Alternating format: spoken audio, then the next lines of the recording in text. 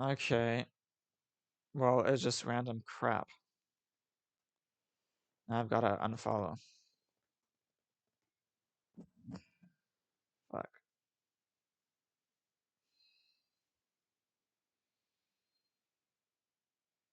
This is crazy. Oh, and so then they unfollow again. Oh, then plus somebody else followed, but actually, so it's a fake follow. Or is it just not? Oh, maybe it's just not yet taken into account. I don't know. Well, anyway. Um. Okay. Anybody here at this point?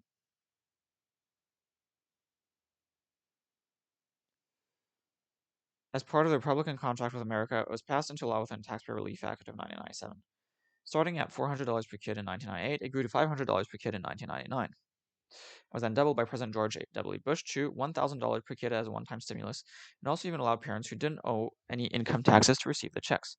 The popularity of the $1,000 amount, although only meant to be one time, led to an extension and then permanence.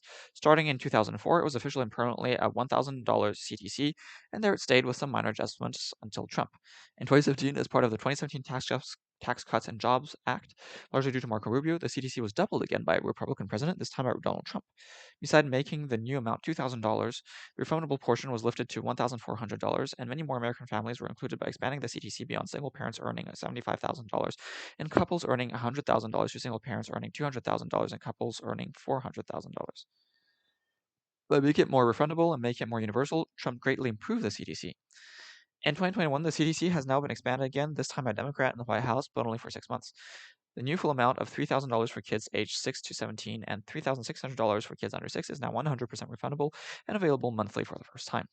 It's estimated that child poverty will drop by up to 40% as parents who are already getting the CDC get more of it, and parents who didn't previously get the CDC finally qualify. It's also very popular with 82% of recipients wanting it to last beyond 2021, including 76% of Republicans. Yeah, see? So people actually like this. People actually like getting cash. Oh, hi, Chad. Ma journée se passe très bien, merci. TL point. Face JEL impasser CES pels. So the speech chat is still saying all the crap that was said in my previous stream. Donc ça se passe très bien. So this UBI is actually super popular once it gets implemented. Like the child tax credit is actually supported by 3/4 of Republicans, and that is just a UBI. It's a UBI for kids. So actually, in reality, Republicans love UBI. Okay. Democrats have put themselves in a very good position already making strategic moves, putting their money on CDC being even more popular than it already is after 6 months of receipt. They're now pushing to extend the CDC until at least 2024, where its election year expiration can be used as motivation to re-elect Democrats. Anti-CDC expansion Republicans seem likely to then face a huge backlash that could cost them greatly. Being anti-CDC is a losing strategy, and also a reversal of the entire history of the CDC being created and advanced by Republicans. The GOP should embrace it, remind voters of its GOP roots extending all the way back to Reagan, and propose to make it permanent immediately instead of letting it play a role in the 2024 election. As part of embracing a permanent monthly CDC, as already proposed by Mitt Romney in a revenue neutral way, Republicans should rediscover Reagan's support for the CDC as an enabler of childcare in the home instead of a big government approach of government-funded childcare outside the home. What better way of strengthening the nuclear family is there than enabling the freedom of stay-at-home parenting? They love eating ice cream for every meal. So what's your point? I'm not. Yeah, we should. I don't understand what that is a point. What's the relevance?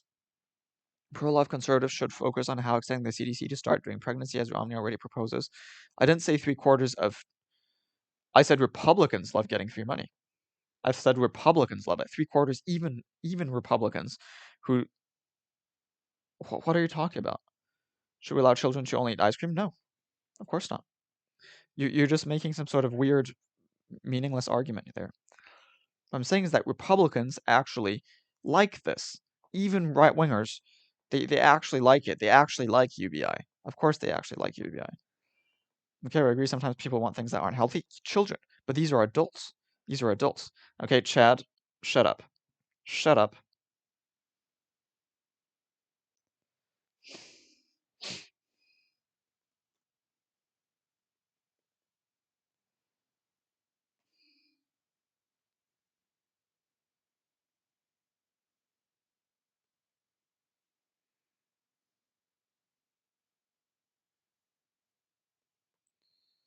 Oh, fuck.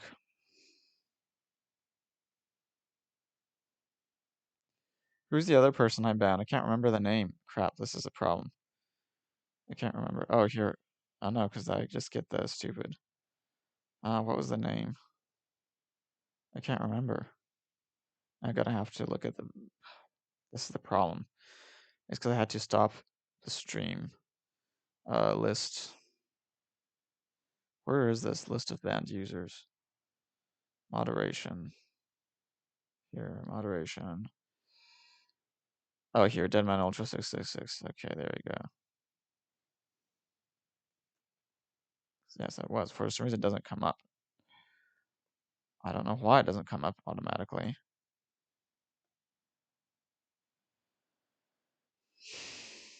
What did Deadman say? What I meant is, why should we give the same opportunity to leave to a person who's never? Okay, this is stupid. I'm not even gonna read it. Okay. Okay.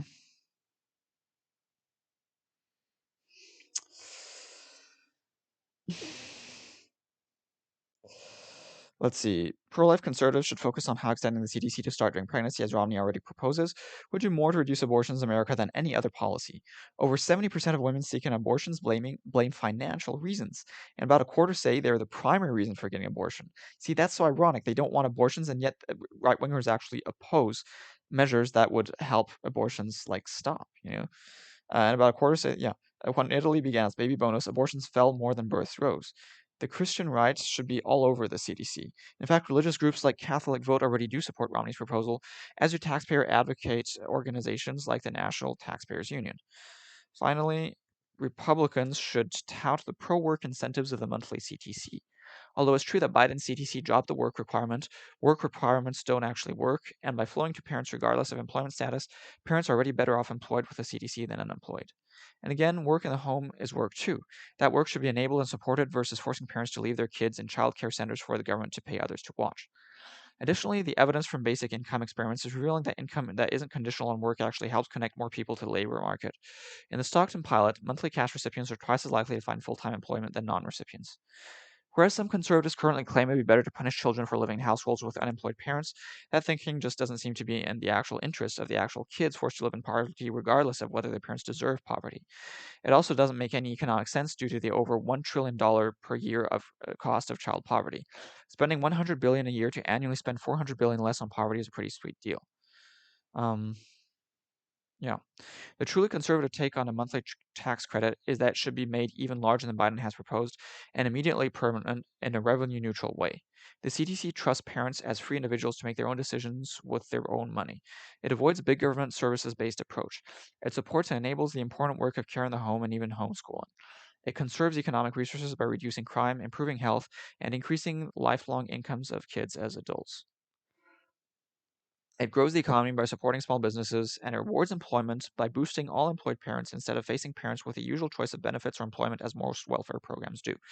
Yep, and that's why that's great. Child tax credits, again, they're UBI for kids, and it's much, much better.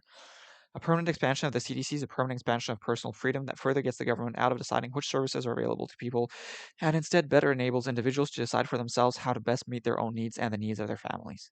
The Republican Party has the opportunity to embrace the CDC, honestly claim it as a historically Republican policy, and make it permanent before the sixth check even goes out in December. Or they can fight against what will most likely become one of the most popular policies in American history and see how that goes. Yep, yep. Great, great. Yep. This is I like this. Again, this is the best subreddit here. Best subreddit here that actually focuses on good policies. Um, on good policies. And so they always got great articles, always got sort of actually rational, caring, nuanced outlook. Really, this is actually some people that actually sort of think straight and stuff. And the articles that they provide are great, and it's none of the stupid stuff that you see on like either socialism on right wing stuff. This is great. This is great. Let's see. Well, I think there's a recognition that TANF that was created some years ago has failed to reduce the number of out-of-wedlock births. It's failed to reduce the number of marriages. We hope to see that the number of people who seem to be trapped in permanent poverty. So this really like provides why does the richest country in the world have so many poor kids? Okay. Among OECD nations, the US has one of the highest rates of child poverty. How can that be? To find out, Stephen Dubner speaks with a Republican senator, a Democratic mayor, and a large case of econo-nerds. Along the way, we hear some surprisingly good news. Washington is finally ready to attack the problem head on. Okay, so... And wait, so this person... So we're... Okay, we can just play this. Wow, this is incredibly long. I mean, look at how long here. Okay.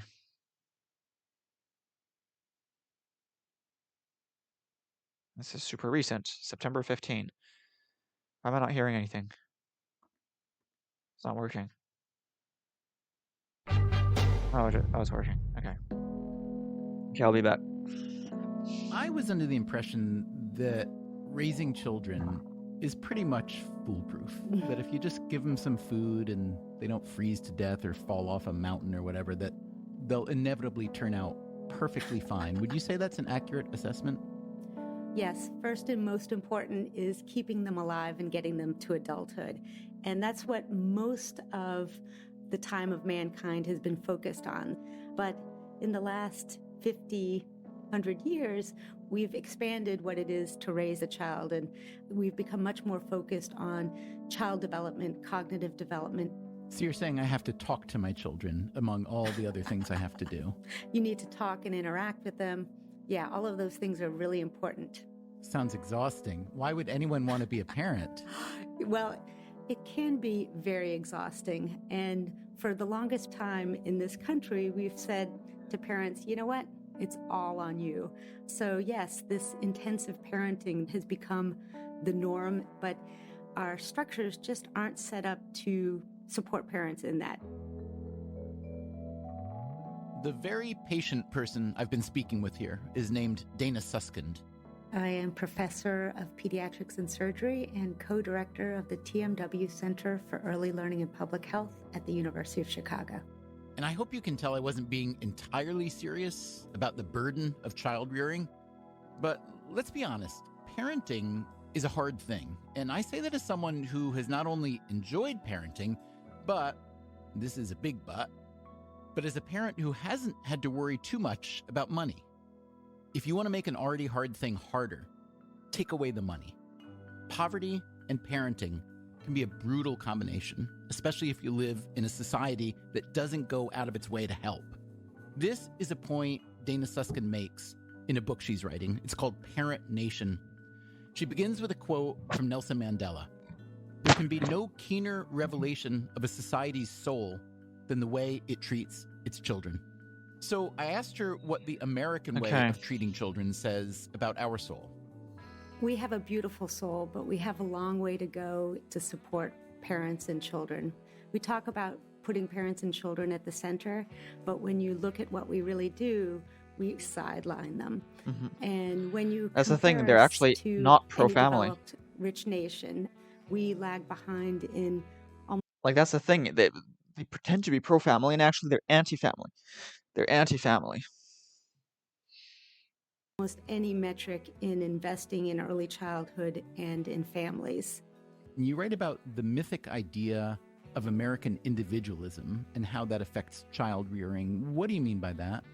When you think back to how this country came into being, it was built on American individualism, pull yourself up by your bootstraps, and we took that idea and said, well, that also goes with parenting. We use the term American individualism as another way to say, you know what, society plays no role in supporting parents. That means for parents, it's all on you. Unfortunately, it's not so easy. The last few months, we've been putting out a series of episodes about the intense Americanness of American culture. The idea that the U.S. is just different from other countries. What are you talking about? When it comes to supporting children, there are two central facts that confirm Dana Susskind's claim that the U.S. is an outlier. The first is that even before the pandemic, roughly 1 in 7 children in the U.S. were living in poverty. That is a higher share than the number of elderly Americans who live in poverty.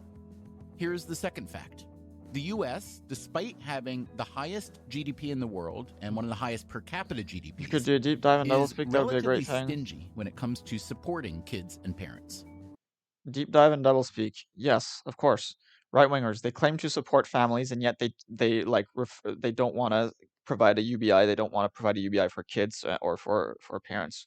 Which would definitely help like families a lot. They pretend to be like pro science, and they say that being trans is not believing in science, and yet they believe in like creationism and flat earthism and stuff. They pretend to support individual freedom, and yet at the same time they don't support the freedom of people to live wherever they want. They pretend to support equality of opportunity, and yet they don't support the idea of even like allowing people to get a job if they don't happen to be born in the right country. And also they support the idea that kids that are born to rich parents are able to have opportunities that other people don't have. So that's a big inconsistency. They will claim that the leftists want to force everyone to work when it comes to the idea of having women join the workplace, and yet they'll claim that leftists at the same time are lazy and don't want to work when it comes to discussing issues like welfare. They'll claim that they'll say that women earning less than men is because women don't want to work as much and work as hard, which is largely true. But then if men do less well in university, and the less people that end up getting a university degree, then that it must be because of evil oppression and evil discrimination by the nasty feminists. So I think that provides a pretty good those are a few examples, non-exhaustive. Definitely we can come up with more stuff. Like, oh, they claim to be anti-big government, but yet they support like big military spending, big like agricultural and like coal subsidies and stuff. So that's a sort of good example of like the double. It's not exactly double speak, but sort of double think, like the complete contradictions of people, of right-wing people. The United States spends Right. about 1% of GDP on family benefits. France, for example, spends 3.5% of GDP. So today on Freakonomics Radio, how did it come to this? There are a variety of explanations, some of them pretty surprising. Social Security. And what's being done gonna ban about you, child Upload. poverty. We'll hear from a U.S. senator who happens to be a Republican. I wish I could tell you that the compensation that I'm describing is sufficient to raise a child, but it's not. And a big city mayor who happens to be a Democrat. My mother used to say the hardest job in America was being poor. We'll also hear from our regular assortment of econo-nerds, all of whom are puzzling over the same riddle. Why does the richest country in the world still have so many poor kids?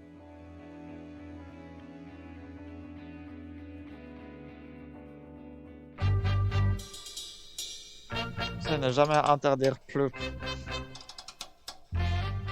Doublespeak is mostly associated with political language. This is Freakonomics Radio, the podcast that explores the hidden side of everything.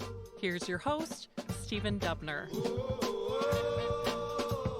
Okay, but so I'm pointing out, right, that it's the U.S. government playing money. What are you talking about? So doublespeak. When I think of that, I think of like doublethink. I think of like what I think of more is the complete inconsistencies, right? Where they say something and yet they don't actually mean it. I think that is really a huge problem when people say something and they don't mean it. Like that, and that is unfortunately pretty much all right-wing beliefs is that. Pretty much all right-wing beliefs are they claim to believe in one thing and actually they believe in the opposite.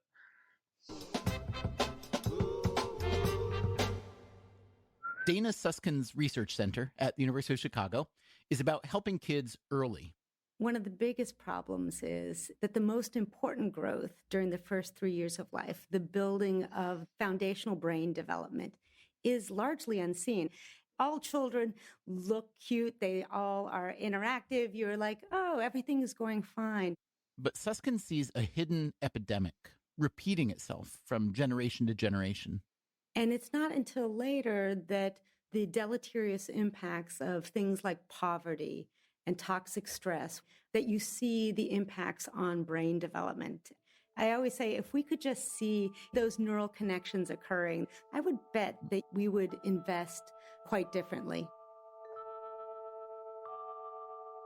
We know that developmental delay, language delay is more common. Yeah, language that among delivers, children obscures, from disguises, distorts, or disadvantaged reverses the meaning of backgrounds. words. That is Kimberly Noble. Yeah, a again, like neuroscientist right-wingers will and do that. They'll say pediatrician that at something is Teachers like College, good Columbia when it's University. not, or when they'll talk Noble about likes to freedom when they say talk that about the brain opposite. is not destiny. By which I mean the brain is highly malleable to ongoing experience. That means if we change the experience, the brain is likely to change as well.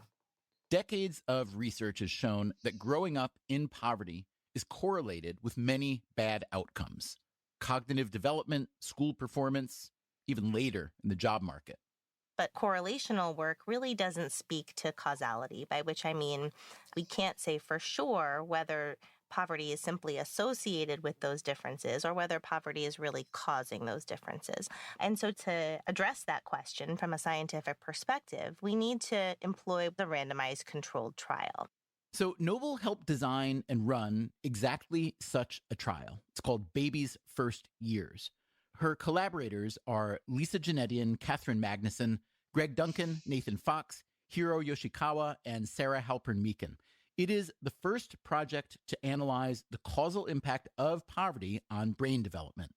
How do you run a randomized trial on that?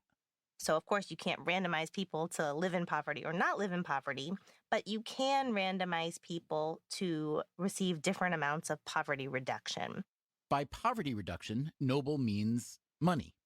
The researchers recruited 1,000 low-income mothers from 4 metropolitan areas. These were women who had just given birth.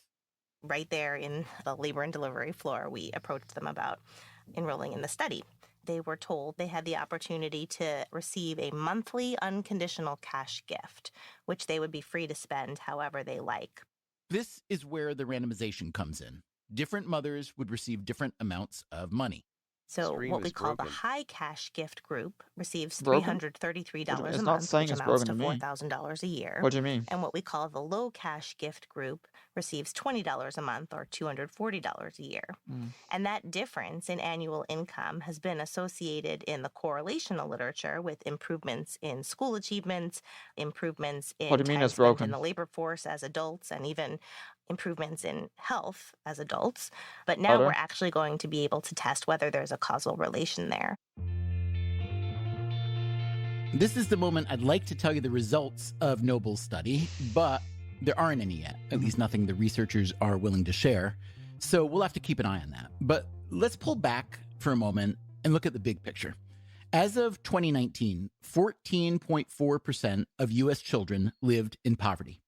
As I mentioned earlier, that's about 1 in 7 kids. Broken down by race, 1 in 4 Black kids lives in poverty. For Hispanics, it's 1 in 5. And for non-Hispanic white kids, 1 in 12. Still, that's more than 3 million white kids in poverty in the U.S. All these numbers, remember, are pre-pandemic. COVID has made things even worse for low-income families. How does the U.S. do with child poverty compared to other countries? Not very well. If you look at a graph of child poverty rates among countries in the OECD, the U.S. is Did you get among attacked the by very robots, worst, Nathan? bunched up with Mexico and Chile, Turkey and Spain. Yeah. Among the Before, countries yeah. with the least child poverty are Finland and Denmark, even Poland and Ireland. The U.S. spends a much smaller share on child poverty than the OECD average, with very little in the way of direct Yeah. financial aid. Yeah, that's why the One US major sucks. form of aid is the EITC, or Earned Income Tax Credit. As the name implies, this is aid connected to income, which makes it Yeah. conditional on employment. For a lot of parents, this can be a catch-22, since employment often requires childcare, which in the U.S. can be expensive. Unlike a lot of other OECD or European Union countries, which provide or at least subsidize childcare. There are a variety of other conditional aid government programs, including TANF, Temporary Assistance for Needy Families, often known as welfare, and the SNAP program, formerly known as food stamps. But the desperation of the pandemic has also led to more unconditional aid. The Biden administration, as part of the American Rescue Plan, recently expanded the child tax credit, which provides monthly cash payments to families under a certain income level. As of now, these payments are scheduled to last only a year, but as we'll hear later, there's a good chance for extended aid. The Biden payments seem to have been inspired by a 2019 report called A Roadmap to Reducing Child Poverty. It was written by a National Academies of Sciences panel that Congress had asked to identify evidence-based policies that would reduce child poverty by half within a decade. One member of that panel is Hillary Hoynes. I'm a professor of economics and public policy at UC Berkeley, and I study poverty and inequality and the role of the social safety net. With particular attention to children, or not really?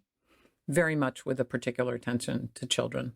How would you summarize the means by which the U.S. government has addressed child poverty compared to other wealthy nations around the world? People ask me all the time, why is the child poverty rate so high in the United States? And there's really two simple answers. One, we do less in terms of the social safety net. And secondly, we have a country where in many states, wages are very low. The federal minimum wage, as your listeners know, hasn't changed in many years. And so we end up with a situation where a mom can be working full time at the minimum wage and be classified as poor.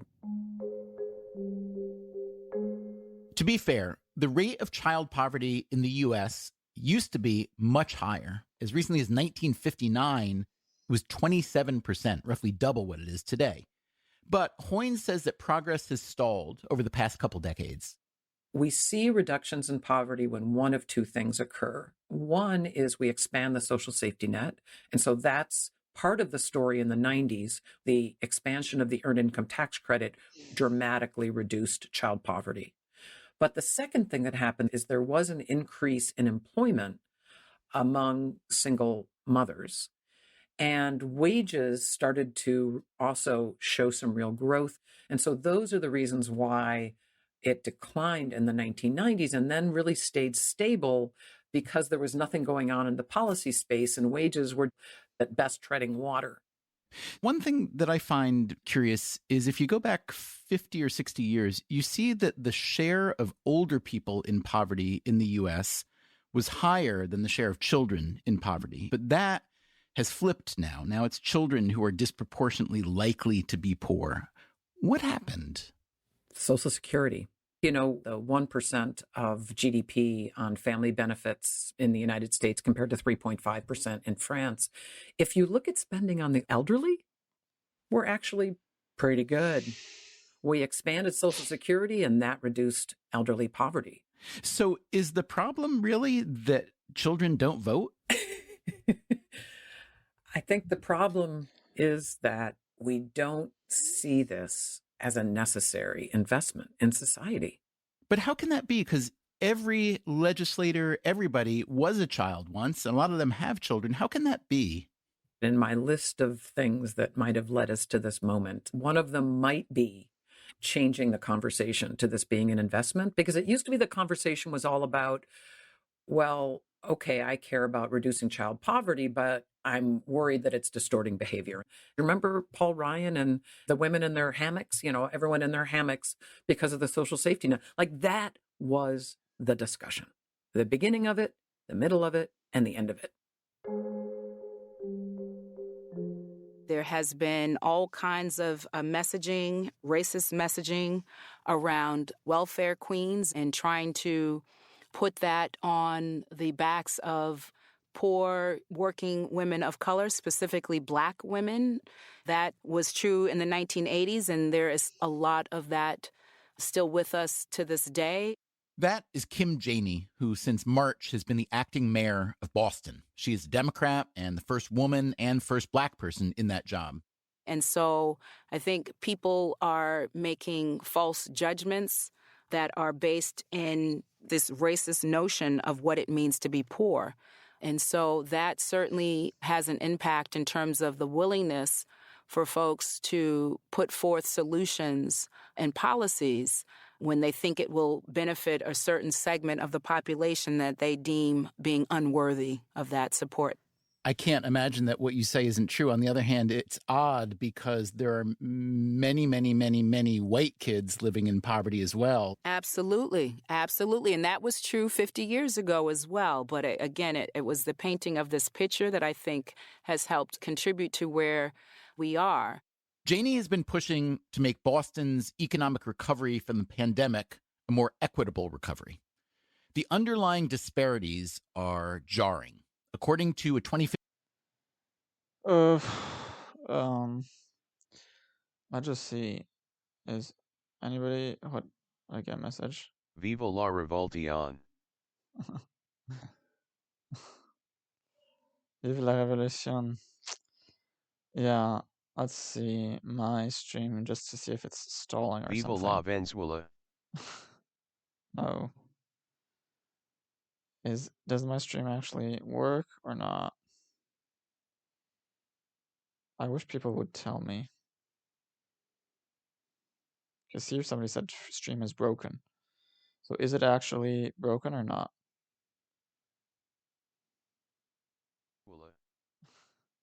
No. Does my stream actually work or not? It works. Okay, apparently it's working. Apparently it's working. All right, let's see if somebody said. Okay.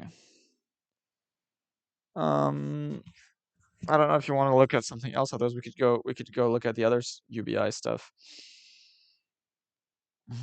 Over 400 economists signed a letter in support of permanently expanding the CTC, claiming it would yield tremendous immediate and long-term benefits for children and their families and would be unlikely to meaningfully reduce employment, and that the benefits of expanding CTC far outweigh the costs. Yeah, this is, again, very, very good. Very good. You say, oh, okay, fine, but the CTC is not UBI. We should be moving away from selected programs like that. No, but it is. CTC is actually. CTC is. https://www.bloomberg.com/opinion/articles/2021-009-116/amazon-new-factories-towns-working-class. Okay, beneficial for poverty reduction, long-term investment, minimal work reduction, credit pays for necessities. Here's a whole big list of people. Okay.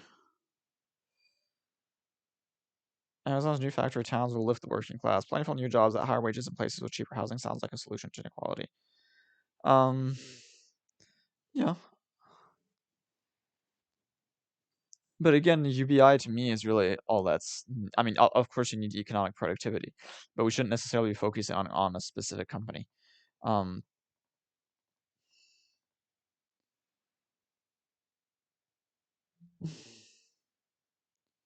mean, to me, it's sort of weird to have this sort of factory town. Venezuela is gay. It's gay. I think it's actually rather ungay. I think it's rather gloomy and sad.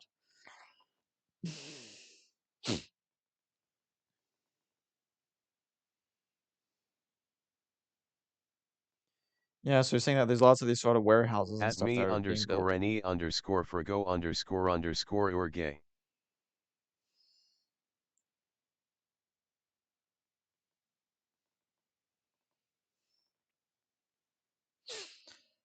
Yeah, so there's a bunch of so they're just saying that it's there's more jobs that are being put in these sort of peripheral areas Why and stuff. emulate Venezuela anyways? Okay.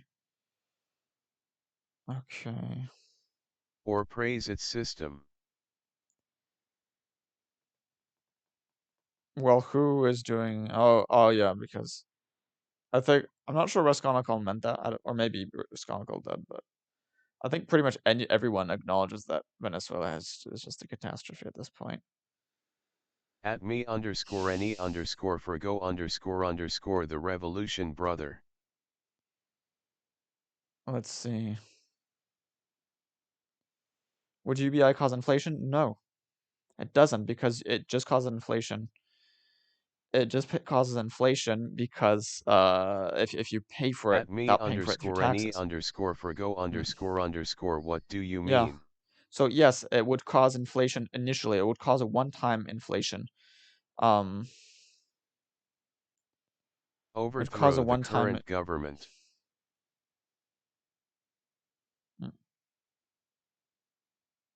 Well, I will leave. Why? The higher wages bill would encourage the adoption of automation, which would lower the cost of goods and services. Yeah. Again, it would lower Oh, you want to get rid of the Maduro government? production price will go down, but consumer prices at best will stay the same, and worst go up. And when people ask why, the ownership class will say the robots are expensive to purchase because inflation, when in reality they're just making the profit margins bigger and bigger. Because in their mind, why settle for the profit margins of when you I had an would employee like overhead and an the government is just printing official money? verbal apology.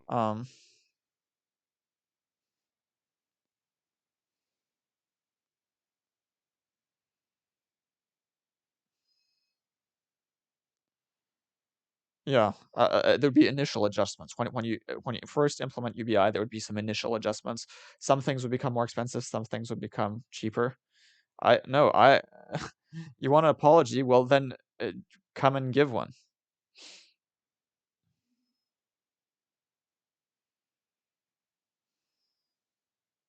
Black unemployment rise in August report despite more job seekers. As a brown woman, it took 10 years to recover from the last recession. That isn't rare.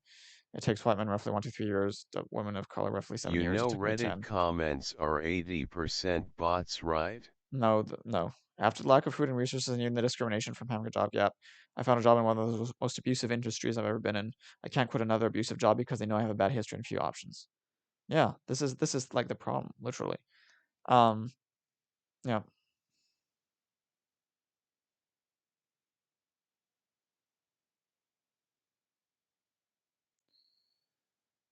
Yeah, I'm not sure. I'm not gonna really go for the link here. Okay. Beyond UBI, sowing the seeds of universal ecological infrastructure. What we I don't know what this is gonna be about. Do we need that? The website is AstroTurf What we need is to some hell. mega horde to make GMO hyper-nutritious kudzu, dandelions, and scrub bush. Creating golden rice is probably a single act that saved the most lives in human history. Now imagine you didn't have to cultivate a crop of rice, the nutrition just grew out of control everywhere autonomously. Like to the point where more effort to kill the hyper-nutritious plants than to grow them. No, actually what you need is to do it grow like in factories. Ideas related to UBI have been gaining some traction lately with the goals of mitigating inequality, addressing the increasing precarity of technological unemployment, and attempting to ensure that people can meet their basic needs. As an anarchist seeking freedom for all, these goals overlap with my own. This essay is not intended to argue against any particular UBI proposal, much less to oppose the concept more broadly. Indeed, were something like a UBI successfully implemented, it would, as Kevin Carson put it, likely increase individual agency since our current degree of dependency on landlords and employers amounts to dependence on the de facto branches of the state. A function UBI would greatly facilitate the projects I advocate below. That said, I still see some potential problems with UBI and seek to outline a complementary approach to achieve our common underlying goals. Thing is that this is a Center for Stateless Society and it's anarchist and stuff, and I don't actually agree with that. They had this one mod on Reddit who was a trans woman who lived with her dad while her dad kept a child sex slave in the house, most glaring problem and with she UBI banned proposals, at every least from an single anarchist mention of perspective, her is the name reliance on on the a site state. or something like that. J.E. Sui un robot. Or I guess she would be an admin. Like a site admin. And the reliance on the state. See, I don't mind the state. States and corporate beneficiaries have vested interest in keeping the people dependent.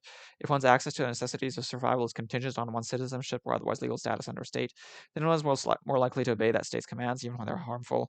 Yeah, but the point is that everyone should be under, it's not a state, it's a government that is just a tool to benefit the people. The danger that certain classes of people will be excluded from a state's definition of universal is not just a future threat, but a present ongoing one. Of course, that's why UBI should be universal. It should be universal. Hello.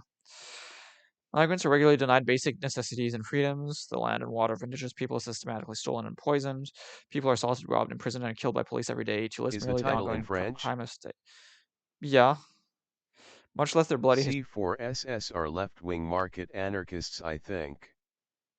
Or is it a translation? No, it's I just wrote in French to hopefully have French people. Nathan, you should run for president. No, I shouldn't. I can't. I'm too young anyway. To list merely the ongoing crimes of states, much less the bloody historical record, is a massive task outside the scope of this. But I think it's sort of. I think this is a sort of straw man. It's sort of a straw man of like government, because the problem is that anarchists basically want to get rid of government. Remember if he was born in Switzerland or USA.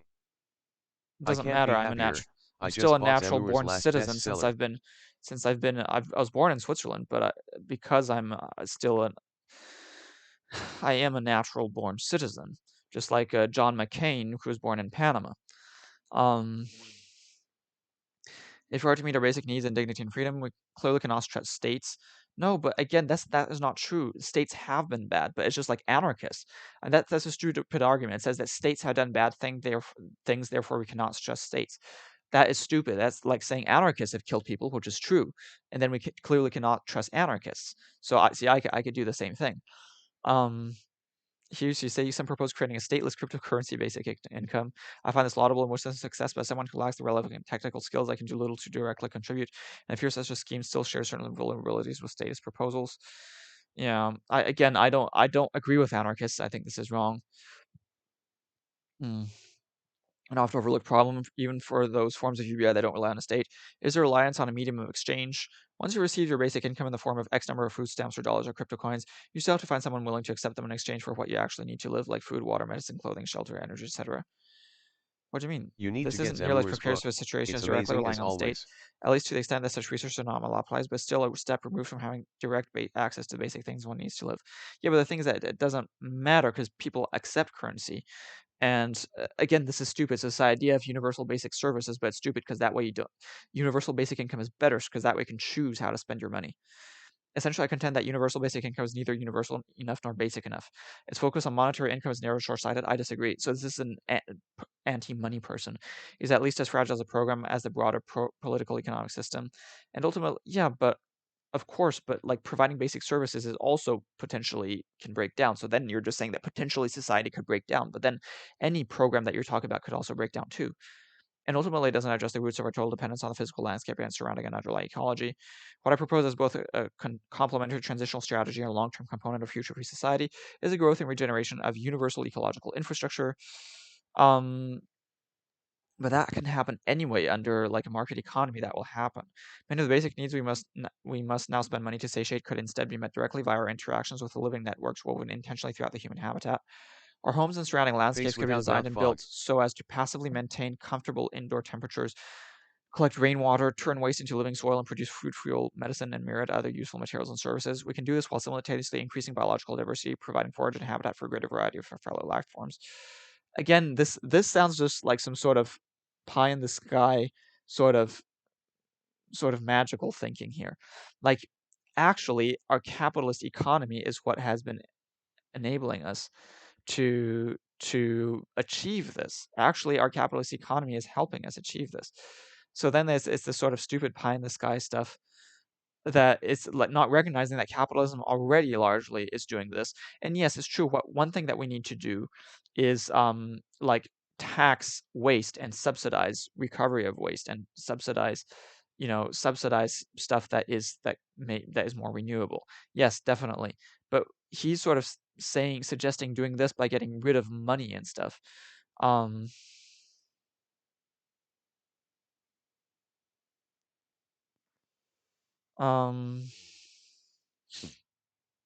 Look, so he's talking about this stuff, but I don't see why this, like, you can have UBI, you can have money, you can have capitalism with this kind of thing, and getting rid of that would be like really not the way to do it. Like, this to me is just, again, it's just throwing out the baby with the bathwater, really. It's just like, what about state-issued girlfriends? Well, that obviously is stupid. That obviously is stupid. Well, the solution is to get rid of separate sexes so that people, so you don't have like this separate category of people where you've got one category who wants to have lots of like hookups and stuff, and another category who wants to have long-term relationships, and there isn't the same amount of desire for a specific thing, so you get people who are dissatisfied on both sides. So what you do is you have just a single gender, you just make a non-binary, just a single hermaphroditic thing. Make everybody just hermaphroditic, and then you don't have to worry about this sort of issue of having separate sexes. And of course, then there wouldn't be such a thing as hetero or homosexuality. There wouldn't be such a thing as transgenderism, and there wouldn't be such a thing as sexism, because all those things depend on the existence of separate sexes. So once we have the technology, we have to basically just eliminate separate sexes. Here, a generation of American men give up on college, and so this is sort of this is kind of the silly thing here that I'd like to point out about like right wingers who say that when women earn less, it's because they don't want to work as much, and they're maybe less competent. And it's definitely, I agree that if they don't want to work as much, they don't want to work as hard. And meanwhile, if men do less well in school, then it must be because of some sort of nasty feminist discrimination and stuff. Yeah.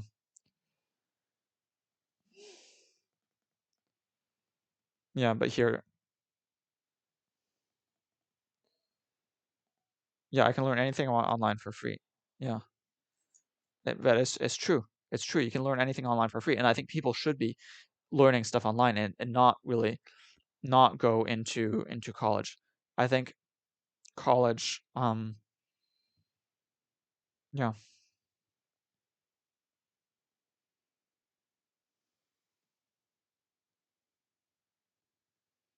yeah, it's true. Women have trained themselves not to rock the boat, to not forge their own path. Go to school, go to college, go to work, get married, have kids, do what you're told until you die. Yeah, and that is a problem. Women tend to be very conformist. Women tend to be very conformist, unfortunately. Unemployment benefits expire for millions without pushback from Biden. New York Times. Oh yeah, paywall. I have a New York Times subscription, but for some reason I'm signed out right now, and so. But the thing is that I'm actually like I'm okay with getting rid of unemployment benefits, because many of these unemployment benefits were too high, and people would stop getting them if they got unemployment again. So I don't like unemployment benefits compared to UBI. I mean, between UBI and unemployment benefits, UBI is so much better, so much better. Right? Because unemployment benefits, the problem is you get a benefit, and some people who are earning a lot, then they get big benefits. So then we have to pay a lot to pay these big benefits to people. And also, if they find a job, then they stop getting the benefits. So then people will be like, well, maybe I'll just keep on not having a job if my getting a benefit is dependent on the fact that I don't have a job. Okay, questions on resources. Okay, I'm not going to look at that.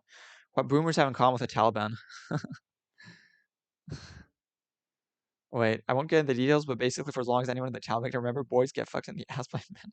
This is part of growing up in the Taliban. Now, these boys definitely do not consent to get fucked in the ass whether they like it or not. Okay, but at least they have something to look forward to. After all, when they grow up and they're on top, they get to be at the top. Do they break the cycle? Fuck no, because they suffered. It feels bad when others who are due for the same suffering gets out of it. It feels unfair. When did the last crop of boys due to be exempt from the Bachabazi? Nothing. Boomers don't really know how the economy works. Most people don't. What boomers do know is dreading every morning for their life of their life for decades. No one likes their job. If somebody tells you they do, ask them if they'd be willing to donate all their income to charity. Of course they won't, because what they actually like is money, not work. These boomers dislike their job, but they hate the very idea of other people will not be forced to work or die like they were. These boomers waste the best years of their lives as a servant, and the service industry or worse. That's where all these people who are heavily emotionally invested in opposing UBI come from. I see where they're coming from. They have been astrated by capitalism for their entire lives with the promise that they'd be allowed to not work upon retirement. They're only soulless. Okay, yeah. So it's not fair when these despicable whippersnappers like me dare to skip ahead straight to what was dangled like a carrot in front of boomers their entire lives. How dare we eat the carrot without running on a treadmill? How dare we not suffer in the same way they did? What have millennials and zoomers done to be afforded freedom from work? Nothing. Boomers fighting against giving us a UBI is functionally the same as older Taliban members maintaining the tradition of raping kids. Feel free to share this idea on our anti-work piece that's banned from there. I wonder why. Thanks for coming to my TED Talk. What kind of crude to compare to child rape? I do agree that the whole psychology of I had to build my character and life experience this through hardship and suffering, and therefore everyone else should too, needs to die with the current generation. It's simply a manifestation of privilege and goes along with the typical narratives that privileged people rely on to justify their opinions, such as, I worked and sacrificed for what I have, and if you don't work hard and sacrifice as much, then you don't deserve the same, and because I have not experienced hardship or struggled with something, then it should not be a challenge for anyone else. If I can do it, so can you. Those people are behaving as if they're entitled to things that I struggled to have or achieve, even though those things are common or essential to modern life. It's become a boomer cliche now to have this kind of differential, self-righteous attitude towards the younger generations. But I don't think it's a boomer thing. I think it's just a right-winger thing.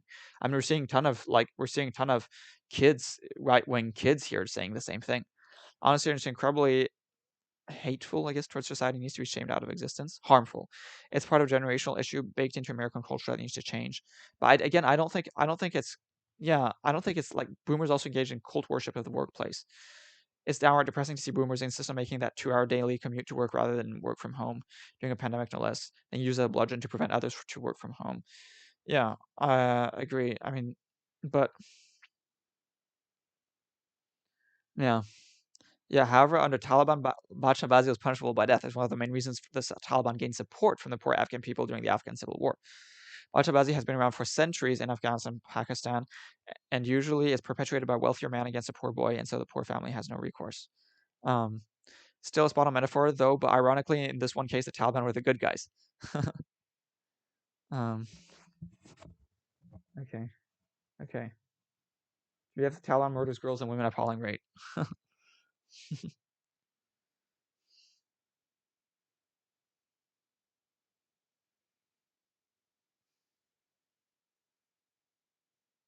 Yeah, it was the US-supported Afghan allies and Mujahideen warlords who supported the culture of Bachavazi while Taliban banned it under penalty of execution. Yeah. The widespread corruption, banditry, and rape of boys by Mujahideen was one of the reasons why the Taliban gained popularity as a movement in 1994, and why they gained support again as an insurgency in the 2000s. Good to know.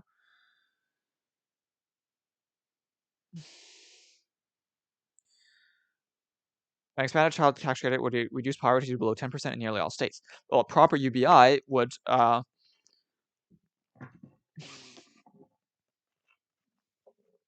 bring poverty down to 0. So we could have a look at that. Then there's no planet B, so let's not settle for climate strategy B. See, it's all a bunch of sort of great stuff. These are the actual things that people should be looking at, not the stupid socialism stuff, and definitely not all the crazy right-wing stuff. Yeah.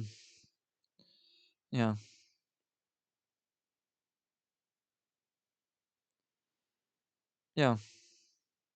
Let's see, it would reduce child poverty from 14.2% to 8.4% nationally. And okay, but a proper child tax credit would basically eliminate child poverty. That's really what we should want, is a proper child tax credit. But how big a child tax credit are we talking about? Okay, raise the minimum credit from $2,000 to $3,000 for each child aged 6 to 7. Yeah, but see, for me, that's almost about the right amount actually. 3,000. I'd say 4,000. 4,000 is really all. So it just basically it should be just a little bit higher. The child tax credit should just be a little bit higher. It should be 4,000 a year. Actually, ideally, I would have it like at more like 5,000. Yeah, instead of 3,000. That's sort of what it should be like. Which is like I was in Switzerland and that's what we got. We would get that much. We'd get like 500 a month. So that's really the amount that should be given. So yeah. I think I'm gonna get rid of this. What is this? No. Yeah, okay, yeah, so there's more hurricanes with climate change. That is true. Global warming is true. Carbon pricing. Yeah, it's true. They're not talking about, for some reason, people people are not talking about carbon pricing enough. Canada is finally doing it, but Hey Congress is mate, not actually. why does your government keep taking away your freedoms? Aren't you angry? But it's not. I'm certainly not doing it in the way that you're talking about. It's failing to guarantee people freedoms of not having to work. The government is failing to provide people with a UBI, and so in that sense, yes, I'm angry that the government is not providing a UBI. It's massively taking away my freedom by not providing a UBI. Yeah, definitely, carbon pricing should be implemented. Absolutely. Um,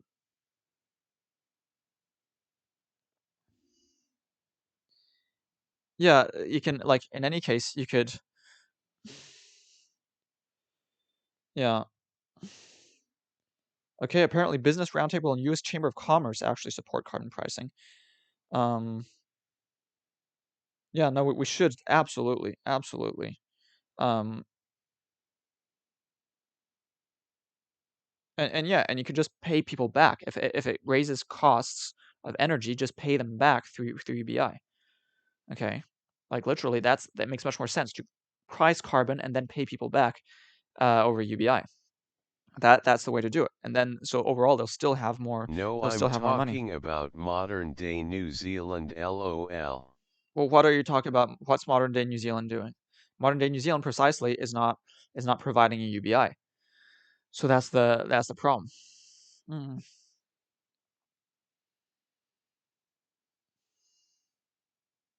This is stupid. Children think they see the problems clear, but often their view is narrowed by inexperience. On a planet where the CCP is opening new coal mines and building, that's not a child thing. This is so stupid. The idealism in youth.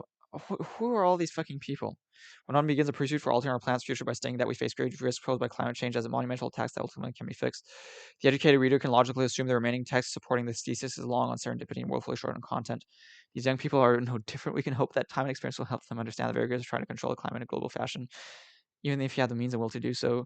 Humans are forever proclaiming to be much more than they are, and the folly of attempting to rein in nature is the laughable possibility that we fully understand what human interaction is called. These people are so stupid. Who are these idiots? Yeah. These kids are smarter than most of the RC commenters. They could learn from these kids. Why are these? Oh, because these are kids? Lockdowns for a fake virus.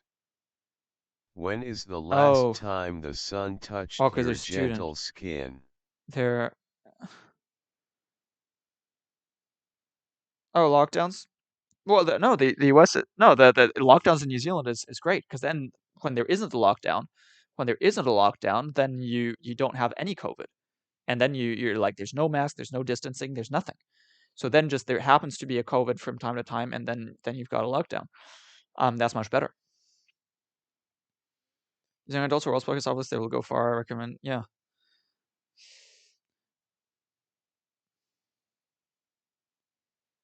Yeah, I mean, it's so carbon pricing. Of course, carbon pricing makes sense, and all these anti-carbon pricing people are stupid.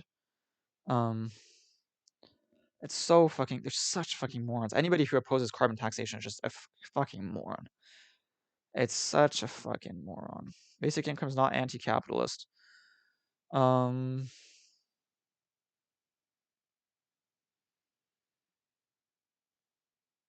Basic income doesn't pick any ism fundamentally. It fixed to any contents flexibly. It doesn't have to be anti-communist either. It's pro-human. In capitalism, the ownership of... Okay.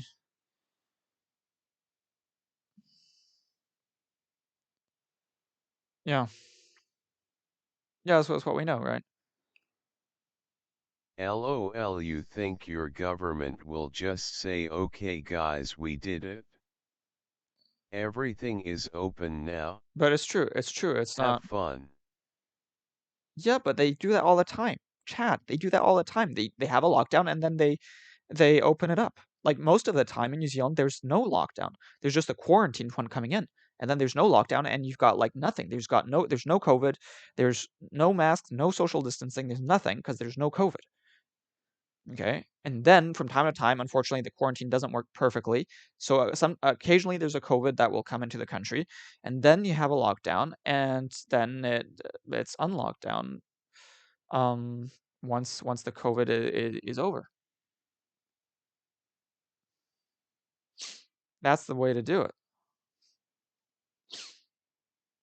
Okay, escaping together. Thoughts about basic income, surviving disasters in the future I must escape from. What is this? So I'm just looking at all the posts here. Great read, democracy may function much better when everybody's basic needs are covered. Yeah, of course.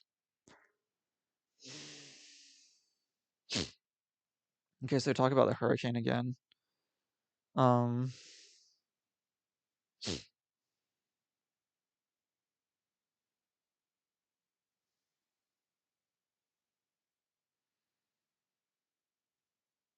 Yeah. Let's see. So yeah, I want everyone to be able to escape and to live a more secure, less stressful life. diffuser and 1080p. If you're I'll come donate no, $100 on the day problem's NZ that goes back to normal.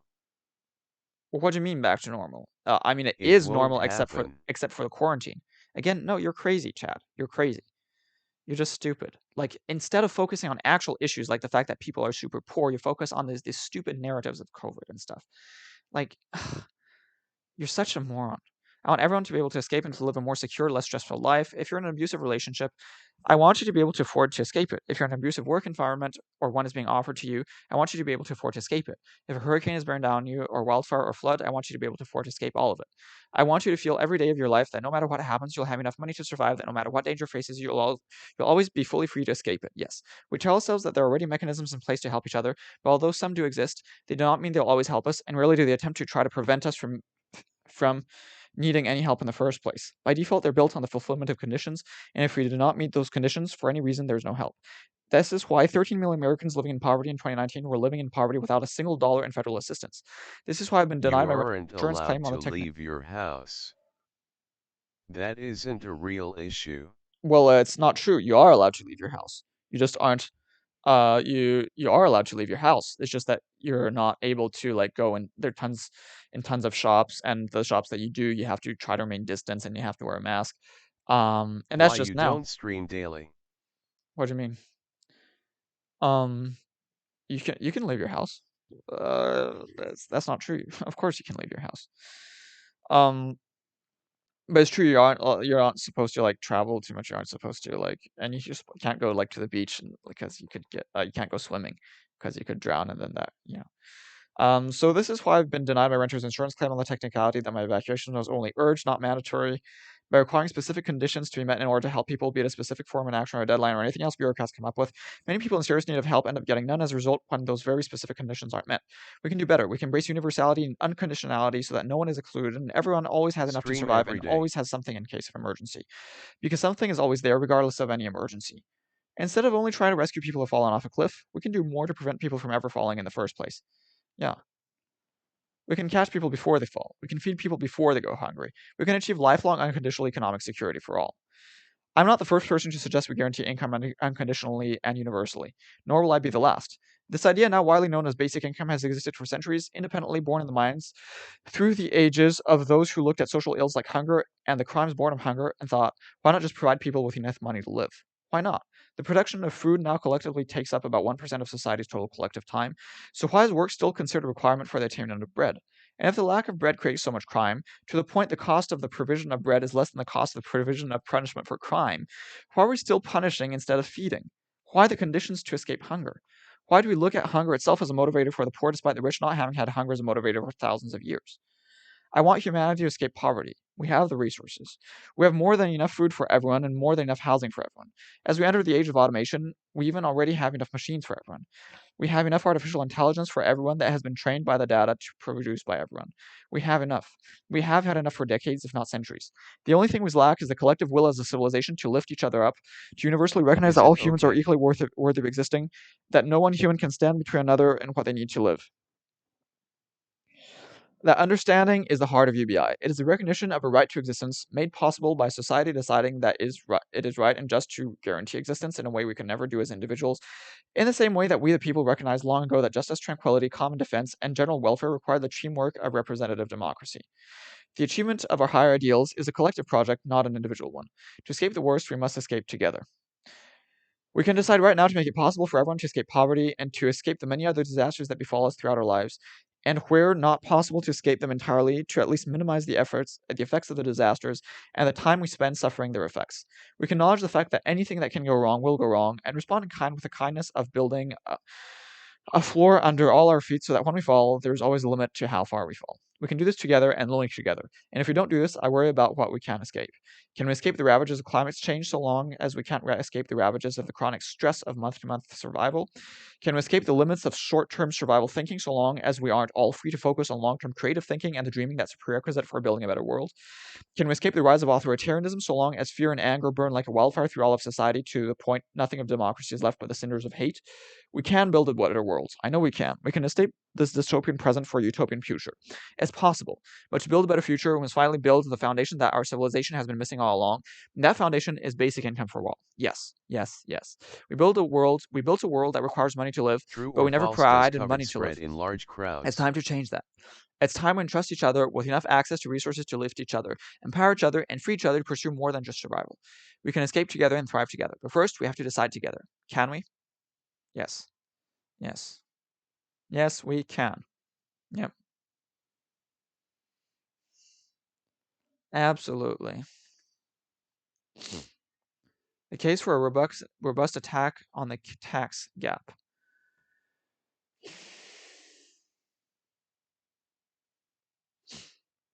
So what's this going to be? See, but it's all great stuff.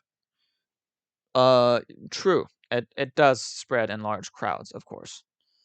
A well-functioning tax system requires that everyone pays the taxes they owe. Today, the tax gap, the difference between taxes that are owed and collected, totals around $600 billion annually and will mean approximately $7 trillion of lost tax revenue over the next decade. The sheer magnitude of lost revenue is striking. It is equal to 3% of GDP, or all the income taxes paid by the lowest earning 90% of taxpayers. They killed the tax cap can be a major source of inequity. Today's tax code contains two sets of rules, one for regular wage and salary workers who report virtually all the income they earn, and another for wealthy taxpayers who are often able to avoid a large share of the taxes they owe. As Table 1 demonstrates, estimates from academic researchers suggest that more than $160 billion lost dollars annually is from the taxes that the top 1% choose not to pay. Yeah. Okay, here we see this. Yep. The United States collects less tax revenue as a percentage of GDP than at most points in recent history, in part because owed but uncollected taxes are so significant. The tax gap also has meaningful implications for fiscal policy. These unpaid taxes mean policymakers must choose between rising deficits, lower spending on important priorities, or further tax increase to compensate for lost revenue, which will only be borne by compliant taxpayers. Yeah. So anyway, again, yeah, of course, that we need to have. Your screen's freezing. Okay, but BLM plus everybody else. Plus, it's not just BLM. And is it freezing? Because other people are saying it's not freezing. So, and this is why already I have a low. So, of course, and anyway, the solution to this, I'm not even going to focus too much on this. The way to do this is simply to not have people earning this amount of money, right? The way to do this is to simply remove rich people by simply having 100% marginal income tax above a certain amount, which I would propose to be very low. 100% marginal income tax above like $100,000 annually. So you just make everybody middle class. You just don't have upper class people. We just don't even have.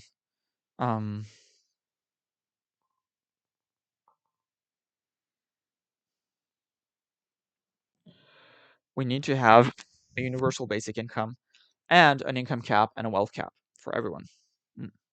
Yep. You say, what needs real attention is how to properly design a national paid leave program that interacts with those at the state or employer level. I actually, yeah, it has 0 comments. I actually disagree with this. With UBI, you don't need to have a paid leave program. You don't need that. Like, yeah, again. And it doesn't need to be tuition-free college, because college is not actually useful. So I think that's silly. Yeah. Ethically justifiable, Boston basic income 5, free riding versus fair shares. Let's see. Paying our, okay, so there's this thing.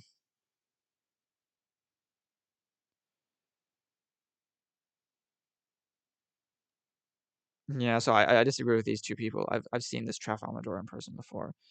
He always talks about this sort of same thing. Guaranteed basic income pilot gets Pittsburgh's city council's initial approval. Okay, that's good to know. We're finding that. A sharp rise in wages contributing to worries over inflation. Okay, but that's not, again, it's not UBI. It's because inflation is boogeyman manipulated by the rich and lied to us by the rich. Meanwhile, the 1% keep borrowing unlimited amounts of money at 0% interest from the U.S. Treasury to fund stock buybacks and purchase all those juicy homes from those about to be evicted and foreclosed upon. Okay. Yeah, like, literally, it's not a problem. Inflation is not a problem. Why universal income is the key to making the creator economy work. Yeah, of course, because that way people can actually start. Of course, you can be a creator. You can start your own business much more easily if you're not having to spend time just be at a wage job, and if you got the money, and especially if you also get provided like basic cash, receipt, then of course,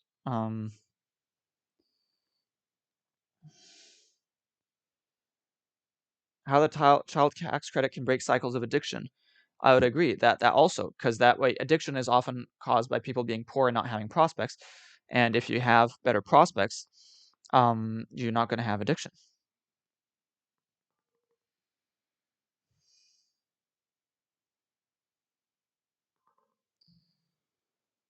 Yeah, because it creates despair. See, much of addiction is caused by despair. If you want to get rid of addiction, they actually have decreased spending on alcohol and tobacco when they get benefits, apparently. So yeah. Okay, but is anybody still here? It seems apparently everybody has gone now.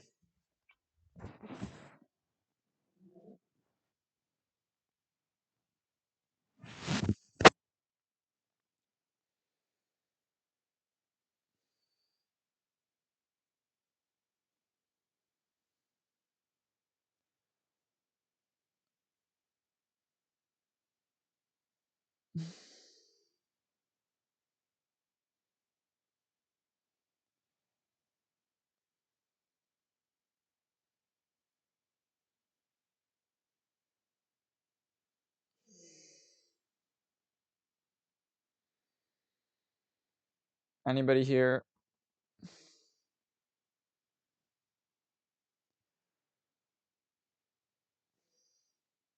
Is anybody here? Apparently not. Why do people just why don't people stick with me?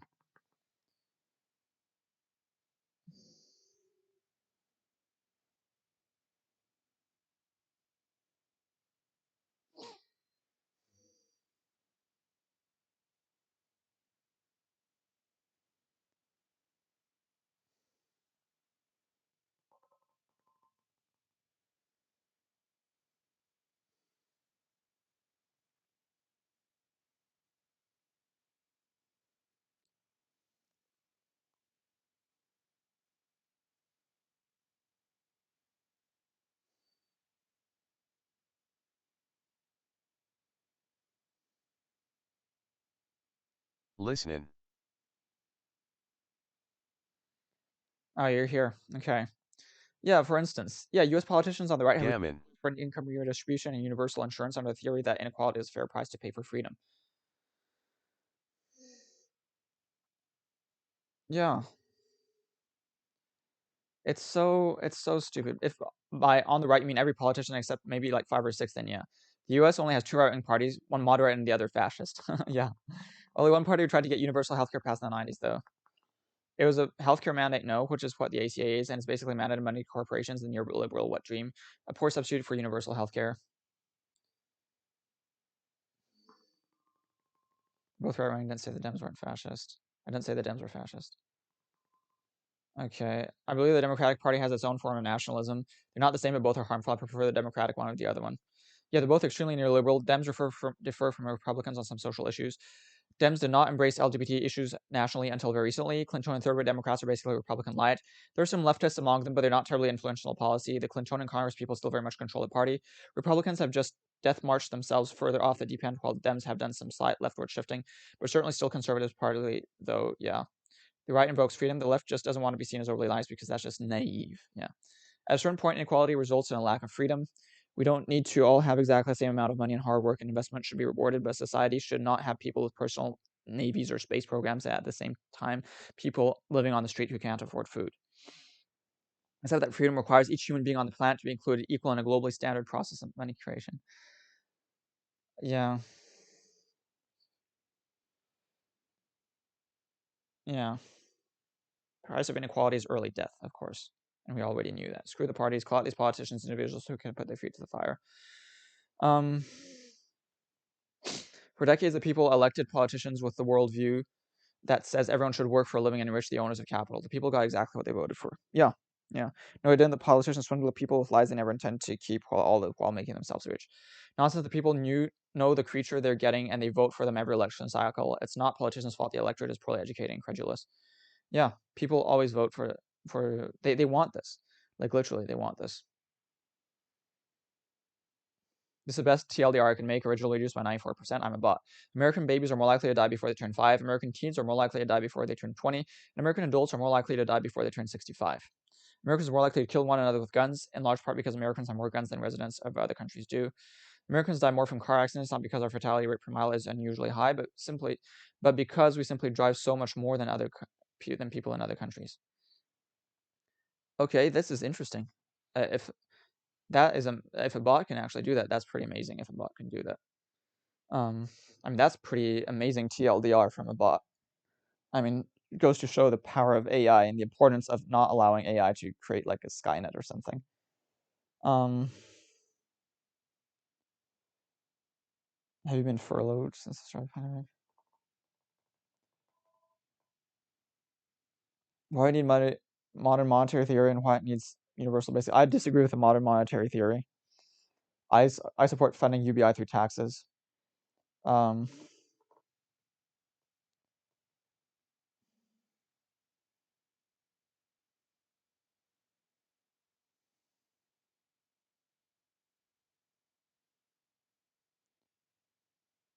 Yeah, I don't like MMT. I don't like MMT. This idea they can just create money and that somehow make people just richer. I mean, South Korea's Bernie Sanders tops presidential polls with talks of universal basic income. Oh, that's cool.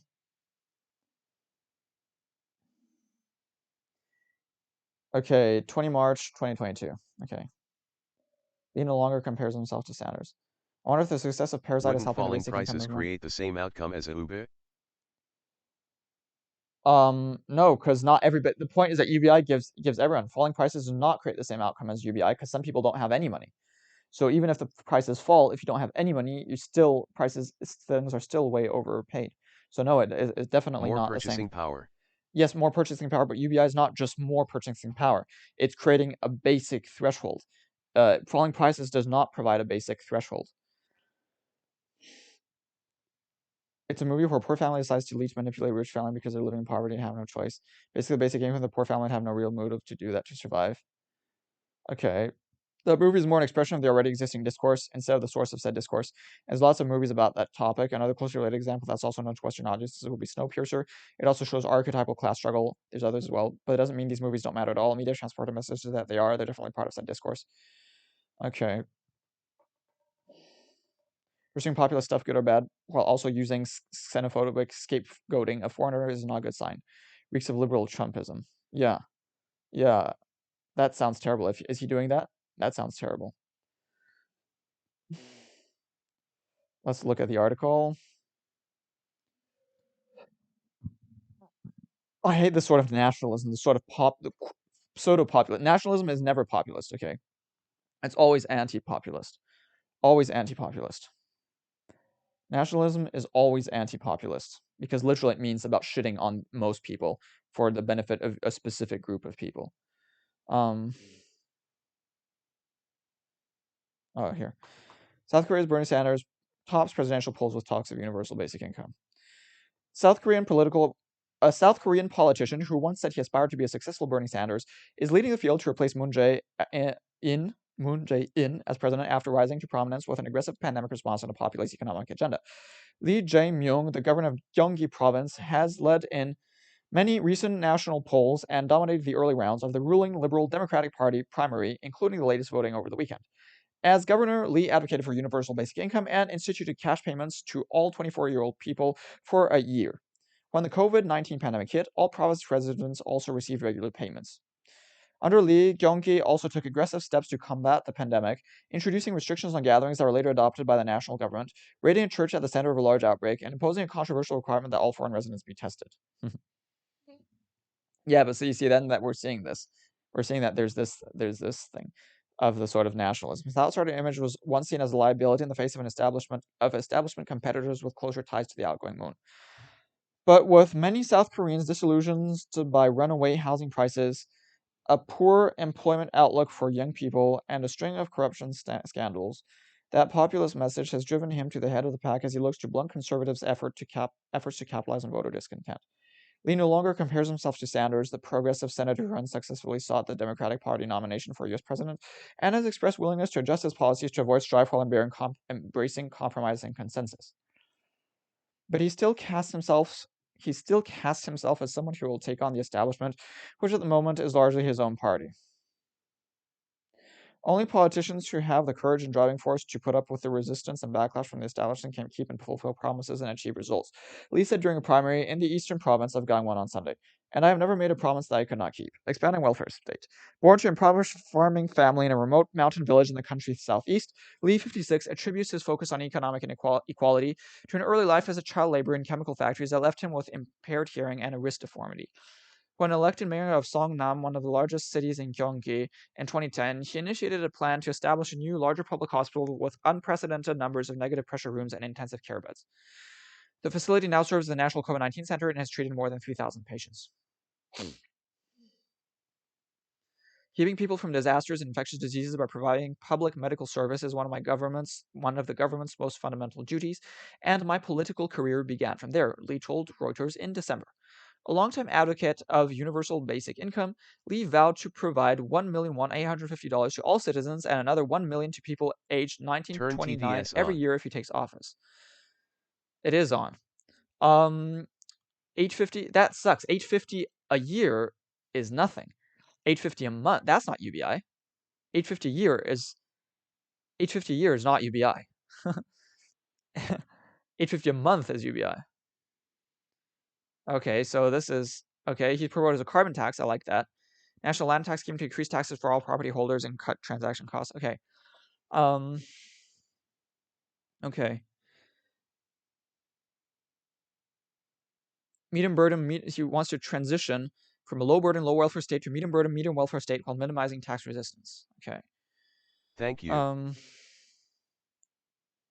Okay, so he also has...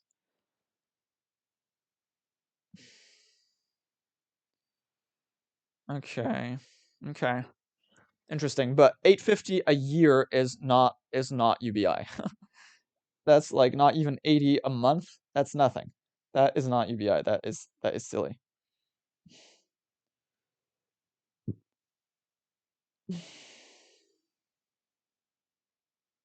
I doubt like Uber. People should work if they are able.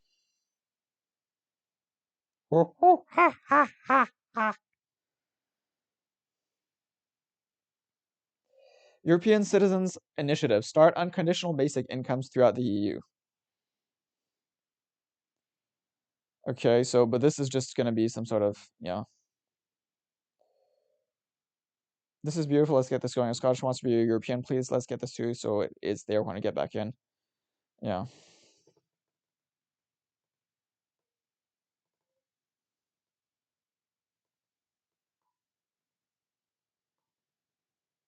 Yeah. I mean, I wish this would actually happen, but this is not actually happening.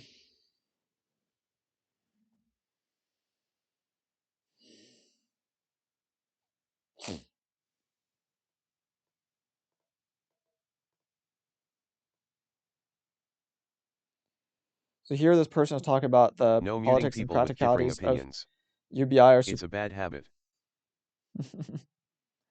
I know, but it's a shitty opinion.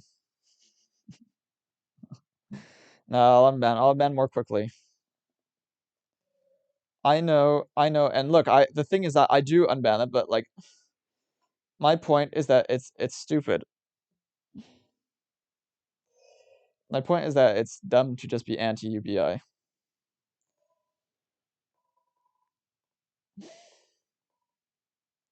UBI, it's just so much better. It's just so much more simple, so much more like practical and everything. Yeah, I disagree with this. It won't be identical in every country. Each country will have its own amount of guaranteed income that will depend on cost of living. I disagree with that. Yeah, why shouldn't there be an equal UBI? If unequal and unemployed Luxembourger can move to Bulgaria and enjoy the excess disposable income, but not vice versa. You are killing your own viewership, though. I know. But I unbanned them, right? I mean, I unbanned them. It's true. I probably shouldn't have banned Webloot this time, but the thing is that UBI is like literally the most important thing to provide in the world. For that. I was telling you why I was anti-UBI. Well, because I ban people who piss me off. It pisses me off to be anti-UBI, because UBI is so much better than forced labor. You believe in forced labor. I think forced labor is an abominable thing. So no. I got you, WEP. I will stand with the oppressed. No, the oppressed are the people who are forced into labor. Forced labor is oppression. Okay, forced labor is oppression. I don't believe in forced labor. I believe that everybody should be able to have like the basic requirements for life without having to be put into forced labor. Okay, that is why. Okay, the problem with unemployment benefits is that you stop getting the benefits if you get a job, so that's terrible. It also stigmatizes people who are on unemployment. It also makes it much more stressful to lose a job because you don't really know if you'll get it or not, and some people don't get it. It makes you lose your bargaining power as an employee. No, you are the oppressor. No, it makes you lose the bargaining power. Okay, makes you lose bargaining power as an employee. Sir. Us neoliberals are the most oppressed class. It makes you lose your bargaining power. If you want people to be properly paid for their job, then you have to provide a UBI. Like literally, if you don't provide UBI, workers are not going to be paid a fair wage, right? Wait, why did you ban him, Nathan? Because he's an idiot. UBI raises wages, right? Because nowadays, lots of people, it's hard for people to find other jobs, and they can't just very well quit and say that I don't want to, they can't easily quit a job. And so that depresses wages. So if you want to raise wages without providing a minimum wage, you don't even, you provide a UBI. That way it gives more bargaining powers to workers. That is obviously the way to do. It also relieves employers of the burden of providing a livelihood, right? Which means that we can get rid of any regulations regarding paid leave, any regulations regarding, overtime. We can allow for as many long hours as we need. We can allow for unpaid leave, whether it be for vacations or for sick leave or for maternity leave. We can get rid of regulations regarding having to pay for pension funds. We can do all that, rid of any regulations regarding having to provide advanced notice for firing. So all the man did was stick up for me. So I mean, those are the benefits. A person who's stuck in an abusive relationship can leave easily without having to, risk having to find a job and maybe not finding one. And also that means that people who get divorced won't have to pay alimony anymore. And it's also would be easier for people to start a business. So that is why UBI is great. All those reasons, UBI fixes everything. To not want UBI is crazy. To not want UBI is completely crazy.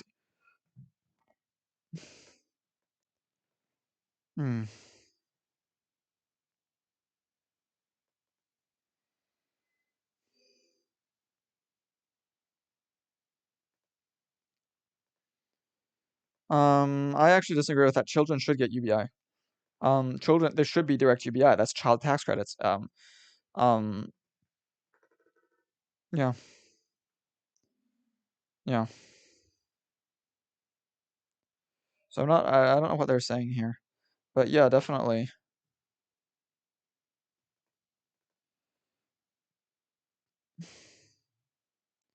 Man, so then they always talk about the stupid inflation, which is not true. UBI does not cause inflation in the long run.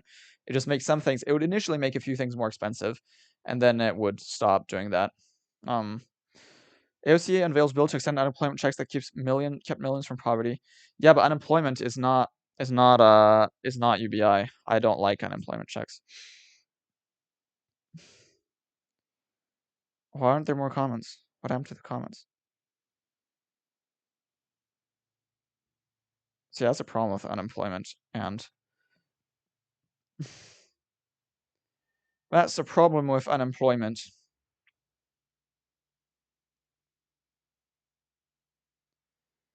For some reason, this is freezing.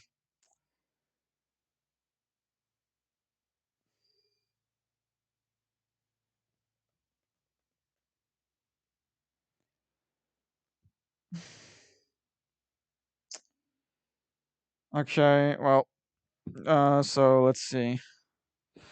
Let's see if this time I can make it to work. Would value Nathan, each did you individual in unban the society. hero? I didn't unban any heroes, but I unbanned everyone I'd banned. Why do the comments not show up?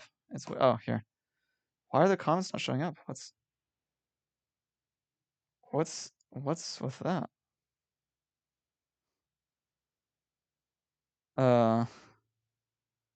Is this okay? For some reason, would value them equally. Yeah.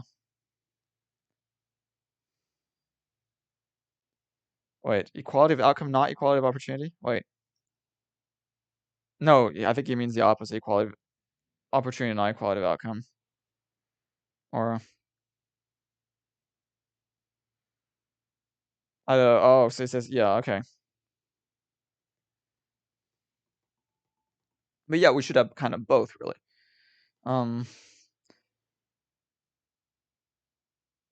Yeah, you can get the money. I think you could get this money, but I would say $10,000 every 10 years. Give people $10,000 every 10 years on top of the just one lump sum payment of $10,000 every 10 years on top of $10,000 annually of UBI in the form of about $800 a month UBI. That would be the way to do it. That would be the way to do it. So we've seen this is the basic income community. Great thing here.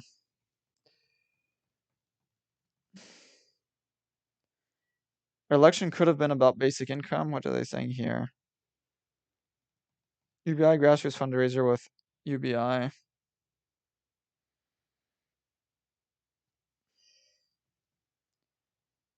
Oh, Canada.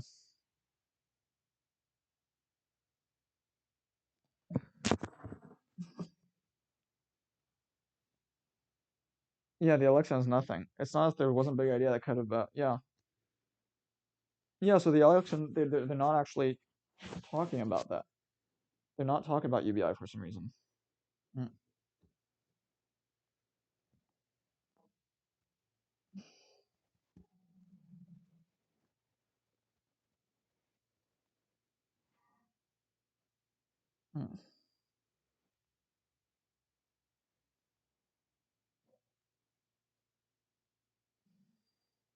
Yeah, for some reason they're not talking about that. Yeah, everybody's steering clear of the UBI thing. They're, yeah, like literally they're not focusing on UBI. I wish they were. Why aren't they focusing on UBI? It was the moment. Like Trudeau's could have made UBI a reality, and still they're not doing it, and it's so stupid. Like, okay, they're doing the carbon tax, but that is so, like, it's nothing compared to UBI. So yeah, so they're saying, yeah, when are you going to do it? If not now, when? This is a good point.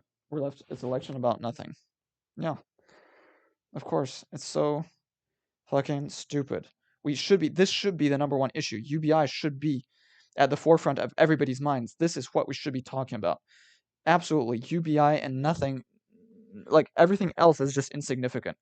Everything else is insignificant. We should be focusing everything on, like, instead, even like the BLM stuff, like literally the fundamental cause of the problems that black people face is poverty, and to eliminate the cause of like black people being discriminated against, disadvantaged, and being like shot and stuff, it's UBI. BLM should be focusing on UBI. That is actually what we should be focusing on, but they don't do that.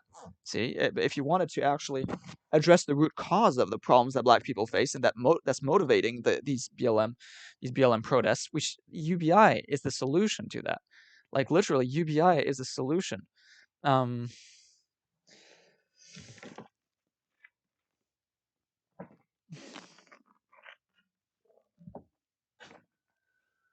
What is this?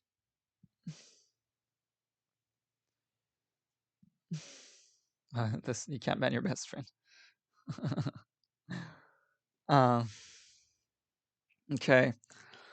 Okay. Let's see if there's anybody on politics now. I love carbon taxes. Okay, well, I'm glad, but you should love UBI too. Hopefully that provides enough arguments. Read more about UBI. I don't know, like, I feel like you've just been reading like the Republican sort of party, which it's not even just Republicans, right? Because like literally Republicans actually, like Nixon already first looked at UBI back in the 70s. It's not really necessarily even true that Republicans don't like UBI, but this sort of chuddy right-winger idea of just that like people are lazy and we can't let them be lazy. It's just like, ugh. That's so fucking chuddy. It's so, hey, look, it comes up in French. It's cool. It's cool that it comes up. I'm talking in English and I'm still not getting French people. Where are all my French people? Oh, Tax carbon. Here's this bad fish. And *K suburbs. Nukes. Okay, that is weird though. That now you're sounding like a chuddy leftist. Now you're sounding like a chuddy leftist. Let's see what Fresh Faces is doing. I like Fresh Faces. Fresh Faces is my friend.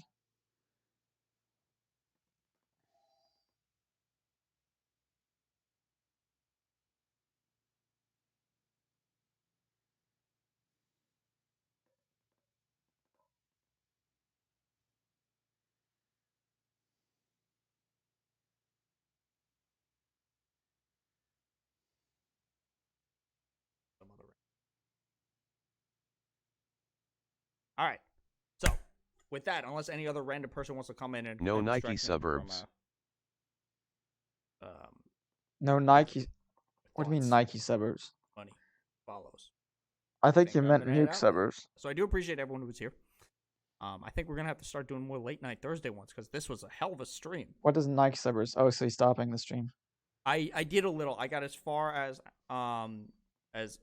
Spartacus talking about Oh yeah, labor unions. That brings me to the point. I don't really think much of labor unions. If we can provide a UBI, we don't need labor unions. I could probably finish it See, tonight. labor unions are only like useful if you don't have a UBI, because then it's true. With Nike because Nike supports social justice. That was as far as I got. Okay, that just sounds crazy.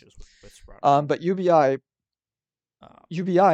gives enough bargaining power to workers that there's no need for unions.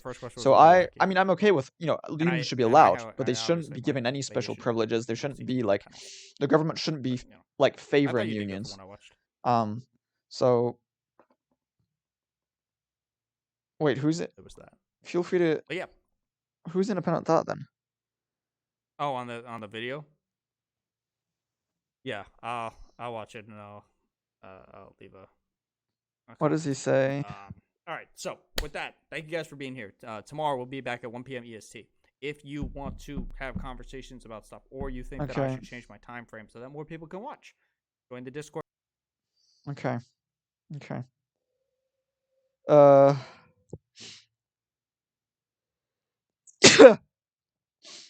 He's like practically the only streamer I like. I like him and Archer CA. And everybody else is just crazy. Everybody else is just a bunch of crazies. But like, I mean, come on, Webloop. Like literally Milton Friedman supported UBI. Ultra neoliberal. Why, like, if Milton Friedman can do it, why can't you do it? Okay. Like literally half of American people support UBI. And a majority of people in many Eastern European countries support UBI. So it's not like it's all that, unpopular. It's not all that radical. I mean, it is radical in the sense that it would really change people's lives for the better, but it's not all that weird, or that like sort of crazy. It is very much, it would be very life-changing to people. It would be absolutely life-changing. And I want to see more. I want to see more UBI. UBI. UBI. Let's see bills. Okay, near UBI guaranteed income bill. Okay. Let's have a look at this. Ilhan Omar. Ilhan Omar. Near UBI guaranteed income bill.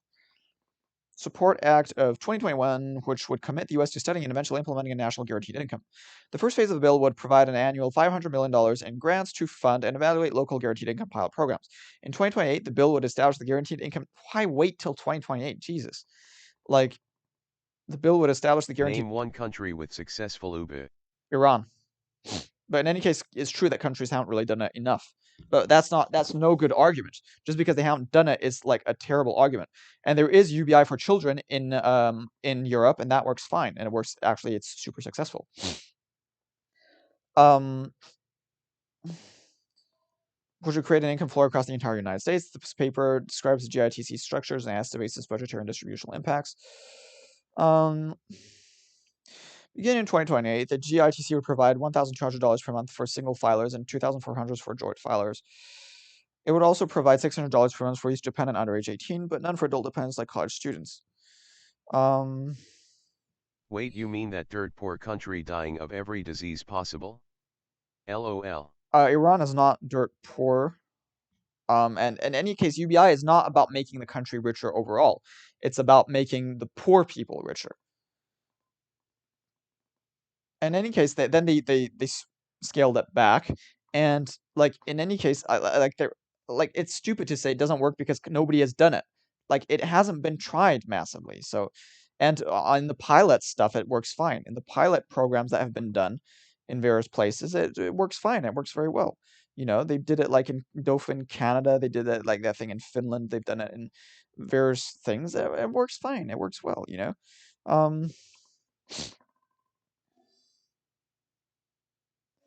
Stockton, now California.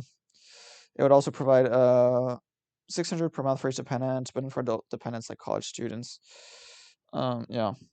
Tax filers for the Dutch gross income above $75,000 would have their annual payments reduced by $5 per $100 of AGI in excess of those thresholds. Okay. Iran is literally poorer than Serbia. Yeah, but it's a lot richer than like most African countries. It's not that poor. And in any case, it's not the whole point is that UBI is not going to make you rich as overall. It's not going to increase massively your whole GDP per capita, but it's going to distribute it much more fairly and lift people out of poverty, right? That lifts the poor out of poverty and makes everybody it provides a base. So that's a dumb argument. Okay. Lower phase out. So it's the 5% phase out rate is significantly lower than other guaranteed income proposals, such as the New School's guaranteed income for the 21st century. Lower phase out rates avoid stark work disincentives, as benefit phase outs operate identically to marginal tax rates. The GITC in effect levies a new 5% marginal tax rate on filers with income in the phase out region. It also makes the bill similar to a full universal basic income. For example, married. So it is like a UBI. Like I would basically just have a UBI, but then wait. So because what is this? It would provide. Yeah, I would just have an income cap at $100,000. So yeah. So here it's $75,000. So yeah, it's sort of like that. It's comparable. It's very comparable to what I would do actually. So this is more or less like what I would do. Why not just move to Iran? Well, because Iran also has a super oppressive government. It has and like the point is that not everyone can move to Iran. If everyone moved to Iran, they wouldn't provide a UBI probably to recent immigrant. That's the problem with that kind of thing, right? So you're just being so dishonest. This is why you piss me off, Whiploop. It's because you're just being so fucking dishonest and so like it's so bad faith. Like it makes me vomit. Simulating the policy with a 2019 current population survey, we found that the GITC would cost $3.75 trillion per year if implemented today. Because the payments phase out slowly starting relatively high incomes, 99.6% of people live in a family that will receive a payment.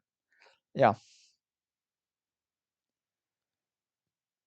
The program would, for all intents and purposes, eliminate poverty, reducing the poverty rate by 96% and depoverty by 98%, with larger effects for children. Actually, it would eliminate poverty entirely if you actually, consider poverty, if depending on your thresholds. 2 in 3 people still in poverty after the program, and families with negative current resources, a scenario typically associated with business losses. Oh, okay, yeah, okay, that makes sense. So that's why we'd have poverty, is because people would be like in debt. Okay. The GITC would also reduce inequality. The income share held by the top 10% would fall by 21%, and the income share held by the top 1% would fall by 29%.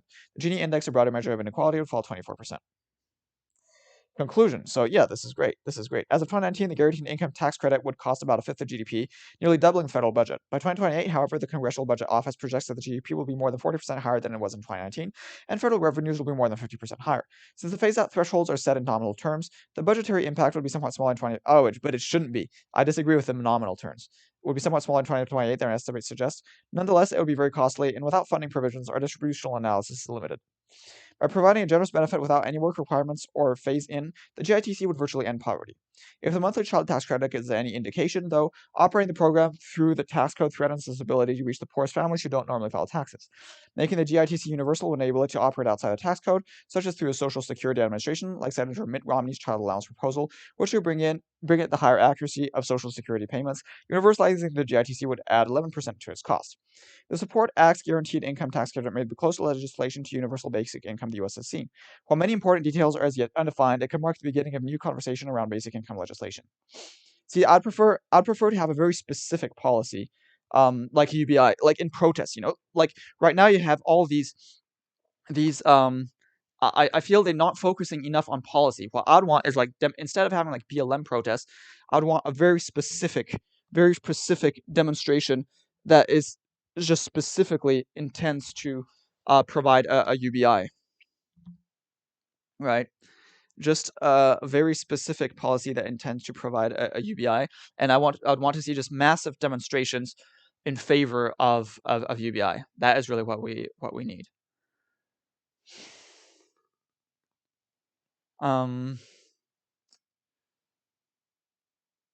Let's see. Canada's first basic income bill, C273.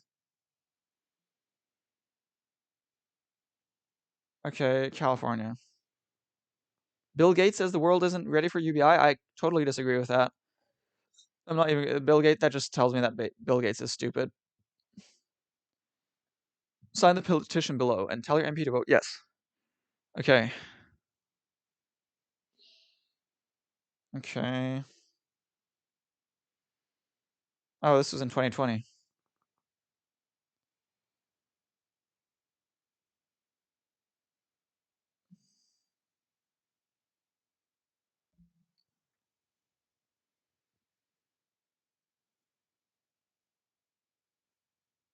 Yeah.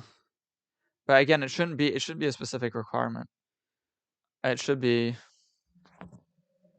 like literally universal for everyone. But you change the tax code so that there's just an income cap, so there just aren't rich people. That is the way to do it. That is the way to do it. You have just one single thing. You got first you provide a UBI, sure, and then you add an income cap to that. World isn't ready for UBI. Totally disagree. This is stupid. Why does Bill Gates say that? But yeah, taking baby steps. Taking really baby steps. Why is he saying this? And when does this article date from? They're not even saying. When was this? They aren't financially equipped. Even the U.S. isn't rich enough to allow people not to work. No, it's like no, no. That is stupid. That is stupid.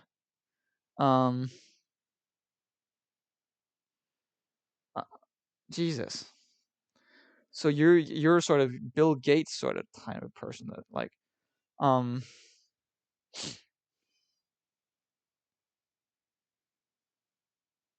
no, no, I really fully disagree.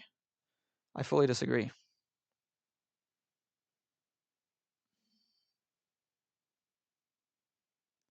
We absolutely have to provide a UBI. We absolutely have to provide a UBI.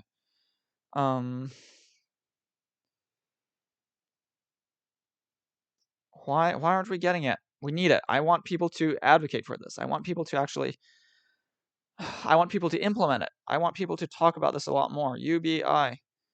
UBI. Come on.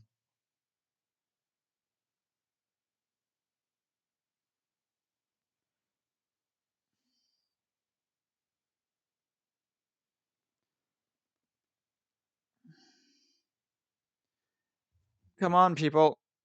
Come on, people. Let's do this. Let's implement a UBI. Let's implement a UBI. Who is fucking stealing my stuff?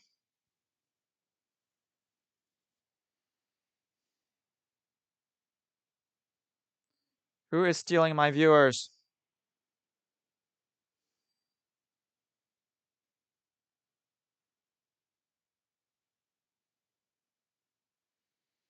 I don't want to.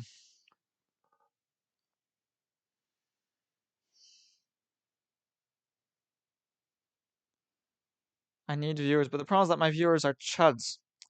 My viewers are chuds. Senpai Chao. Think I'm not confident in this because it's coming from my memory, but I think I remember a study that suggested, it showed that people who listened more to their politicians were more partisan than people who didn't. Wait. Alright. And so okay. It seems to be working. Politicians were acting partisan in a partisan way to get things passed, just to get things passed. Like, I think that's good. I think that's good for the policy. Like, if you want to get that policy passed, that's awesome, right? We're getting shit done. Congress. And Congress has this problem of gridlock. So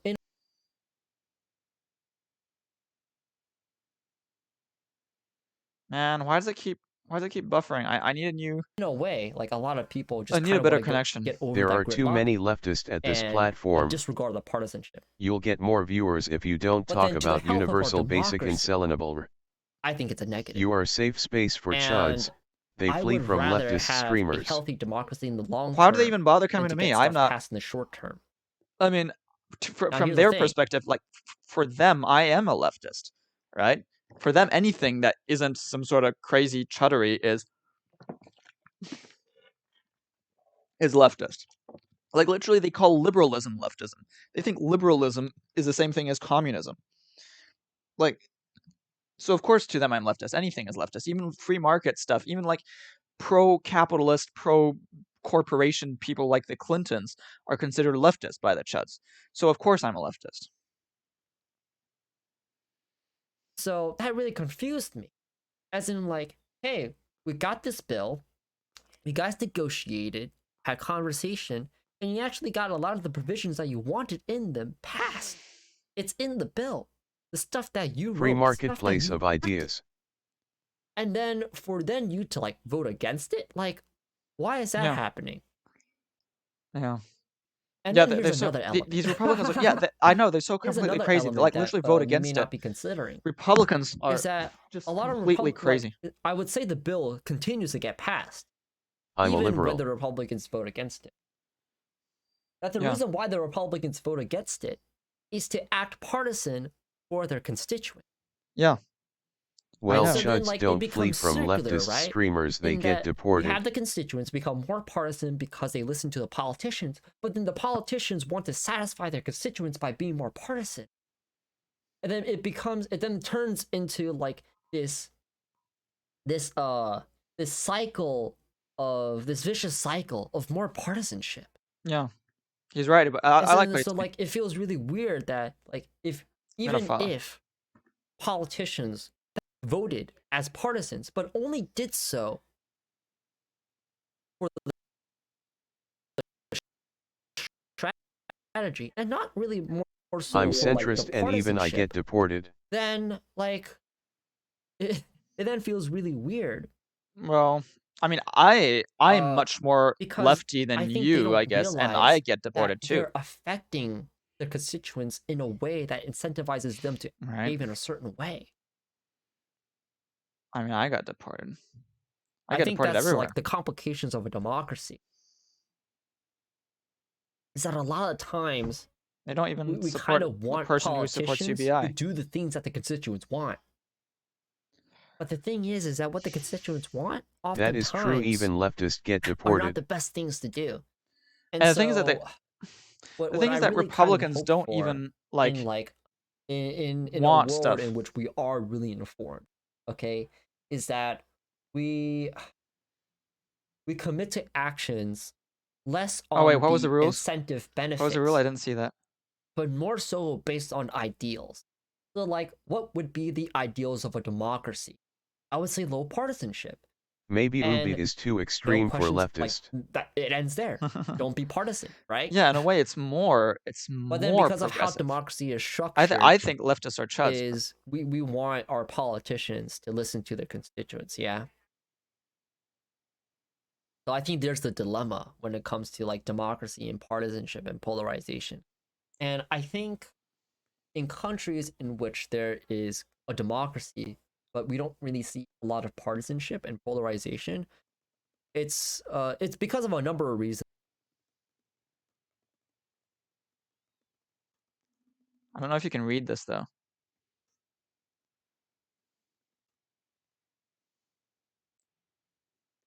But one of them, which I think is huge, is very dependent on how educated they are. And you know that the more educated one is, the more likely that they're not partisan or they're not polarized. Yeah, UBI They're is not, like, they don't operate. in a way it is more they don't way think it's more about Ubi is radical. a distraction from real change the like way of, like, occupational hate, licensing or reform. more so in like a more I Man, would that's say, so not just stupid. strategic way, Like but in a you in a think more intelligent I occupational told this licensing one reform? leftist streamer that Yeah, you're hitting liberalism was on why oozing I from feel his this way. pores, I and guess he it's called that an desperation on my anti-Semitic part. dog whistle. Yeah, and How is I that completely anti-Semitic sympathize dog with the whistle? desperation. I I think don't. like a lot of people nowadays feel pretty doomer about politics with how things are going. Climate change is looming. We were talking about that before. How like some people are like pretty doomer on climate change and like nothing matters. Let's just like get stuff done, things like that. Well, I tried to ask him, but he But said he still, didn't want to right? say Like, it and that I knew. I don't think that's a good enough But reason. he eventually for us explained to like this. ignore or not ask these important questions, because like it seems to be. He at least said to that me, I was talking when we about do the ask these questions stereotype and of we do Jews find the having large answers, noses. that we realize that I like But guess wait. operating because on pores are desperation, prominent on the nose. it does not Oh, lead us to is that actually what you're the referring to best though, or not? outcome.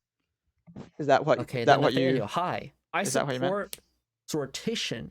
I don't know what that is. To eliminate partisanship. Sortition is selecting representatives by lottery.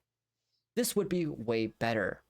If you select people randomly, there's no need for parties. No need to seek campaign funding. No. Of course, that's not what I was referring to, I don't like it. I have LMAO. no idea if there is a real life example of politicians by lottery. I think if maybe you could come up with one, like a real life example, and like show me, hey, this is like these are the outcomes and it's good, then maybe I would. I be was more so inclined to confused, agree with LMAO. It was so bizarre. you. I had no But I don't fucking think idea that what exists connection he was anywhere. making. I don't think so. Now like while your logic may flow, okay, and I'm not really in the mood to like dissect your logic. I have no idea if that would actually be better than other stuff, because like it's pretty simple, right? Yeah. Okay. Yeah. And the thing is, he thought I was a dentist. There's He no didn't real-life think I example, was but there are right-wing. many scholars who support it. Just look at the Wikipedia page on sortition. That's how paranoid he was about potential But dog then that's another whistles. thing, right? Is then that's an argument on authority. just because scholars support it doesn't mean it's actually good. And then, like, why would they support it? Maybe it's because they think it's like an entertaining idea. It might yield some good results. Who the fuck knows, right? But then I think what would be really nice is if they may not need real life examples, but you at least need something in real life to imply that this would be a better alternative than what we have now, right? Isn't Athens a real life example of sortition? I think if you actually like look at what the scholars say and what they LOLWTF, this ain't China. Maybe you could find some, Or right? are you describing some different kind of sortition? Argument it's because I praised Deng Xiaoping. Right? That would be a better way. So then, and then another thing is that a dentist in the West. A lot of scholars support a lot of things, right? Just because scholars do support it, it's not like the majority consent. Who is right? Dengist? You praise Deng Xiaoping? Is whether or not it's peer reviewed, if this is like mainstream or not, like, you know what I mean? No, you could reform our system to include proportional voting, a parliament, and to get rid of first past the post. Speaking of Germany, there has been almost exclusively coalition government since the republic's inception in 1949. Well, I don't know if I've ever seen someone in the West call themselves a dentist. Okay, this seems a bit. It seems a bit stupid, actually. He doesn't seem that smart. It's usually something lefties call other leftists. Lefties. Yeah. Okay, well, I think Actually, I'm not so much of a fan. He just seems to sort of reject it without even knowing what it is and sort of using a false argument about... Call him out. No, I'm not going to bother. I'm not going to bother. It's going to be it's too hard. On a Discord discussion. I could do it on Discord discussion. He is debater. He is debater. You seem cool for go. Are you a based neoliberal? He's a complete wacko. Here, Democrats are not leftists. No. Kind of. Ask him Discord. Yeah, the problem is that I'm kind of hungry now. So I think I'm going to stop the stream and have something to eat. And maybe once I've done that, I could do that. But then he's probably going to stop the stream. Okay, no, I probably should. It's true, I haven't been in a debate in a long time. So I'm going to make... Okay, I'll go back on him. And I'll fucking get a Discord. You should be. Fuck. Okay, I'll just go hungry. Go hungry for the cause. Just that kind of tires me. And wait, where is he? What happened to him? Oh, here we go, Senpai Chao. How does he have so many followers, but only so few viewers for so many followers? Maybe he has. Oh, he has fake followers. Maybe his 1.6k followers is actually bots. Like me, I had over 1k followers through bots. So then, basically, he probably just got bots. When you have multiple parties, I would say it does decrease partisanship. I think there is still so it's true, but not as much as, like, say there's two parties, right? I'm just sort of tired. I'm tired of debating. Like, it never goes anywhere. Representation. Would you want me to really more focused on getting? Would you want me to have a debate as possible, rather than? Would you want me to have a debate with this dude? Because if you really want me to do this, in a proportional representative democracy, the chances of you beating like every other party is pretty low because there's so many parties at play, right? What really just matters is you getting a larger percentage of the I'm just votes not sure. so that you get a larger percentage of the seats in parliament. And then I feel that most people just aren't really smart enough to form a coalition. Not wise enough, not rational the idea. Have a good discussion with. That's the incentive behind the proportional representation. I feel most people are too. Differs from a winner-take-all, first-past-the-post system.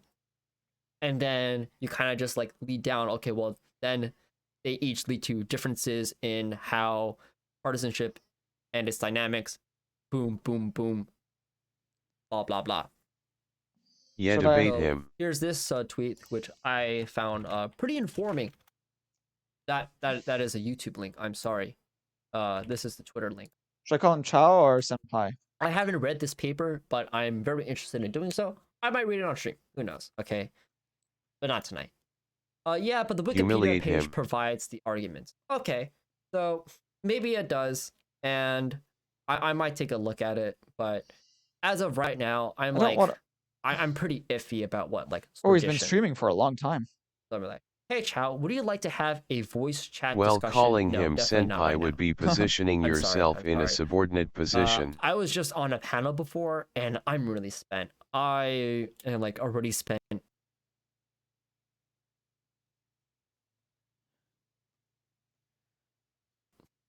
Before that panel, and I'm even more spent now because of that panel.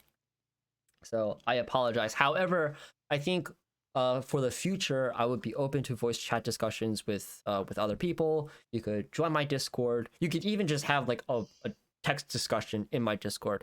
If you would like to join that, I will.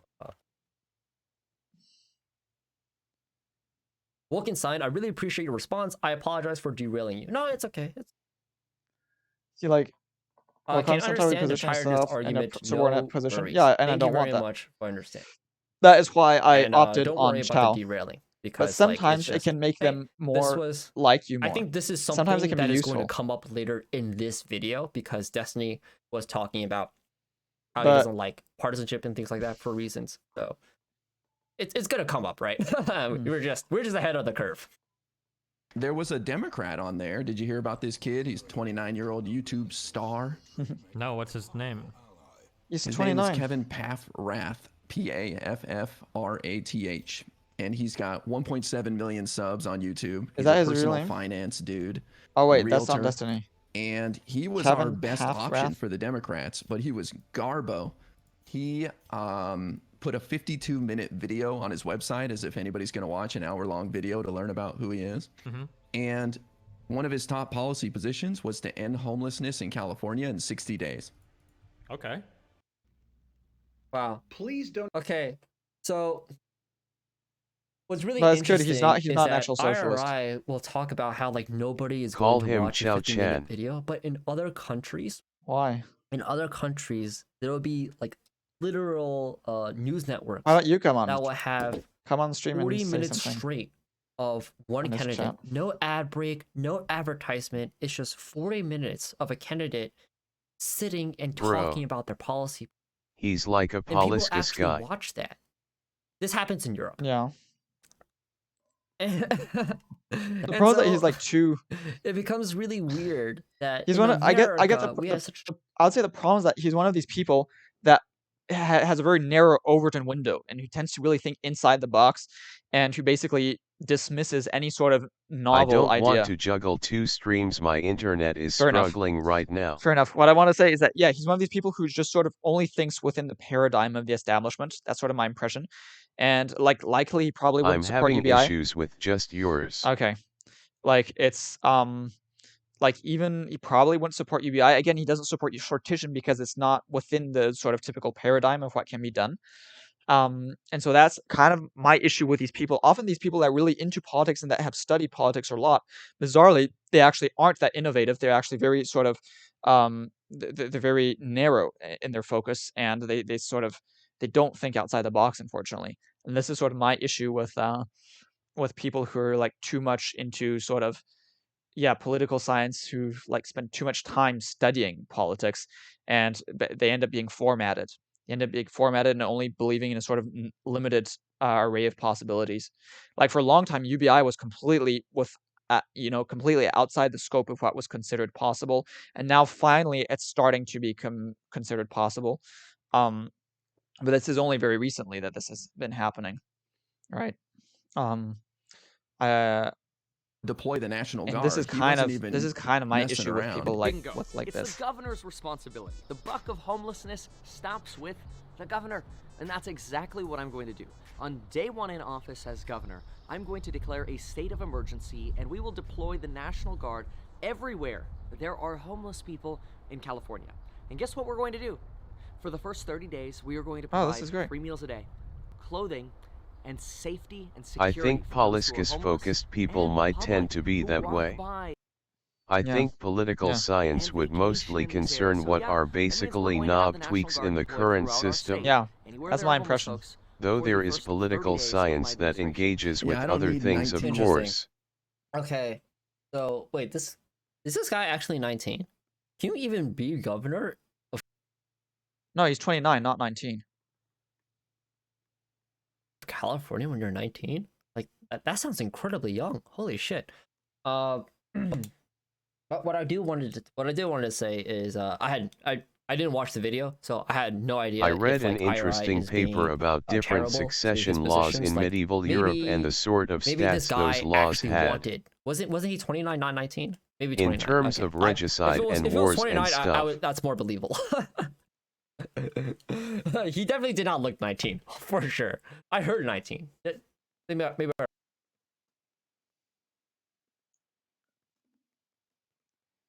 I heard wrong. Anyways, so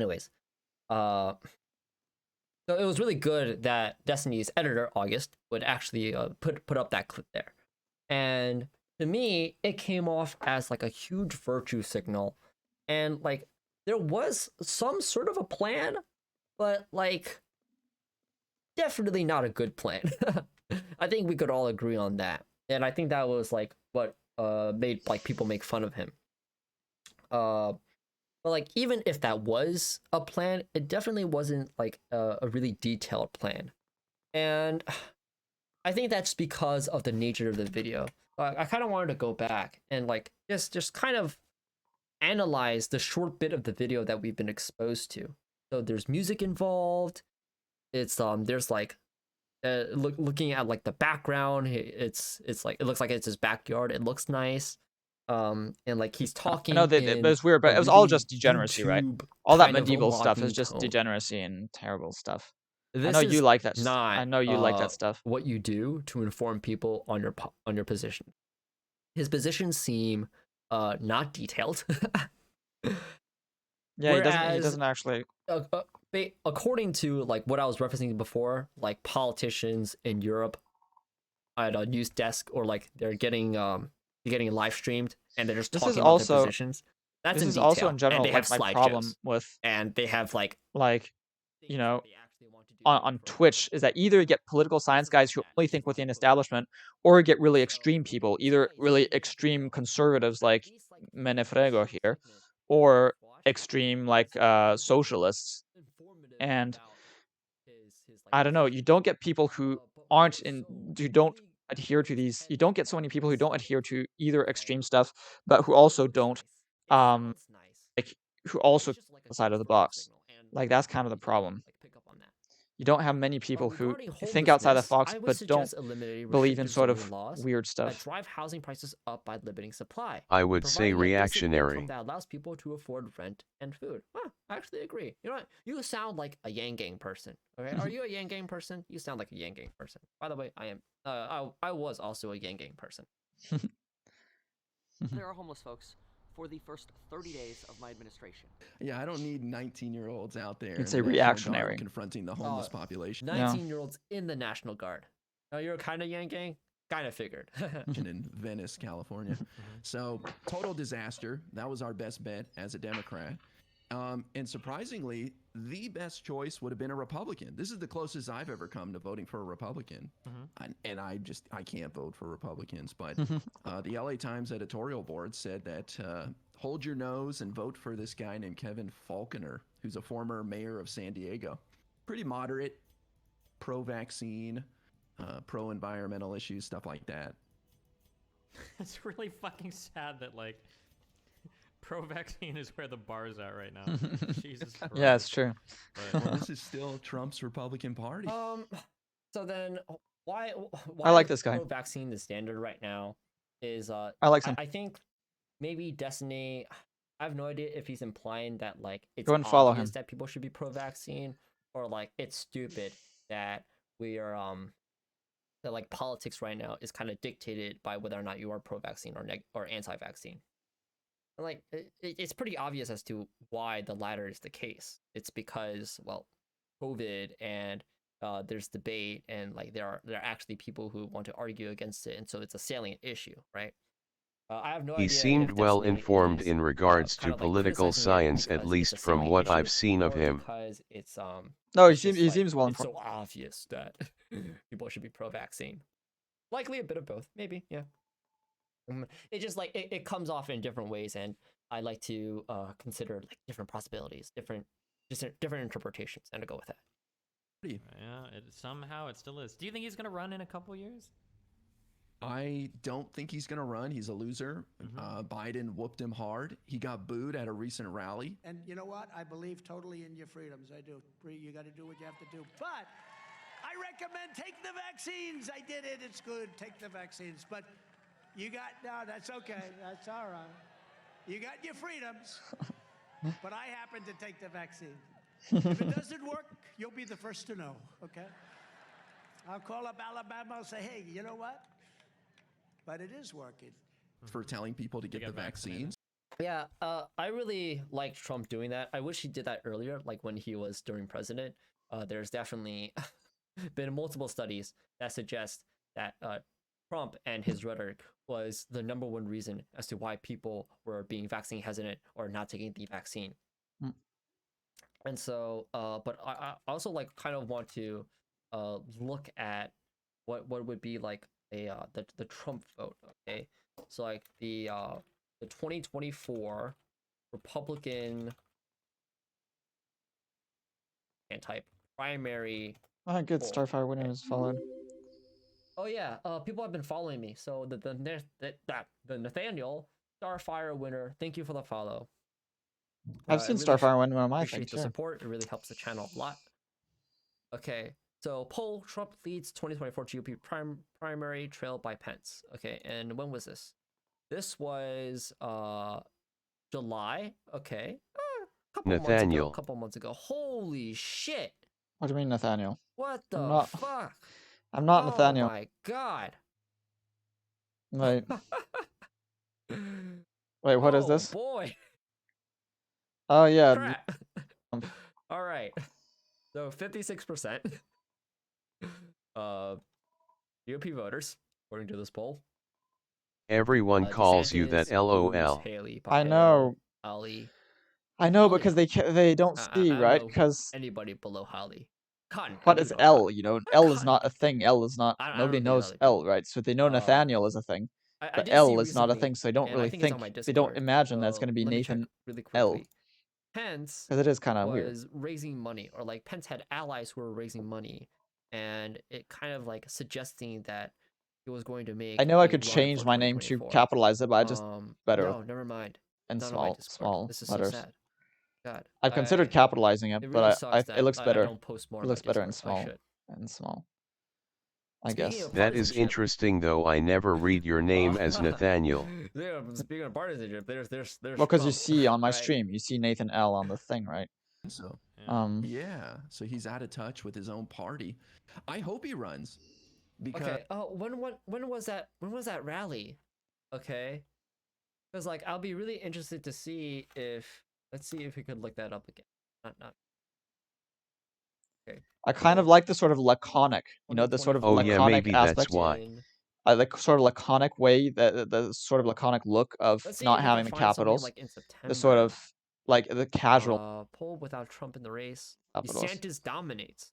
That was in July, September. I don't think we're gonna find one. 4 days ago. Okay, so this happened 4 I don't days know ago. what, but Republicans, that's the thing, they're nuts. Are split on if he'll actually Yeah, win. fuck capital letters. Okay, a poll conducted August 3rd to September 7th found that 63% of Republicans and Republican-leaning independents believe Trump should lead the party. So I think, like, even when Trump is, like, he told people at a rally to get the vaccine, I don't really think it's affecting him much. I think, like, a lot of people are really voting for Trump, really not because of the policy positions he holds, but more so because of his character. Like, I'm pretty sure these people don't give a shit about, like, what he actually believes in, but more so that, like, Trump is Trump. And that he acts this way, he says things in a certain way, energizes them, he gives them hope and things like that. I think that's what's really driving Trump supporters. I feel like now in general mainstream ideology just seems really contrived. I think IRI is out of touch on like the yeah, I don't know. Like it's all very post hoc. or like how Trump I don't supporters agree with work. that. I mean, again, I think Yeah, you're people nuts, like right? Trump So, because of his personality, I mean, not his compared to the stuff that policy. you Yeah, believe so in, like I like, think Trump yeah, could really say whatever the fuck he wants, yeah. and he'll still get support You from his racist. base. Why am I racist, Because, Glazy? that's a guaranteed victory for us right there. Hi, Glazy. What is? I don't know, man. I think it probably would be, but I'm not gonna make any predictions. No, My only that's prediction not that I what would I ever say mean. is, I really don't. For a long time, I've said I don't think he'll run again, just because he'll be so old and it's like so much work and everything. But maybe he would. Who knows? What do you mean? It's not what you mean? Yeah, I just don't know how he gets back into favor because right now he's slowly falling out of favor, and the midterms are really gonna be the deciding factor because he's already endorsed some lunatics. No, well, I mean, take on regarding mainstream ideology, the point is that lots of people believe in it just because it's the mainstream, right? Is that maybe what you mean by post hoc? It's like it just happens to be that way, so now people will just believe in it because it's already that way. I mean, yeah, I know that lots of people, even if I agree with what they believe in, I I can tell mean that they that the fundamentally. justifications, the ideological Mhm. framework seems really fake Yeah. and hollow and really comes across as some sort of post hoc justification that is engineered around a conclusion. Yeah. I agree, but it's because lots of people don't have fundamental like philosophical underpinnings of what they believe in, and this is why even if I will agree on lots of people on many issues, it's not really clear. Justifications for the ideological framework. Yeah, it's not really necessarily clear that they understand why they believe in the things that they do, and that's kind of a problem. But of course, that's a problem for everyone. But it's true that this is a problem with often even with the people I agree with. Often, like I can see that they don't really understand why they believe in the things that they do. And so I mean, we'll find that quite often. Right? I mean, for me, I know the philosophical foundation. It's utilitarianism. It's minimizing suffering, maximizing well-being for everyone fairly. That is the fundamental, the fundamental goal, the fundamental philosophy. And lots of people don't have a fundamental philosophy, so they come up with sort of piecemeal explanations for stuff, right? Lots of disparate sort of reasonings, but that don't have a common justification like I have.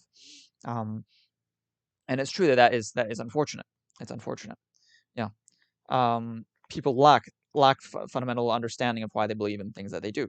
And that is why sometimes you'll end up with absurdities like leftists, who I often agree with, but they'll end up sometimes being absurdly inconsistent when they'll defend like conservative Islam, or they'll defend or for instance abortion, where they just base it on this idea of your body and completely negate the fact that it's not just your body but also a second person's body as well. And so they like have these weird sort of justifications that aren't based on anything, and they can't explain why fundamentally they believe in one thing or another. See, there isn't a fundamental unifying philosophy. They'll have like just one argument, but it's still a rather shallow argument.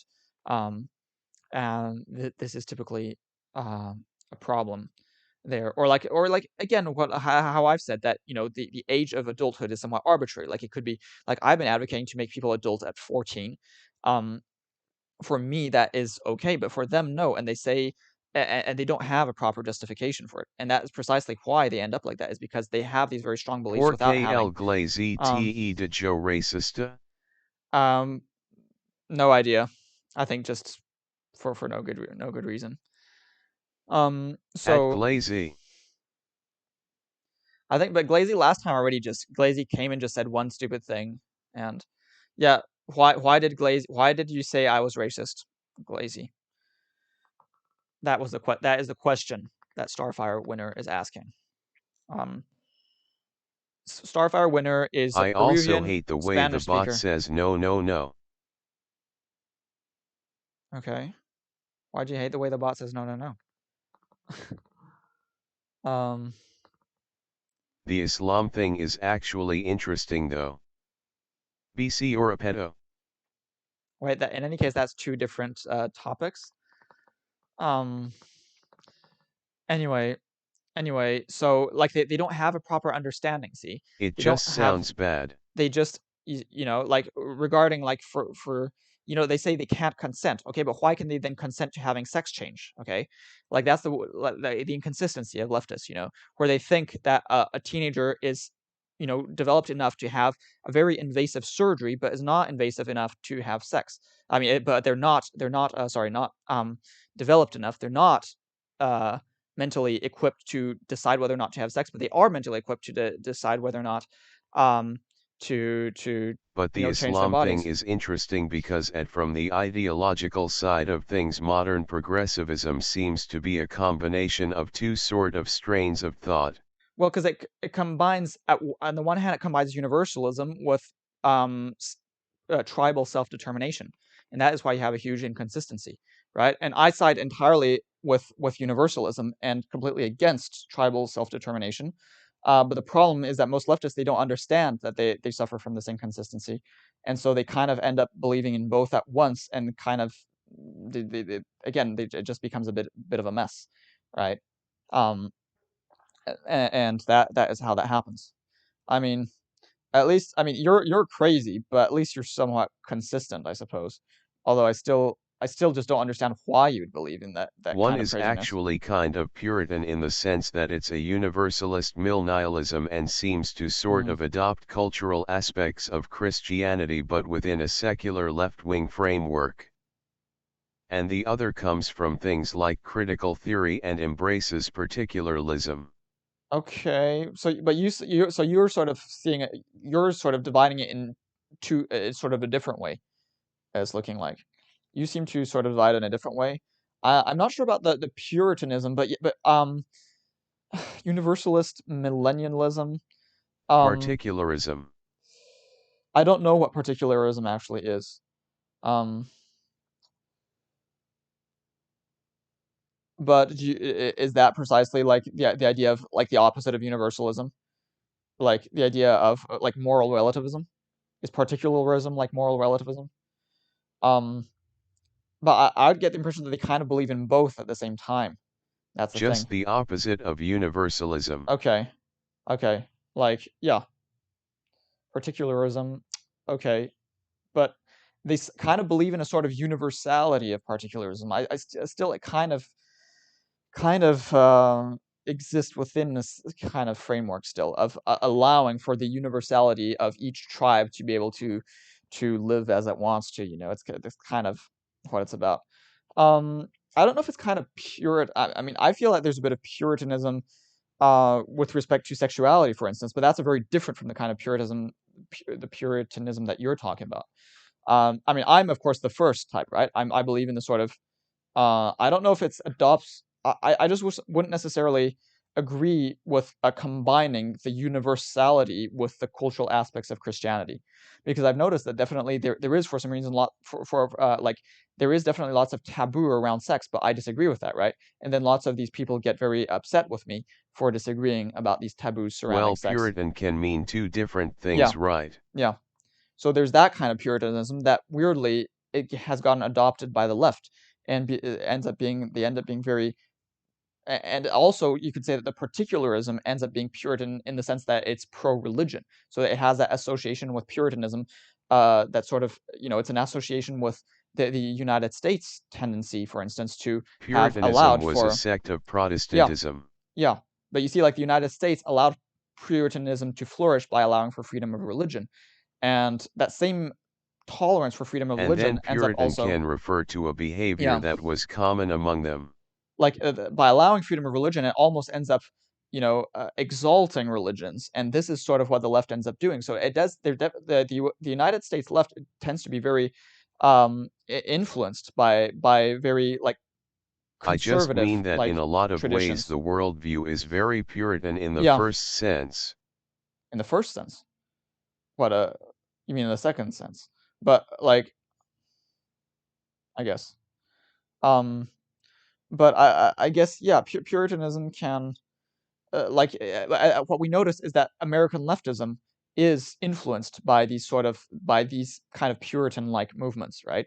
Yeah, the religion. Yeah, they're influenced by religion. They're influenced by religion when it comes to sexual taboos, and they're influenced by religion, supporting religion, and in supporting nationalism as well, because that's also the idea about national self-determination, right? It's about allowing for different tribes of people and allowing for diversity. And so in a way, I would say it's precisely that sort of particularism that is associated with Sorry, religion. there's a big delay for me. Yeah, okay. That is associated with religion, and that is what I oppose, is that kind of leftism that allows for, that believes in multiculturalism, that believes in moral relativism, that supports religion, that supports nationalism. Well, they support nationalism for every group other than their own. Yeah, yeah. And maybe Jews. Yeah, and Jews, again, they're very sort of divided on, like, they have kind of opposing, they sort of share, they sort of have a double think with respect to Jews. And so, yeah, and I very much oppose that. That to me is really weird. For me, it's conservative, and that's why I say that leftists are actually the alt-right. Leftists are just another type of conservatives to me. They're not true progressives. True progressives to me is the ideals of more like the French Revolution, which of course it still was partly regressive in as much as it's still French, right? So what I believe in is that kind of attitude, but universally, universal values. And that is true progressivism to me. That is true rationality to me. And anything else is just madness. That's Delaware. Vermont seems to be like solid,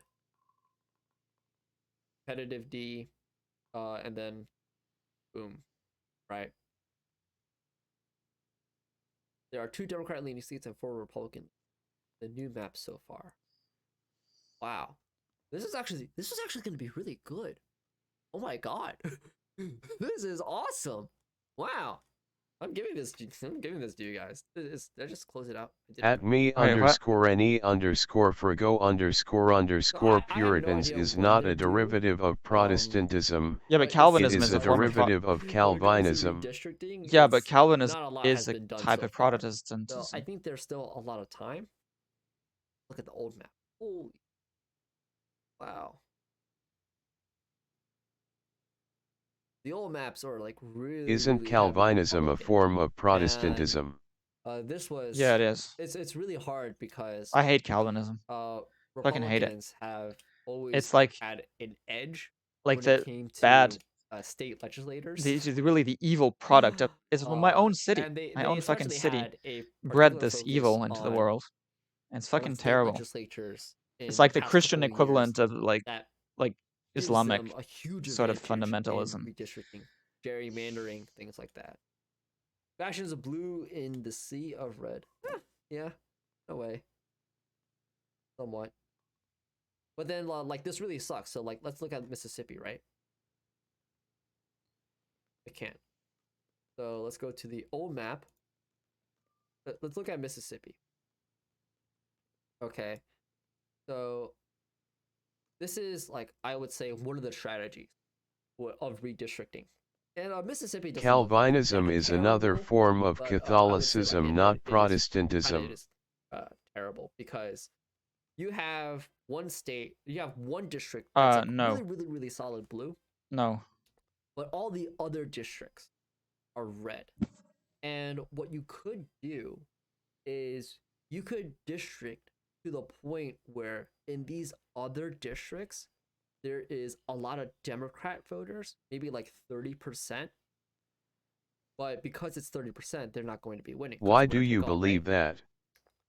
So, yeah, why do you say that? I mean, that's weird. Can you gerrymander to consolidate voters, but you could also gerrymander to split voters. So maybe a better example of this occurring is looking at Louisiana. Okay?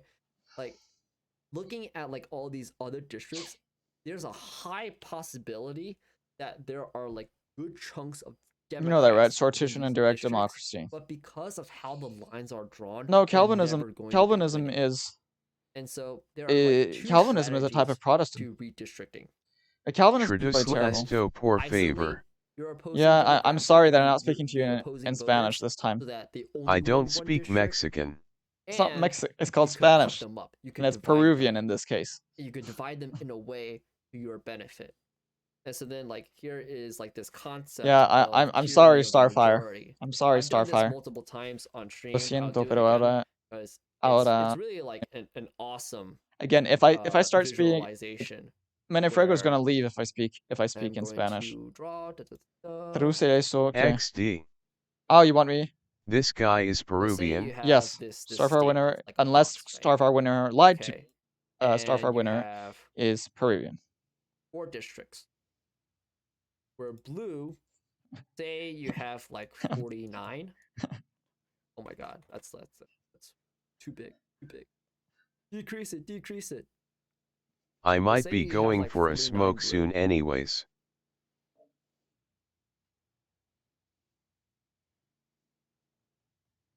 But then in this one district you Okay. have like 90. And then for red, But yeah, thanks for coming back, Star. 51, But 51, this is my problem. 51, 10. Pero sí que, Now guess no what? sé, si no podemos 3 of these districts are hablar going to be red. One of en these español si districts quieres. are going to be blue. But if you wanted to add up all the percentages, this whole thing is actually majority blue. Hmm. But because of how you can Yeah, he's explaining redistrict gerrymandering. or how you could draw the ¿Conoces lines, esto, el you can gerrymandering? really ¿Conoce? divide up ¿Sabes this lo que fucking es? line Es cuando puedes dividir los to the distritos point that they electorales actually lose. en modos To distintos the point that you y could según have cómo a divides eso, majority blue puedes state, obtener but 3 out dados of, like, distintos. hypothetically, 3 out of 4 of these districts are red. Kind of fucked up, right? Hmm. This is why I don't like gerrymandering. Because like you could be really Pero sí, para manipulative mí, with that.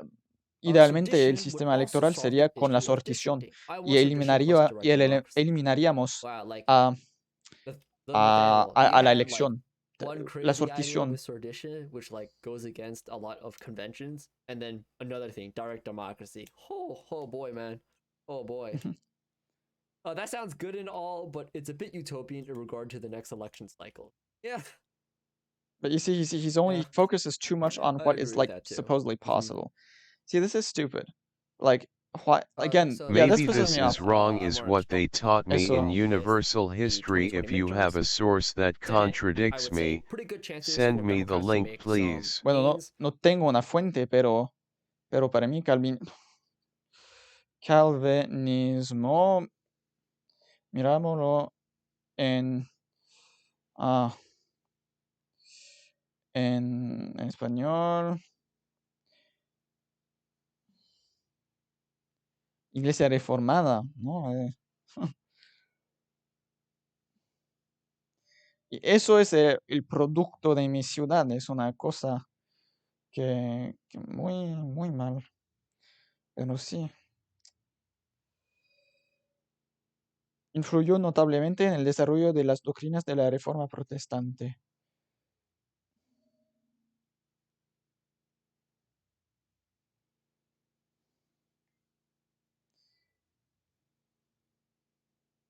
El crecimiento de las iglesias reformadas o calvinistas pertenece a la segunda fase de la Reforma protestante.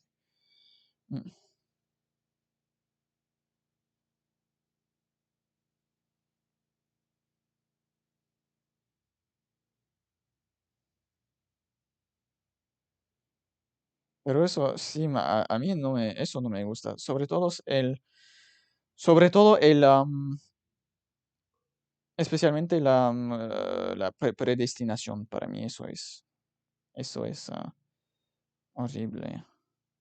¿Qué es eso? Depravación total. Un punto fundamental en el asunto de la salvación es proceder a una evaluación correcta de la condición del individuo que se debe salvar y no infravalorar el pecado.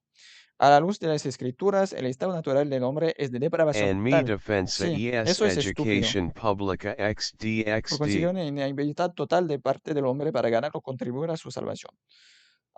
Mi defensa es educación pública. Sí.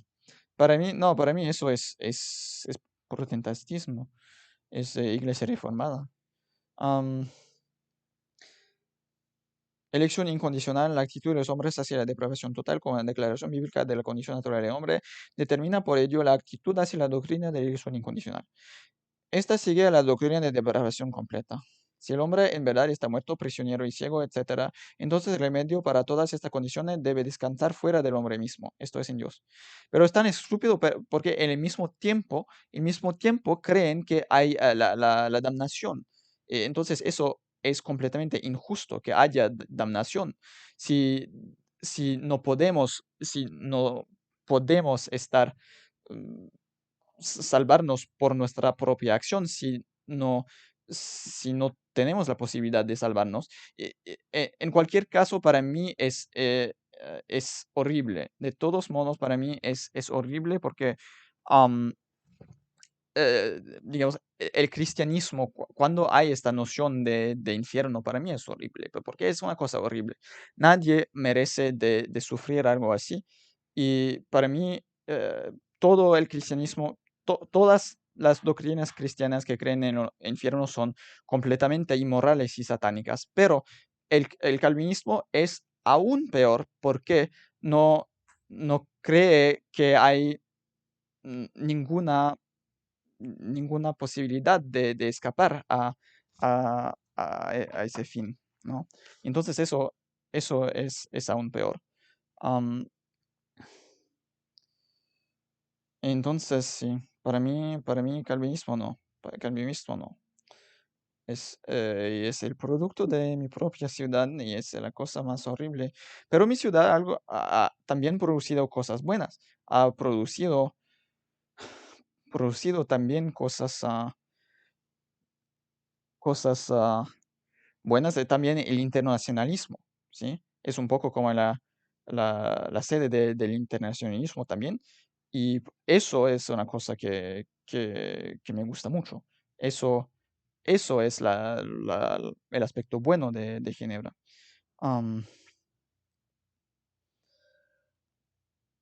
Pero calvinismo no, calvinismo es estúpido, es horrible. Y bueno, y con el sistema político, y eso, no hablamos de eso ayer, entonces si quieres podemos hablar de eso ahora.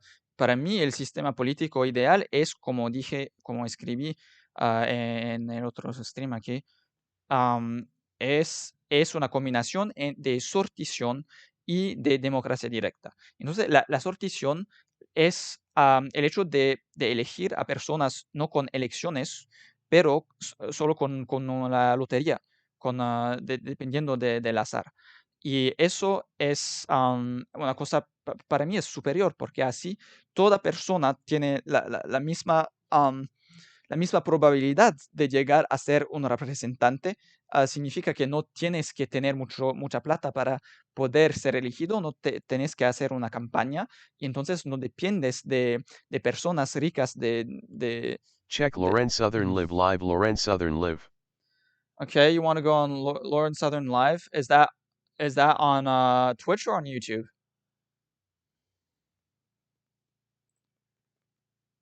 Twitch. Okay.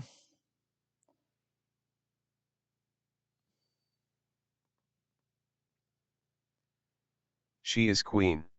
No, she's not. She's an idiot. Controversial thinker. You say you're a centrist, and you're he's not right like, now this is like putting out statements. extreme right wingers who call themselves, well, not extreme, but like just chuds, extreme in and chuds. among his readers and Chuds his aren't books. actually far right wing, but they aren't. Philosophers But never die. Okay, they're but just you know what they're I mean, just right? extreme He's, chuds. He's not meeting right now Extreme with chuds his who state claim to be oppose our centrist. own. Whereas Dugan had a sort of, YSINOS Taka Aldian dictator.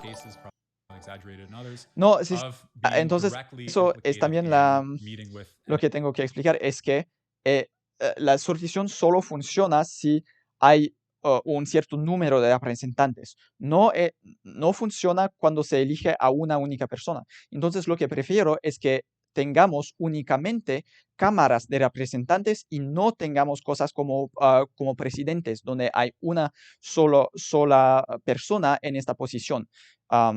¿Entiendes?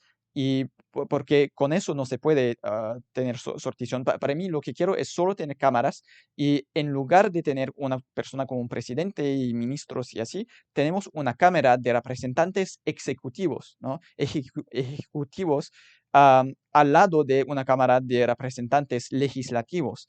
Y también yo proponería una cámara de representantes judiciales, y tendríamos esas tres funciones del gobierno, ¿no? Pero consistiendo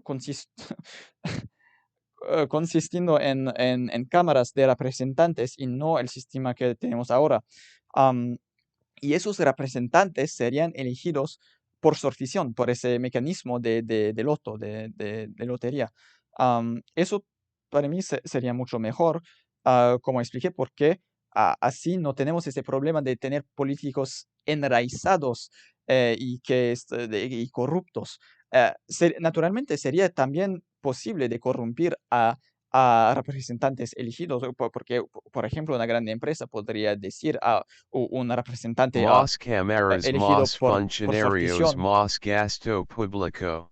No, pero eso es, no es más cámaras porque eso sustituye a las cosas que tenemos ahora. Y no, y eso es minúsculo, como serían 300 o algo. Yo imagino, por ejemplo, 3 cámaras de 100 representantes para mundialmente. Entonces, idealmente, por lo menos por un país. Entonces son 300 funcionarios. Eso es muy poco, eso es muy poco. No te, para mí eso sería absurdo de preocuparse para el gasto público por eso. Eso es minúsculo en cantidad. Entonces, no, eso no. Y eso sería mucho mejor para asegurar que no tengamos los problemas que tenemos ahora en la política. Y también, bueno, lo que podemos hacer es para limitar, y eso es una cosa probablemente que vas contra cual vas a estar muy opuesto, es que también yo proponería para evitar que los representantes sean corrompidos, es de también limitar a la riqueza de las personas. Y porque para mí, de toda manera, yo prefiero que haya mucha poca desigualdad entre las personas y así que para mí es simplemente intolerable de dejar que haya personas que sean riquísimas, que tengan millares de dólares, ¿no? Eso es excesivo y así si yo proponería de poner un límite máximo que se pone tener en riqueza, un límite sobre la riqueza, simplemente. Y así tenemos un límite sobre la cantidad el poder que viene con la riqueza, ¿no? Porque la riqueza está vinculada con poder, la riqueza trae poder y limitando a la riqueza que un individuo puede tener, eso significa también que limitamos al poder de ese individuo y al poder de corrupción potencial que podría hacer con los políticos. Si tenemos un límite a la riqueza de una persona, eso significa que también hay un límite a la cantidad de plata que podría dar a representantes para que después votan a favor de sus intereses. Y así es como se limita muchísimo, casi se elimina a Anqui ese la problema. riqueza no la produce el Estado. Sí, sí, claro que no pero no, el Estado participa en la producción de la riqueza. Claro que sí.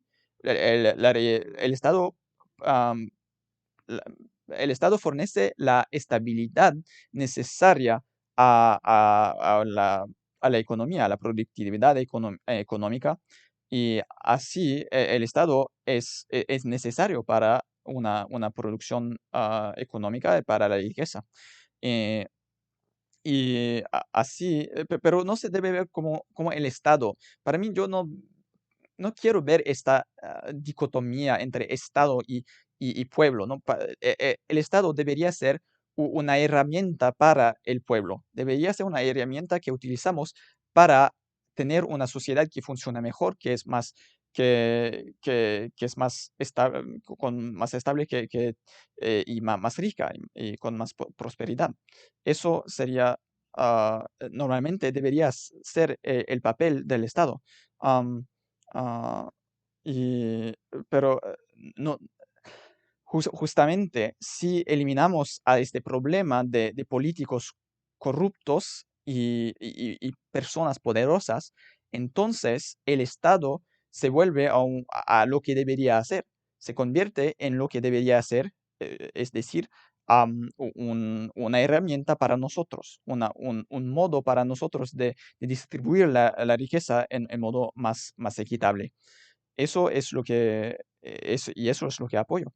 Y así que Esos no... millonarios TMB son parte del pueblo. Sí, claro, pero colectivamente podemos decidir que estos millonarios no merecen de tener tanta plata y que colectivamente podemos decidir que no queremos que tengan esa riqueza y entonces podemos limitar a su riqueza. Simplemente si el pueblo no está de acuerdo con eso, no, no hay ninguna razón por qué no hacer eso. No hay ninguna razón porque para la cual no se podría hacer eso. El pueblo puede decidir por sí mismo que no quiere ver enormes desigualdades.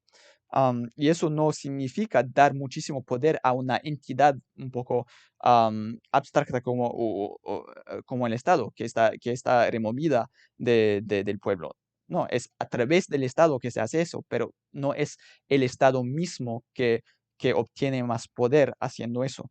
Para mí eso es más lógico. También decidimos que vamos a matar a todos a una sola persona y toda la boda según tu lógica también estaría bien supongo porque no democracia después de todo. No, es distinto porque matar a alguien es una cosa injusta, es una cosa que disminuye a la igualdad entre personas, ¿no? Matando a alguien estamos limitando a- estamos estamos disminuyendo a la igualdad entre personas, estamos disminuyendo a la igualdad de salud y de vida. Mientras cuando retiramos dinero a una persona rica, estamos aumentando la igualdad entre las personas.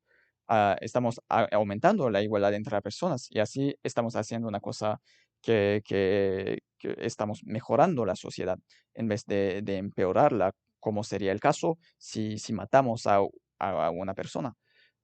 Y entonces sí, claro que debemos tener también una constitución que pone algunas límites Al empresario exitoso lo quieres matar a impuestos. Algunos límites, que impone algunos límites a lo que se puede decidir democráticamente. Y por ejemplo, una de esas cosas sería el hecho de matar a alguien. No se podría decidir democráticamente de matar a una minoría de personas. Eso debe, pe- debe permanecer ilegal, claro, claro. Empresario exitoso lo quieres matar a impuestos, pero no es matar, es solo el empresario exitoso no merece de ganar tanto dinero. Es solo un sistema que eh, un sistema que lo favorece demasiado, un sistema que lo recompensa demasiado, que lo recompensa más de lo que merece. Y eso es el problema de toda la concepción que está completamente a favor del mercado, es que no, no reconoce que no sé que hay un problema muy importante de la economía de mercado, aunque funcione muy bien la economía de mercado, hay un problema enorme y es esa desigualdad. Y eso es el problema de las personas ah, que, que apoyan a esa economía de mercado acríticamente. Eso es el problema. Eso es el problema. Podemos tener una economía de mercado, claro, eso es lo que apoyo, pero se debe El no combatir exitoso es miras ese la dinero. desigualdad, pero se debe combatir la desigualdad. La desigualdad es una cosa completamente injusta y inmoral, y se debe combatir esa desigualdad con medidas sí, que son hechas por medio del gobierno, am, pero no es, no es como una, no sé cómo decir, es nosotros que hacemos eso a través del gobierno, no es el gobierno que impone eso sobre nosotros.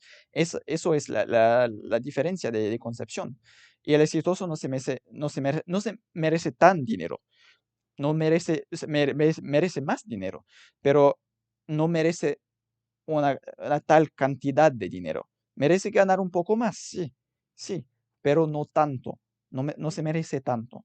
Se merece solo una cierta cantidad más que es mucho menor de lo que ganan actualmente en una situación donde no hay límites a cuánto se puede ganar. Y por eso, sí, eso es claro, y estoy de acuerdo con los izquierdistas, hasta los socialistas, cuando se trata de esa cuestión de desigualdad. No estoy de acuerdo con el papel del gobierno. Para mí es superior cuando tenemos una economía que en mayor parte depende am, de cosas privadas, ¿no? De, Porque no se miras aquello que gano tanto de su esfuerzo y de su ingenio. ¿Por qué no se merece qué es lo que ganó tanto de su esfuerzo y su ingenio? Porque no se ganó eso de su esfuerzo y su ingenio. Después acabó por estar en una situación donde pudo ganar mucha plata sin tener que hacer mucho. Es solo que algunas personas tienen mucha suerte y acaban por estar en esa posición donde pueden ganar mucho y sin hacer más, sin trabajar más, sin trabajar mejor. Depende mucho de suerte. Y es así, es como Monopoly, ¿no? El juego de Monopoly. No te mereces eso cuando tienes más casas y después te haces más dinero porque te puedes multiplicar la cantidad de dinero que tienes. Eso no es esfuerzo. Esa es la cosa la fundamental que la gente tiene que entender, es que lo que ganas en una economía de mercado no es proporcional a lo que te mereces. Eso es el problema fundamental de la economía de mercado. Y se debe rectificar con la implementación Why tenemos que poner impuestos a su suerte? Porque es un sistema injusto. Tenemos que poner impuestos, sí, claro, porque es la suerte, no es justo. Es como el Monopoly. Algunas personas se vuelven muy ricas y algunas personas se vuelven muy pobres y esa riqueza y esa pobreza no es proporcional al mérito. Y por eso sí, tenemos que poner impuestos, porque reconocemos que esas desigualdades son injustas y colectivamente deberíamos reconocer eso y decidir que colectivamente queremos que hay más justicia entre individuos, que eso es una evidencia. Sí, claro.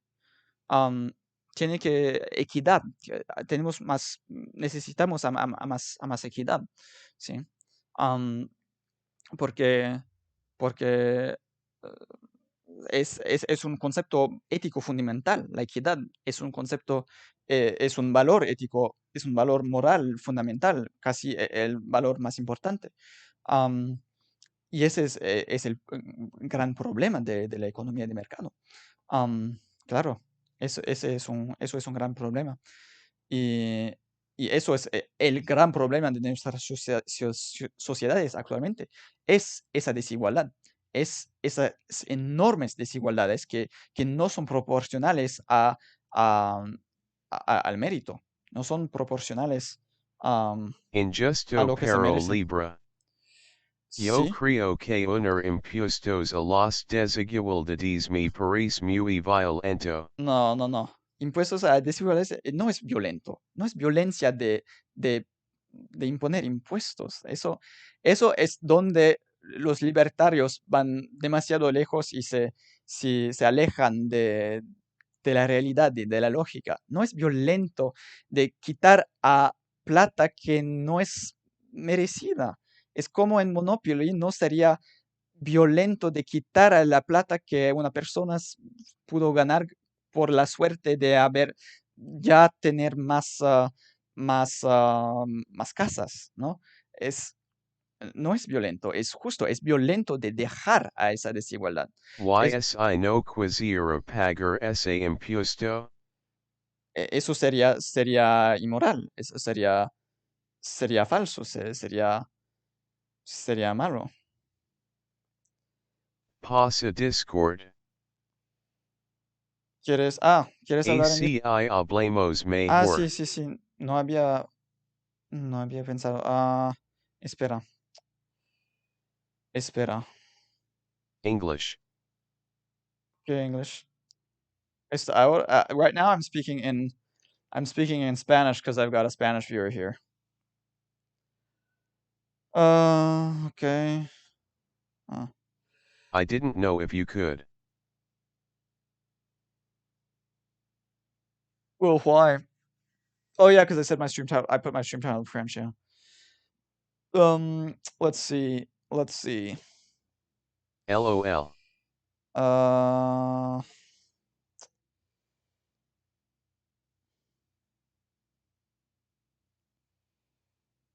am I getting this? How do I do this? Okay. Invite people.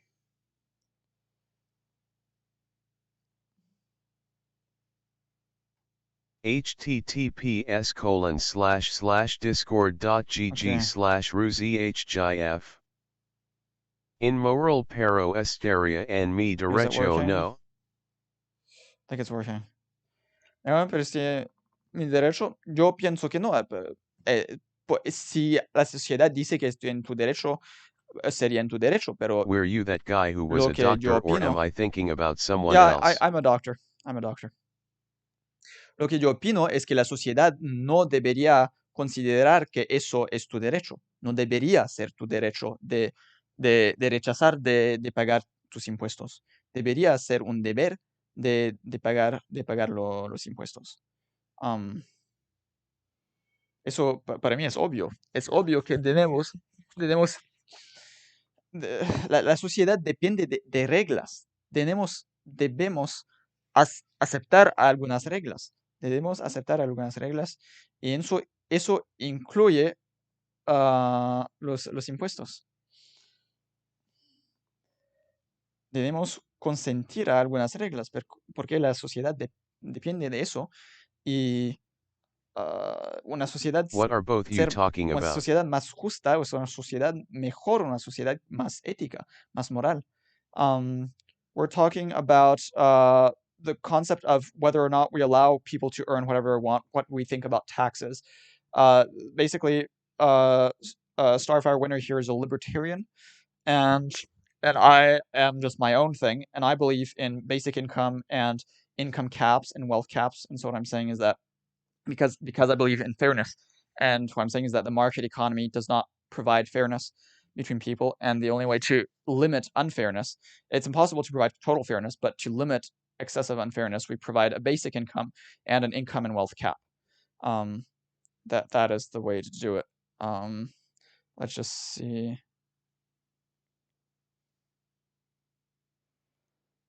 Wait, aren't you? He's on, isn't he? Starfire, why am I not hearing you? I'm not hearing you. Where do you think the cap should be at? Porque tú me estás oyendo o no?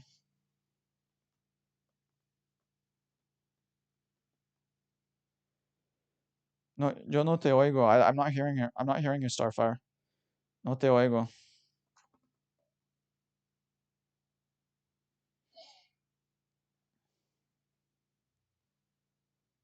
¿Por qué? Pero ya la vez pasada.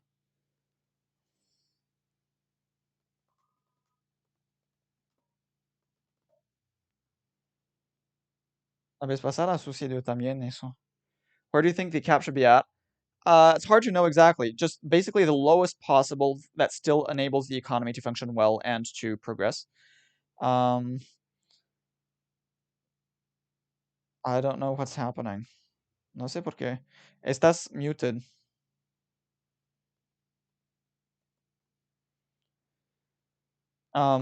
So the lowest possible, I don't know what that is. I like to think that would be around 5 times the basic income. Like Ben and Jerry's, for instance, in their company, they had a policy where the top earner was 5 times more than the bottom earner in their company. I would like to just have an income cap at 5 times. So that's very restrictive, right, in terms of inequality. It's a 5-to-1 ratio between the top earner and the bottom earner. I think it's enough to motivate people to work, and for the economy to function. I think ideally I would see something like that, but if we see that the economy doesn't work doing that, but I really think it would. But if it doesn't, we'd have to widen the gap. Would have to allow for more, but probably not necessarily involve raising the income cap, but also bringing the basic income down potentially. It could be either or. So that is definitely something that I support. So basically, the basic income would be about 10,000 a year because that's sort of what we can afford. We can't really afford more than that. And that means that the income cap would be at 50,000 after taxes a year. But that would be globally. So 50,000 a year globally is really decent, right?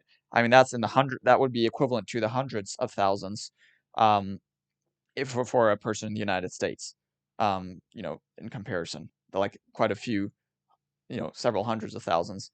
So that is globally. So I'm not sure, Starfire, why am I not hearing you? Starfire, how about you? That's is nice. Also, what do you think about BLM? Ok, vamos a hacer eso.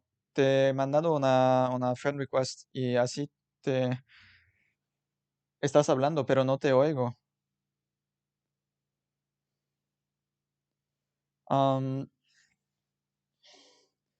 Ya tuve ese mismo problema con la última.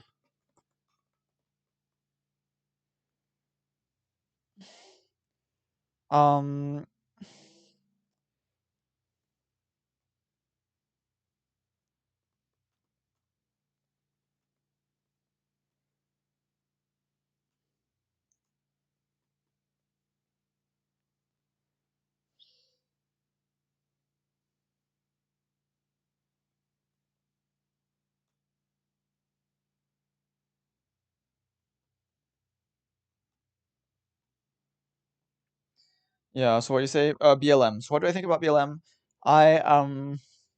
Okay. How do I eject from the server? Yeah, it doesn't matter. What do I think about BLM? I don't think,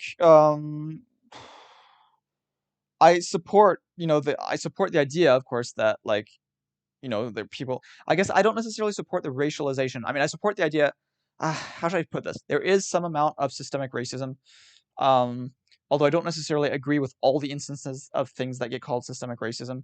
I don't agree that inequality of outcome is necessarily systemic racism. I do agree that, for instance, like the cocaine sentencing disparity is systemic racism because it specifically was intended to target Black people. Redlining was, of course, the same thing. Of course, back in the day, slavery and the Jim Crow sort of legislation was that. Oh wait, he's calling me. Okay, ahora me oyes o no? ¿Me oyes ahora? No sé. Voy a intentar de hacer de nuevo eso con el Discord. Voy a abrir un nuevo Discord y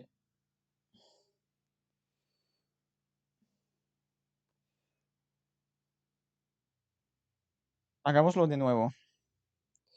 Hagámoslo de nuevo porque muchas veces wait, so yeah. So but it's true that sometimes BLM, of course, when they actually do stuff like violence and they do looting and stuff, of course I don't support that. And I guess I'd say that the real problem, the real reason that there's all this is really poverty.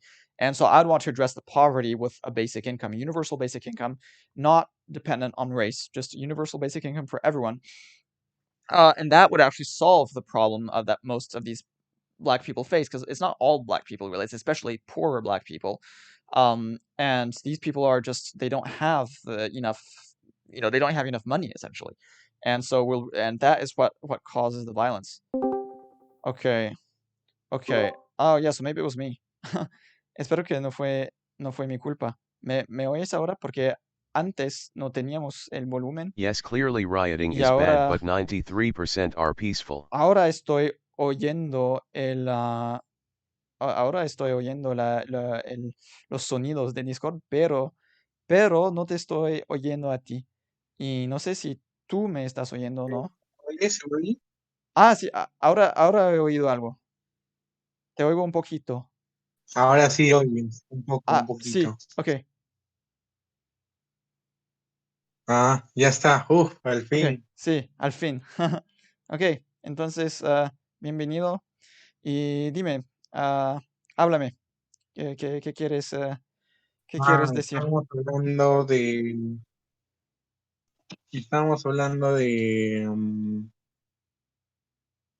Estamos hablando, de los impuestos progresivos a los ricos para financiar el plan que has propuesto. ujú, sí, y no sería solo impuestos a los ricos, sería, sería, hasta sería un límite, sería un límite absoluto a la cantidad de plata que se puede ganar y poseer.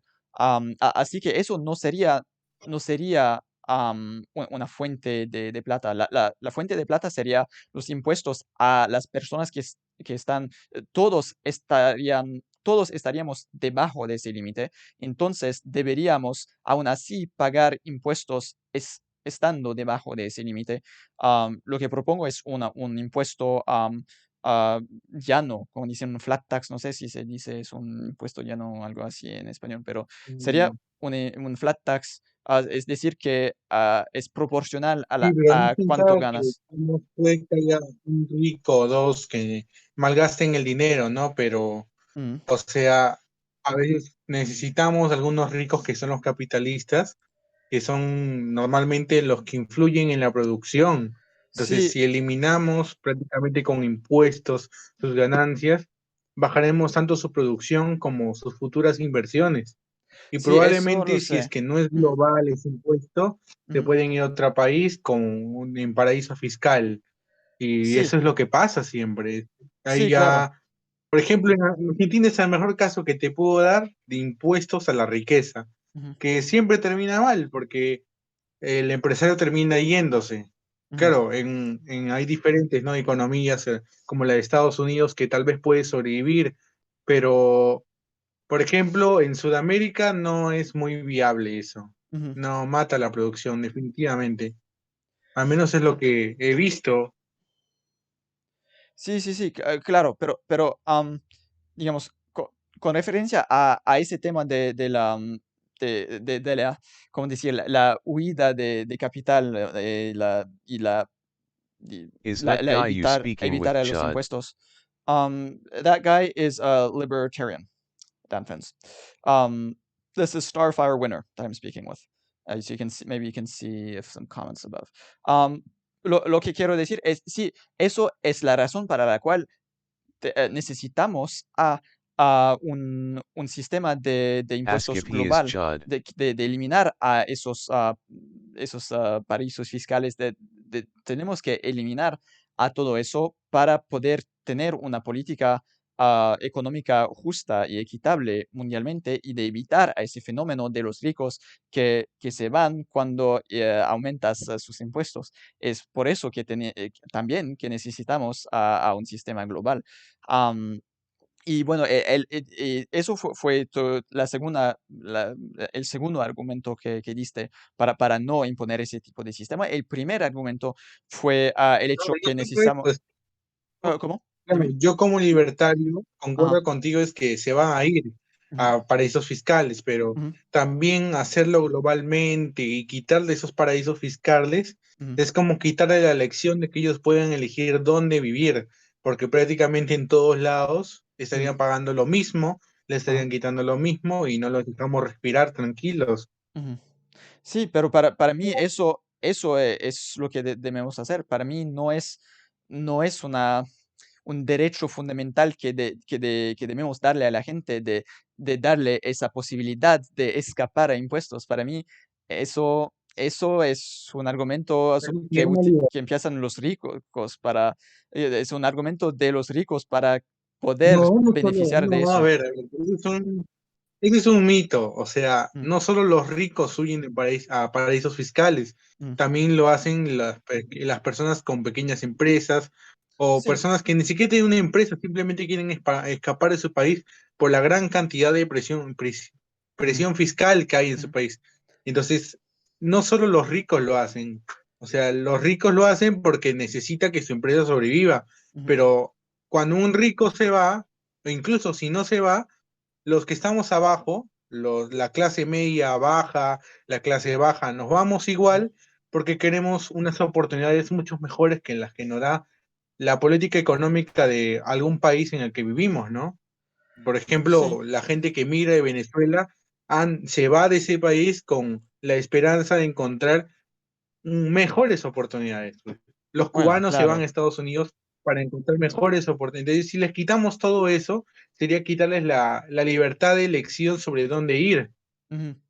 Sí, entiendo lo que estás diciendo, pero bueno, Venezuela y Cuba son ejemplos extremos, no es lo mismo, no es como, diría un ejemplo más apropiado sería algo como la Suecia o algo así, ¿no? Donde se paga bastante impuestos, pero permanece, es todavía un país que es bastante, que es capitalista y que tiene mucha libertad de empresa. Entonces, no se puede comparar a algo como Cuba o Venezuela, que claro esas son sociedades problemáticas, esas son sociedades opresivas, claro, pero para mí solo un taso de imposición bastante alto, para mí eso no es socialismo y no es opresión. Para mí, solo el hecho de tener impuestos que no son tan bajos, para mí eso no es un problema enorme. Y ya como dije, muchas personas, la mayoría de personas en el mundo, el problema no son los impuestos. El problema no son los impuestos. El problema es que su sueldo es muy bajo, es demasiado bajo, mucho demasiado bajo. Y eso es en gran parte es una consecuencia de dos cosas. Una es precisamente, como ya dije, el hecho que hay estas fronteras y que hace que las personas no son libres de elegir dónde vivir. Y la otra fuente de esa pobreza es la falta, la ausencia de esa renta básica universal que justamente provee, que A ver, da yo una base. tengo unos argumentos contra lo que dijiste ayer. ¿Te acuerdas que ayer dije que iba a investigar sobre eso? Ujú. Pues sí me puse a investigar y descubrí en el tema económico, la renta básica genera mucha inflación, es demasiado caro de financiar, ya es demasiado caro, billones, ¿ah? Hablamos de billones de Sí, dólares. sí, En el sí, sí, tema por ético supuesto. es un tanto desigual frente a la ley, debido a que se emplea con impuestos progresivos, que quiere decir, o sea, lo que hablábamos antes, que se le quita más a quien tiene más éxito, pues, para financiar ese derecho. Y además de que esa renta básica universal está basada en el hecho de que un día el mundo se va a automatizar, ¿no? Pero claro, hasta que llegue ese día, yo creo que el capitalismo es la mejor manera de manejar las cosas. También el libertarismo, ¿no? Porque nos da la libertad de hacer, decidir y poder tomar las oportunidades que se nos presenten en la vida. Y sí, es suerte, es desigual, pero la libertad es importante, es el único valor que nos queda después de la vida, y la propiedad privada es una de las cosas que los humanos normalmente más valoran en sus vidas, y quitarles esas cosas simplemente porque tú o porque el pueblo quiere que haya menos desigualdad. Sí, claro, pero esa desigualdad la construyó esa misma persona, tal vez con herencia, sí, tal vez con herencia, Ujú. pero se la hizo con esa misma ganancia. Él se la hizo, se la guardó, incluso se mantuvo ahí. Y eso ya es un esfuerzo de por sí. Saber manejar el propio dinero necesita un esfuerzo, necesita inteligencia, lo consiguió con sus propias manos. Ujú. Entonces, lo que yo digo, quitarles eso es como, no sé, como agrandar demasiado el Estado. Y bueno, no sé, me parece algo muy éticamente mal, económicamente inestable, por lo de la inflación, como te digo, y lo caro que es. Bueno, en realidad la renta básica no causa inflación, solo únicamente cuando introduces eso. Cuando introduces va a cambiar un poco, algunas cosas se van a volver más caras, otras cosas se van a volver menos caras. No, a Normalmente ver, las cosas baratas se van a volver más caras y las cosas caras se van a... ¿Cómo? ¿Cómo? ¿Cómo se genera la inflación? Eh, Cuando, cuando digamos, ¿no? no Que creas hay más dinero, exceso hay exceso de cuando hay más oferta plata. del dinero, ajá, y entra, ¿no? Al sistema. Entonces, como hay exceso de oferta de dinero, baja el poder adquisitivo de, digamos, el dólar, y las cosas de por sí también suben. Y entonces ese tipo de impuestos inflacionarios, como los llamo yo, como los llamo Milton Friedman, no le pega más fuerte a los ricos, porque los ricos van a estar normal, ellos pueden subsistir. A quienes le va a pegar más esos impuestos inflacionarios son a los que ganan menos. O sea, Sí, los eso pobres que es justamente tú completamente falso. debes proteger, ¿no? Completamente falso. Eso es completamente falso. Como ya dije, Milton Friedman Porque, estaba a favor. Milton Friedman no, estaba a claro, favor Milton del... Friedman estaba a favor, pero con la condición, no universalmente, y segundo, con la condición de que solo se les diera esa renta básica a la persona que estuviera debajo de un salario o de unas ganancias, y tenía, ¿no? Su propio... De Sí, gente pero que es ganaba poco, equivalente. pues demasiado poco. Es equivalente. Ajá, Claro pero que... claro, tú me dijiste Pero la renta básica incondicional. pero es incondicional. Es decir, que no es condicional de buscar un trabajo, no es condicional de algunas cosas como se hace actualmente con los beneficios del Estado y todas esas cosas, de beneficios para desempleo y todo eso. Ahora, para obtener esas cosas, necesitas demostrar que no puedes encontrar a ningún trabajo. Con la cosa de renta básica y incluso también con la cosa de Friedman, eso no es necesario. Les das ese sueldo de renta, esa renta la das a todos los individuos, irrespectivamente del hecho de que están buscando un trabajo, si son capaces de trabajar o no. Sí. Y No, sí, en eso tienes razón. Pero yo digo, o sea, dárselo a todos, o sea, todos por igual, y hasta gente que no lo necesita, o sea, deficiencia en el gasto público, lo digo yo, porque no lo necesitan. O sea, hay gente que, digamos, es de clase media, clase alta, no necesitan un, esa renta básica. ¿Por qué? Porque tienen el suficiente dinero para subsistir, entonces estaríamos gastando de más, creo yo. sí, sí, claro, es equivalente. Se podría, o se podría aumentar los impuestos para dar una renta básica de nuevo a esas personas que ganan más, o se podría simplemente no hacer que paguen esos impuestos. Es equivalente y se puede demostrar que lo que propuso Milton Friedman, que fue la negative income tax, el impuesto negativo para los pobres, puede ser en el resultado neto, puede ser equivalente a una renta básica No, universal. El resultado final de la cantidad de dinero que las personas tienen después de los impuestos y de las rentas va a ser igual. Entonces, y es equivalente. o sea, sí sé que lo financiarías con impuestos, pero la pregunta viene acá. Ujú. ¿Cuán caro crees que es esa renta básica universal? ¿Cuánto cuesta? ¿Es eso lo que estás preguntando? En total, Ajá. ¿cuánto costaría?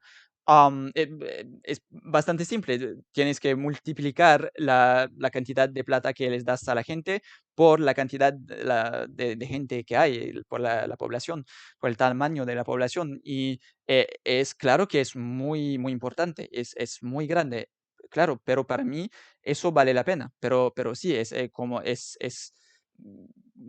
en un país como los No, Estados claro, Unidos pero o como dijo Chris, mundialmente está sería bien mirar las trillones, cosas por las trillones. intenciones, pero sería mejor mirarlo por los resultados. O sea, yo digo, es demasiado caro, está bien, sí es bueno, se podría hacer, pero si ya gastamos de más, como te digo, puede llegar a que ni siquiera podamos pagar la cuenta, porque como dije, el Estado no genera dinero, quienes van a pagar la cuenta somos nosotros. los que trabajamos. Sí, pero otra cosa que quiero añadir es que los que trabajamos, la mayoría de las personas, como ya dije, el problema no es exceso de impuestos, es falta de, son salarios que son demasiado bajos, son los sueldos que son demasiado bajos. No, eso es un problema mucho mayor de los impuestos excesivos. Y con esa renta básica, bueno, lo que ocurre cuando introducimos esta renta básica es que ahora todos los individuos, todos los potenciales empleados, ahora tienen un poder de negociación que es mucho mayor de lo que tienen ahora. ah, ahora que tenemos esta renta básica. Con la renta básica pueden decir a todo empleador que pueden decir a todo empleador que van a dejar su trabajo, a solo a vivir con esa renta básica si el empleador no fornece condiciones decentes de trabajo e incluso un sueldo decente. Y así los sueldos en realidad van a aumentar enormemente y así que la gran mayoría de los trabajadores van a ganar mucho más con ese sistema y va a ser mucho más justo. Mm. Y, ok, bueno, tal vez justo, ¿eh? A ver, Sí. déjame pensar que...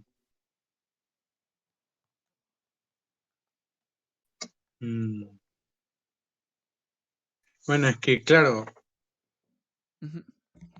una renta básica, no sé, me parece una buena idea hacerlo, pero la pregunta es que sigue habiendo lo mismo, ¿no? Claro, es una buena intención. Mm. Es que, claro, no sé, los únicos puntos en los que chocaban conmigo era el hecho de subir impuestos, como te digo, porque literalmente vas a tener que subirlos, sí o sí. Sí, sí, No hay claro, forma de que el eso sí. Estado se financie de otra manera. Sí, si lo haces Entonces, viendo los impuestos, después sí, claro que vas a tener inflación, pero porque si les das a la gente renta básica sin aumentar los impuestos, lo que vas a hacer es crear más moneda, tendrás más plata en circulación en total, la cantidad total de moneda va a aumentar y eso sí va a causar inflación. Entonces, si no quieres verá una importante inflación, entonces sí tienes que no, aumentar a los ver, impuestos, sí. el hecho de subir impuestos cuando tú regalas dinero, como es, o imprimes dinero, que es lo que hace el Estado, no baja la inflación. Digamos, tú conoces la época en donde las cosas se pagaban con tabaco. Ujú. La gente no es que, no, el Estado subía bastantes impuestos había congelamiento de, ¿cómo se llama?, de salarios, impuestos a tal, impuestos a tal, a tal, a tal, y los impuestos subían porque querían que iban a manejar así la situación. ¿Qué pasaba? Que esos impuestos, como te digo, alguien los tiene que pagar, ¿no? Entonces se pagaba más, salía más dinero del Estado, y igual que en la época del tabaco, Ujú. había demasiado dinero, demasiado tabaco en ese momento, que hasta el punto en el que si una vez, digamos, un tarro de leche costaba una hoja de tabaco o $3, Ujú. cuando se imprime y empieza a subir la inflación, no importa cuántos impuestos subas, va a seguir subiendo hasta 5, 10, 20, 30, y así con las hojas de tabaco igual, o sea, la inflación sigue subiendo porque hay dinero que no pertenece al sistema, sino que se ha imprimido, entonces Sí, se sí, pierde sí, el claro, valor. claro. Es por eso que no se debe imprimir el dinero. Se debe pagar, si pagas un programa como cualquier programa, cualquier gasto del Estado, cualquier sea, es muy importante que ese gasto sea al menos por la mayor parte, sea pagado por impuestos. Así no introduces más plata en la circulación. Estás usando la plata que ya existe y así evitas a inflación excesiva. Y así es por eso como dijiste, sí, si vamos a pagar esa renta O sea, básica, tenemos que aumentar los tú impuestos. propones financiar la canasta básica, como tú dices, financiar eso Ujú. con recaudación de impuestos. Ah, ok. Claro, aunque igual me parece muy caro y un poco lejano, ¿ah? Tendríamos que subir bastante los impuestos, pero sí, en esa parte sí me parece razonable, ¿no? Porque ya es un poco más factible ya, no generas tanta inflación. Sí, sí, sí. Pero no creo que igual se llegue a la cantidad necesaria para financiar a todos, como te digo, sin ningún tipo de requisito o tipo de barrera, ¿no? Todos pedirían su dinero, porque es obvio, ¿no? ¿Quién va a rechazar dinero? Entonces, como todos van a pedir dinero, mayor gasto público, no sé, los impuestos a mí me parecen una cosa muy poco ética. Sí, a mí no, sí, para mí impuestos moderados no son un problema para mí. Y bueno, otra cosa es que podemos eliminar a los otros programas sociales que tenemos ahora con esta renta Claro, básica. Nos ayuda a los impuestos simplificar todo. graduales. Es que, a ver, los impuestos graduales crecen en manera de que tú ganes más. Y claro, a ti y a mí no nos va a afectar porque yo primero no gano nada y tú probablemente ganes, digamos, a algo tipo, ¿no? Normal. Sí. A las personas que ganan, digamos, 100.000, 200.000 o 500, o incluso $1.000.000 al mes, Ujú. a ellos les va a pegar fuerte, porque ellos van a tener, a ellos les van a cobrar más dinero, simplemente porque ganan más. Sí, sí, claro que van a pagar más, aunque tengas un impuesto fijo, porque proporcionalmente pagan la misma cosa, pero eso significa que los ricos van a pagar más en términos absolutos. Sí, sí, claro, claro. Y eso es lo que propongo en realidad. Lo que propongo en realidad es la misma cosa que Friedman, es decir, un impuesto, como dije, ¿cuánto parece? Sería un impuesto fijo, es decir, un impuesto que sea proporcional a cuánto ganas. Y también con esa negative income tax, el impuesto negativo para las personas pobres. La única diferencia mayor con lo que dice Friedman es que después quiero también ah, imponer un límite. Solo quiero añadir ese límite, ese es como decir, sí, un techo a cuánto se puede ganar. Eso es la gran diferencia en mi sistema comparado con el ¿Has dicho sistema de un tipo Friedman. así? ¿Me lo puedes repetir? No te he entendido. El volumen estaba ¿Me demasiado. puedes repetir lo del techo? O sea, lo de la barrera, lo que tú dijiste. Sí, entonces ese techo sería así, ah, no sé cómo le digo un income cap en inglés, un límite de ingresos, algo así. Am, y eso, el límite de ingresos, Eso límite sería de ingresos como y decir, tú no puedes ganar de riqueza. $1.000.000. ¿Cómo? Así como tú no puedes ganar, Eh, o es de otra manera. no te he entendido muy bien. Tienes que repetir eso porque no sé, la conexión audio no está funcionando muy bien.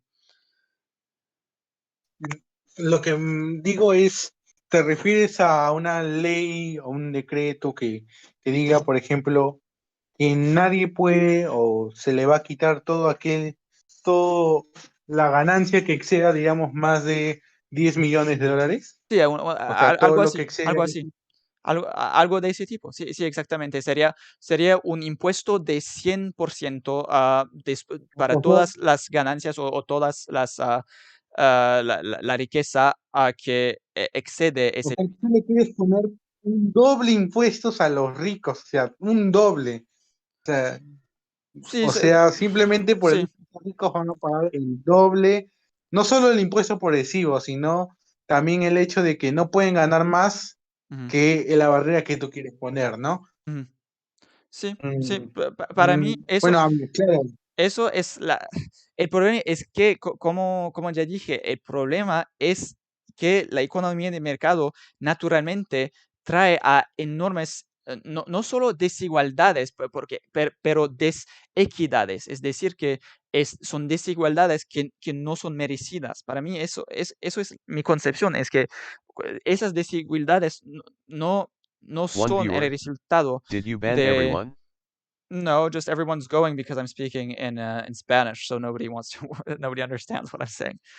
Sí, y eso es el problema, es por eso que quiero limitar esas desigualdades, porque para mí eso es la diferencia de concepción, es para un libertario o hasta para muchos liberales, la mayoría de los liberales también, am, hay esa concepción que No, es o sea, justo, que el si mercado conocieras un libertario, es justo, si ¿sí? conocieras un liberal que estuviera en contra o que diga tipo cosas como tú, ¿no? De no se merece lo que gana, claro, no sería libertario, No sería sería libertario, un socialista, un sí, pero socialdemócrata.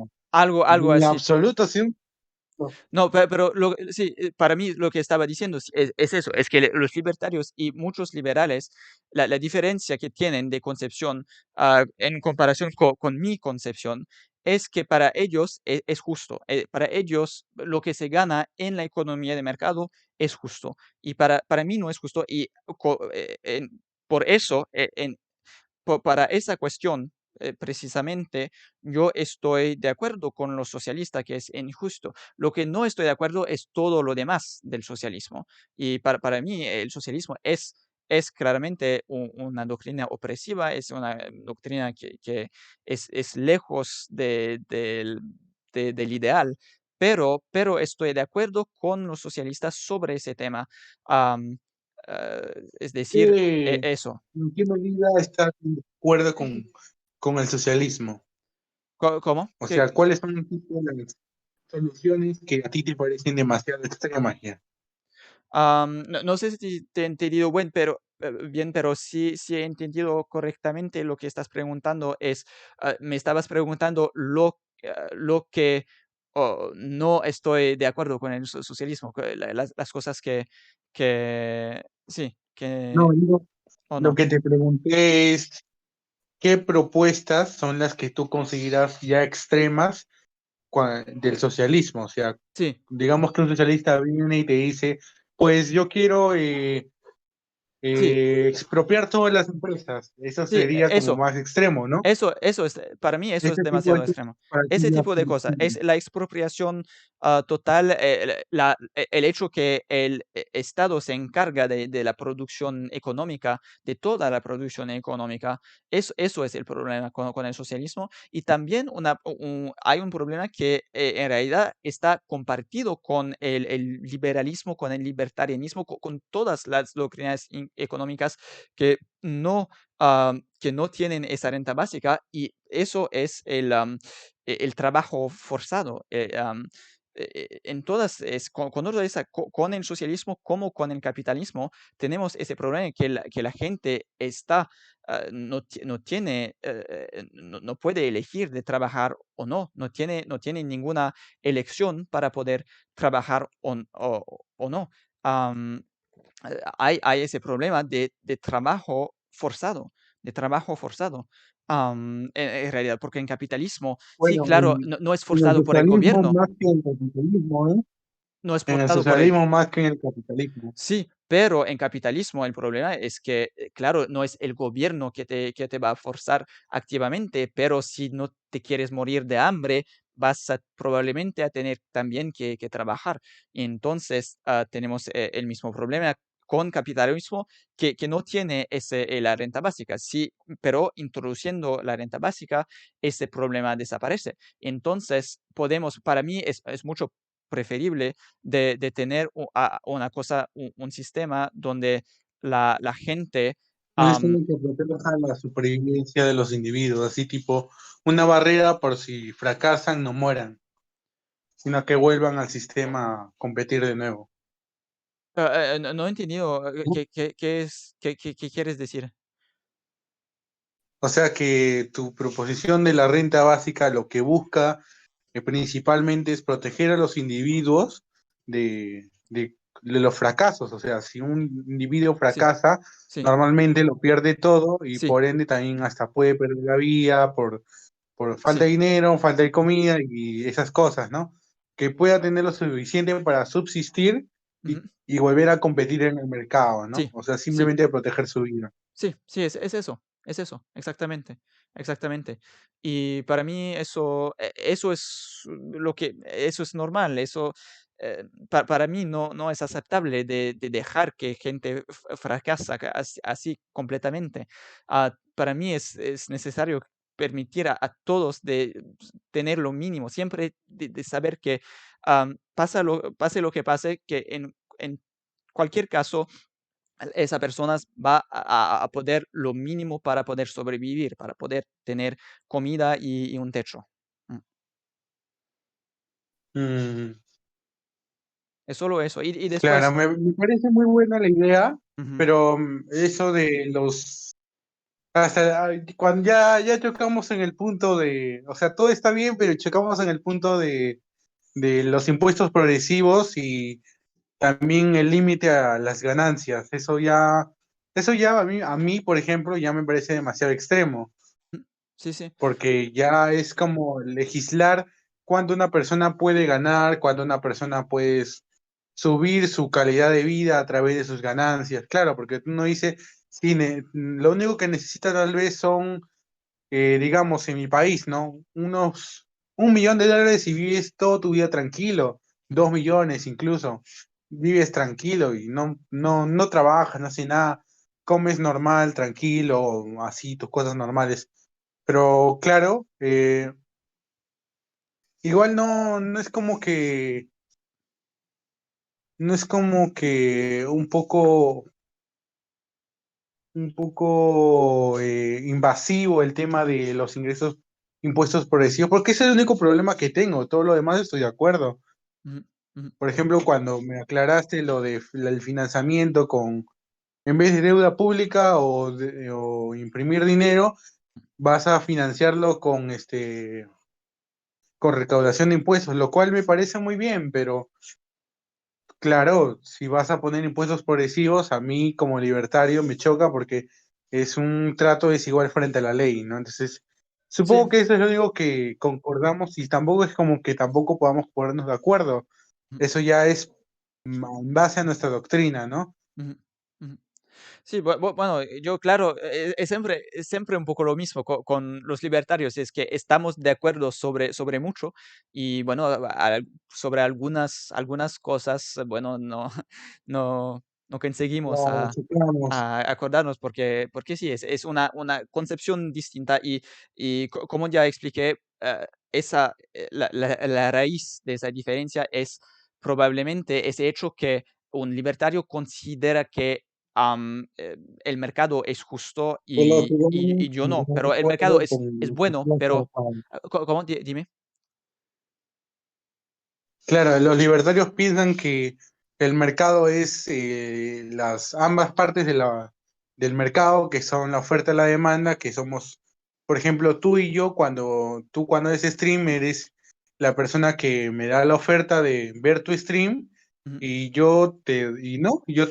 como te doy mi view, mi seguimiento, entonces hay un tipo de intercambio ahí voluntario, entonces los libertarios apuntamos a eso que mientras sea todo voluntario, todo está permitido, ujú, pero mientras sea caridad a punta de que el Estado me amenace con que, como te dije, ¿no? Si yo no quiero pagar esos impuestos, o sería inmoral, sí, pero la verdad de todo eso es que no solo quedaría inmoral, sino que el Estado obviamente me va a encarcelar o me va a hacer esas cosas, pues, ¿no? Una falla total a mi libertad. Porque, o sea, como tú dices, si se llega a ser, como te digo, universal, sería muy feo, porque ya la gente no tendría cómo decidir qué impuestos pagar y la cantidad que quiere pagar. ujú, ujú.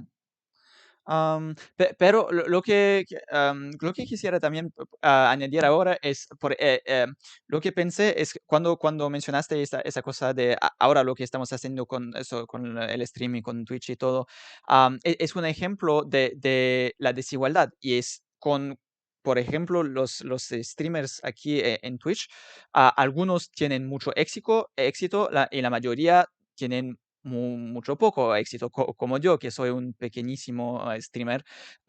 Y lo interesante es, imagina, ¿cómo puedo explicar eso?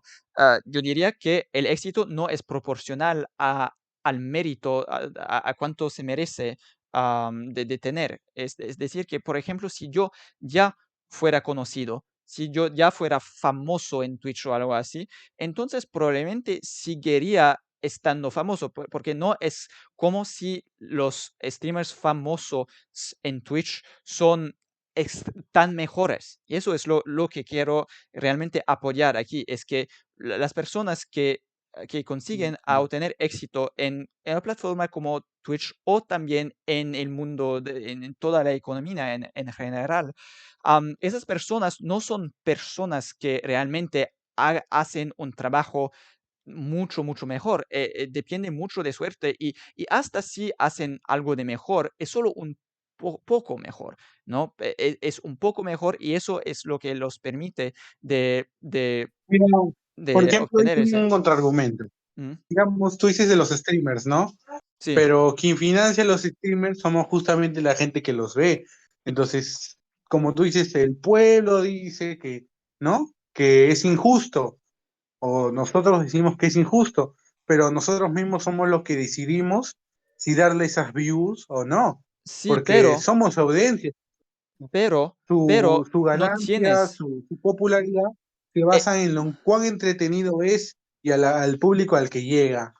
Entonces, es como, no sé, claro, es que para ti no es merecido y para mí es muy merecido. Sí, sí, es eso, pero no sé te puedo ver las cosas como las veo. Por ejemplo, es que dices sí es el público, es el consumidor que decide cómo recompensar, pero yo diría no Una decide pregunta, ¿hace realmente. cuánto tiempo ¿Por llevas qué? haciendo streaming? ¿Hace ¿Cómo? cuánto tiempo llevas haciendo streaming? No te he ¿Hace entendido de cuánto nuevo. tiempo llevas haciendo streaming? 3 meses, algo así. ¿Por ¿Hace qué? cuánto tiempo llevas haciendo Sí, sí, directos?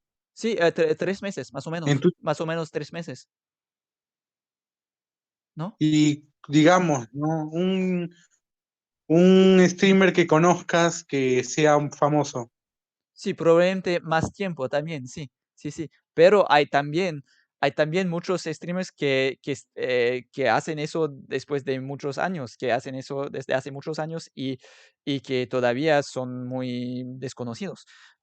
Entonces, lo que quiero decir es que es muy difícil encontrar a una persona, un pequeño streamer, es muy difícil para el espectador, para el consumidor, es muy difícil para el consumidor espectador de encontrar porque la plataforma ya te muestra a las personas que ya tienen éxito. Y así no es como si realmente tuviéramos esa elegida. Esa es También una cosa que estoy totalmente de acuerdo contigo, es que si Twitch mostrara, digamos, al azar los directos, no importa, de cualquier persona en cualquier categoría, sería mucho más factible ganar views, porque como tú dices, solo te muestran los más vistos y las personas muchas personas pasan desapercibidas. Ujú.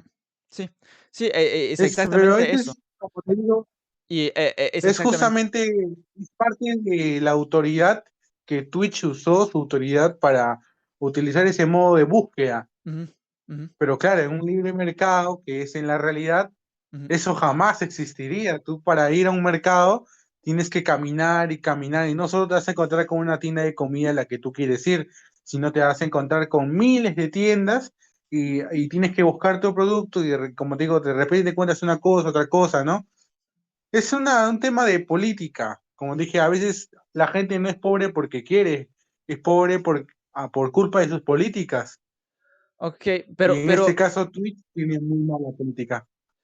sí, ok, pero no sé si te he entendido justo en cuanto a, no sé, que tal vez estabas diciendo que, por ejemplo, en la vida real, todas las personas, aunque también, por ejemplo, imaginando las tiendas, ¿no? Los pequeños negocios, los ves porque estás yendo, paseando por la calle y ves a todos, aunque sean muy pobres y muy desconocidos, por lo menos se pueden ver. Y eso, por ejemplo, eso, ¿no? Pobres y desconocidos no.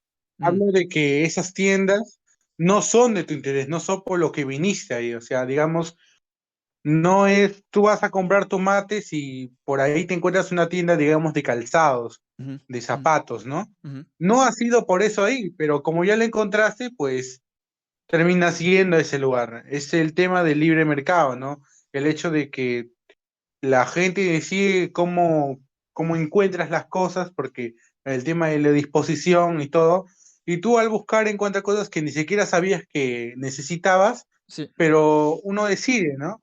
Ujú. Cambio en Twitch, lo que pasa es justamente eso, igual que en los gobiernos, una mala política, porque al tener solo en buscador normal a los recomendados y todos son más de 10.000 viewers, terminas pasando desapercibido, Sí, tanto sí, tú como muchos otros. sí, sí, O sea, sí, es sí. parte de política, creo yo, eso ya. Ok. Sí, sí, estamos de acuerdo, entonces. Estamos de acuerdo sobre eso, entonces. Yo, Efectivamente. ujú, ujú. Pero lo que quisiera también un poco responder es que en realidad nunca se llega a ese tipo de mercado idealizado, hasta en un mercado libertario más libre posible, no es en realidad No, no, posible yo no te he de... hablado de un mercado libertario. Por ejemplo, yo hablo de, tú has visto, yo le digo mercado a, digamos, hay una avenida, digamos, por acá en Perú, Ujú, hay una avenida que, por ejemplo, tiene muchas tiendas, como te digo, ajá, tanto de comida, de zapatos y todo. Entonces, todo se entrelaza hasta el punto que, como te digo, encuentras cosas que no sabías que necesitabas, pero como ya las viste, pues te quedas con ellas. Claro, si tú vas a una tienda, a una galería de puros zapatos, tampoco te vas a esperar encontrar ahí carne, ¿no? O ujú, sea, hay cosas que tampoco se pueden decir que no vas a encontrar o que no vas a encontrar. O sea, sería loco, ¿no? sí, Hay algunas cosas que sí chocan. ujú, No, es como ir a una tienda de música y esperar encontrarte pavo ahí. No vas a encontrar nunca eso, ujú, porque esa tienda está estrictamente diseñada para encontrar eso. Entonces, ujú. una cosa es el azar, como te digo, y otra cosa es la distribución, la organización, que ya no se puede competir contra eso, ¿ves? Porque ya hay otro tipo de competencia, hay otro tipo de industria específica. Y en Ajá. cambio, como te digo, en Twitch es más, debería ser al azar, pero claro, a la empresa le conviene más que vean a los más vistos porque generan más plata. Sí. Am, pero, okey. Pero hay una cosa, por ejemplo, es el tema de, ¿cómo decir? Las cadenas, ¿no? Las cadenas, por ejemplo, de restaurantes o de otros negocios, de otras tiendas, ¿no? Cuando hay una cadena, am, entonces no hay esa igualdad de poder ser encontrado, de poder estar encontrado por el público. Porque, por ejemplo, si tú tienes una tienda... No, ese es mentira, o sea, depende, por ejemplo, si yo vendo, digamos, ¿no? Yo, por ejemplo, el sábado Ujú, fui a una cadena de restaurantes, ujú, porque hay cadenas acá en Perú, ujú, ¿y qué pasa? Que hay tiendas de comida, claro, muy caras, ujú, y a gente en Perú jamás en la vida va a ir a comprar eso a menos que quiera darse su gustito. ujú, Pero normalmente nosotros buscamos la más económica, pero que tampoco sea tan mediocre, pues, ¿no? ujú, Entonces empezamos a buscar ujú, y claro, todas las tiendas tienen su oportunidad de vender su producto. Ya de ahí es que estén muy caras o que al producto esté muy mal visto, muy mal elaborado, ya esa es otra cosa, pues ya no es culpa de la política, es culpa del propio vendedor. Sí, sí, no, pero lo que me estaba refiriendo es más el hecho que, por ejemplo, si tú tienes una tienda individual, tienes solo una única tienda que existe en un único solo lugar en el mundo, en tu ciudad, y al lado de ti hay, por ejemplo, un restaurante de cadena, ok, que existe también en otros barrios y en otras ciudades y en otros países y en todo el mundo, por ejemplo. Am, Más y, conocido, más conocido.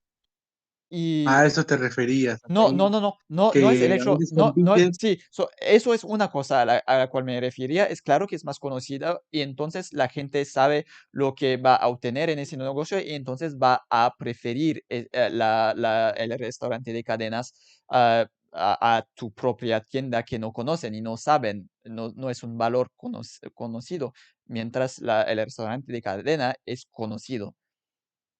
Eso sí, pero no estaba hablando de esto, en realidad no estaba incluso hablando de esto. El problema mayor es que hay, probablemente, imaginando que hay un propietario único de toda esta cadena de restaurantes, esta persona ahora am, se, se gana todo. ¿Cómo decir? Es decir, que en las otras ciudades la gente no puede escoger si elegir a tu restaurante o el restaurante de cadena. Digamos que estás en Lima, por ejemplo. No sé, ¿quieres decir dónde vives más precisamente o no quieres hablar No, sí, de ti? Lima, Lima, Lima. ¿Dónde eres? Vivo en Lima. No te entiendo, no te entiendo. Perú, Lima, San Juan del Origancho, por ahí soy. Sa- Sí, sa- es un barrio un poco normal, o sea, sí, no es de ricos, es más ok. bien un barrio un poco más Pero no, humilde. pero no te había entendido, porque el problema es que cuando empiezas de hablar no te oigo muy bien y tengo que esperar como 2 segundos o algo así para entenderte bien. Entonces, no sé si dijiste que vives en Lima o en otra ciudad. Vivo en Lima. Ok, gracias, gracias. Sí, bueno. Y entonces, bueno, por ejemplo, tú tienes, imaginamos que tú, digamos, tienes un restaurante en Lima, un único restaurante que no es una cadena. Y entonces, en tu barrio en Lima, la gente puede elegir de ir o a tu restaurante o a McDonald's o algo, imagino que eso ya está presente en Perú también, en McDonald's, pero entonces, No, obvio. ¿no está? Tampoco estamos tan atrasados. Sí, no hay, porque cuando estuve Sí en hay, sí Argentina, hay, sí. sí, sí, Sí hay McDonald's. sí, sí, sí, sí, Sí hay, hay, sí, ok, obvio. ok. Y entonces, bueno, la gente puede elegir de ir a tu restaurante o de comer en McDonald's, ¿no? Pero el problema para ti es que en los otros países del mundo y en las otras ciudades también, si a la persona no solo va en Estados Unidos, pero si se va a Colombia o si se va simplemente si se va a Arequipa o a Trujillo o algo así, bueno, esa persona no va a tener esa posibilidad de ir a tu restaurante, pero va a tener la posibilidad de ir a McDonald's. Entonces, no es equivalente. Es decir, que en una ciudad del mundo, en un barrio del mundo, la gente va a tener esa posibilidad de poder Entiendo, entiendo. escoger a ti De las en vez de capitales, escoger a quiero- McDonald's. ¿Entiendes un a poco ver, lo que quiero estoy asegurarme diciendo? que te estás refiriendo esto. ¿Te Eh, refieres a que la cantidad de público a la que a que voy a llegar yo, digamos, ¿no? sí, Solo va a ser dentro de mi localidad, mientras que el empresario que tiene 50 restaurantes en todo el Perú va a llegar a muchos más y así, ¿no? Sí, sí, sí. Y el problema es que ahora no es, Pero no, claro, no es que a ver, es... hay que no estoy, si yo fuera el empresario, solo estoy compitiendo contra el restaurante que está en mi lado, no contra todos los restaurantes del Perú. Claro, Sí, solo compito con los que están en mi localidad y si crezco más, compito con los demás, ¿no? sí. Pero claro, ese es un tema que tampoco es como se pueda solucionar, ¿no? Si solo existes tú si nunca has salido de Lima, por ejemplo, nadie te va a conocer, digamos, en Ancash, en Ayacucho, en Cusco, no te van a conocer nadie, porque tú nunca has salido de Lima. Entonces, ya se trata de un tema The de que 93% es thing is normal, es kind of simplemente que no misleading te because conocen it porque nunca includes te han tons of visto. little gatherings with like 5 people. ¿Cuál es el punto de eso? El punto de eso es que, ¿cómo decir? Es que no sé no sé cómo formular eso de modo claro, de modo simple. Am, una Cuando una vez que ya, conseguiste, a hacer que tú tengas una grande cadena de restaurantes, utilizando ese mismo ejemplo, una vez que hiciste eso, no, Ujú. am, puedes un poco, ¿cómo decir? Es más fácil. Hay un poco como una especie de ¿cuál es, se dice? Hasta en inglés no me acuerdo cómo se dice. El rent seeking se dice, eh, ¿cómo se dice eso? Una búsqueda de rentas. Es decir que cuando estás grande es más fácil permanecer, quedarte grande. Am, Ah, y claro, obvio. mm, Pero pero para que seas grande, ujú, tendrías que ser chiquito, ¿no? Entonces, claro, como libertario para mí eso se lo ganó con su propio esfuerzo. mm. Entonces, no le veo lo malo. Sí, sí, pero Tampoco, ¿cómo? o sea, claro, Mm, hay algunas cosas que como libertario, a pesar de ser libertario, estoy en contra. Por ejemplo, el monopolio. El monopolio para mí es algo muy garrafal, es algo que no debería estar, ujú, no debería ser permitido. ujú, ujú. Sí, pero bueno, yo Claro, creo que estas cosas, normalmente en una economía de mercado, los verdaderos monopolios no existen tanto, porque hay siempre otra persona que podría venir, no, sí porque existe. Acá ujú, en Perú antes no, ¿cómo se llama?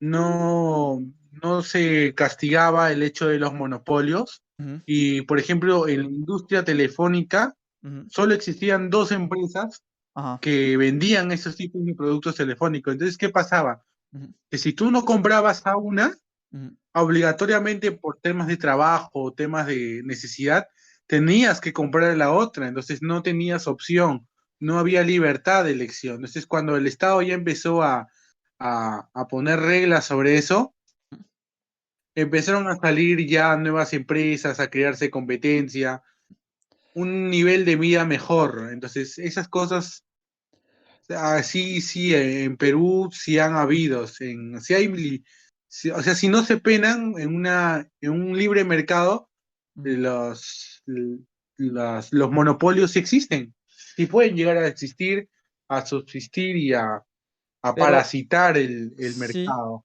sí, pero ¿cómo existen? Yo diría que es justamente a Porque, causa del digamos, hecho acá en que... Perú, escúchame, ve.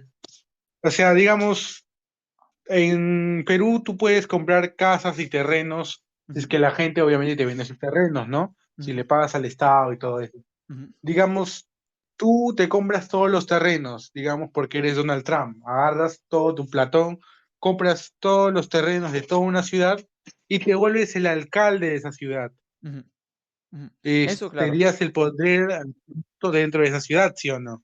Sí, sí, sí. Cuando se trata específicamente de terreno, sí, sí. Estoy de acuerdo contigo No, no sobre solo eso. de terreno, o sea, digamos, tú compras, hay algo que se llama, no me acuerdo bien el nombre, pero es sobre, digamos, si yo compro todos los restaurantes de todo, digamos, de toda una provincia, Ujú. toda esa provincia va a estar bajo mi poder y no va a haber ningún tipo de competencia. ¿Por qué? Pero Porque la no, elimino porque al instante. no, pero porque otra persona puede abrir un nuevo restaurante si haces eso, ¿no? No hay, No, claro, sí, pero es como tú mismo dijiste, si hay, digamos, 5 restaurantes del mismo tipo de marca, ujú, o sea, digamos, ¿no? 5 McDonald's y justo en medio de esas 5, o ujú, sea, ya que hay una pluralidad de empresas ahí y hay una pluralidad de locales, yo hablo mi empresita pequeña a bajos costos. Puede que al principio sobreviva, pero al final el empresario grande, o sea, yo, ujú. voy a tomar la decisión de también atacarte el tema de bajar los precios de Sí. mis propios productos y te mato, pues te mato porque la gente ya no va a ir, quiebras y Ujú. cagaste, pues. Sí. Es así, es un poco eso. Sí, eso, El eso sí. monopolio está muy mal, yo sí estoy de acuerdo contigo. Sí, y eso sí, de acuerdo con eso. Y bueno, como yo lo que proponería, ¿por qué, por qué esas empresas pueden hacer eso? Es porque tienen, como se dice, ah, ¿cuál es esa expresión? Como la economía de escala, ¿no? El hecho que cuando eres más grande, entonces puedes permitir de vender cosas a precio menor. ¿Por qué tienes economías que vienen con el hecho de estar más grande? Eres más eficiente cuando haces las cosas a mayor escala. Cuando todo es más grande, todo puede ser más barato. Entonces sí, eso es un problema. Y entonces puedes, no sé cómo se dice en español, Pero sí, digamos, undercut, comparemos algo, ¿no? Ujú, sí, Por ejemplo, ¿tú dime. conoces Ripley? Ajá, ¿Tú conoces Ripley? Es una marca de ropa, ¿sí o no? Muy ok, grande ok, que ha pasado continentes enteros, se ajá, venden en todos los lugares. ok. Entonces, ¿qué pasa? Ujú, Que si tú vienes a Perú, por ejemplo, ¿no? Si yo voy a comprar a Ripley, ujú, esa ropa lamentablemente está demasiado cara. ujú, ¿Por qué? Porque así como es más conocida, se ujú, pide más por su mano de obra, más por su fama, todo eso. Un sistema de valores que ellos mismos sí, ujú, se pueden imponer a sí mismos. Dicen, oye, pues esta es mi ropa y mi ropa vale algo, y si la quieres comprar, pues tendrás que pagar la cantidad que yo te ofrezco, ¿no? Y hay gente como yo que dice, no te voy a pagar eso en la vida, pues entonces me voy a otro, digamos, hay una pequeña ciudad comercial de ropa llamada Gamarra, y ahí todo está baratísimo, ¿no? Es tipo la gente, claro, las empresas grandes pueden disminuir sus costos en modo de ataque para controlar y atacar a las empresas pequeñas que nacen, pero si lo hacen también significa una gran pérdida porque pierden valor de sus ropas, empieza a haber sobreconsumición, una cosa bien fea que no se puede mantener. O sea, ujú, si todo fuera de un precio muy bajo, ujú, también tendrías que bajarle, o sea, si se alarga, digo, ¿no? Tendrías que bajarle también los sueldos a tus empleados y ujú. cosas así. Y cuando tú cometes un error en el libre mercado de ese tipo, vienen otras empresas igual de grandes que tú y te empiezan a comer a ti, te empiezan a atacar de la misma Sí, manera sí, sí, y, claro. y así es aquí. Ajá.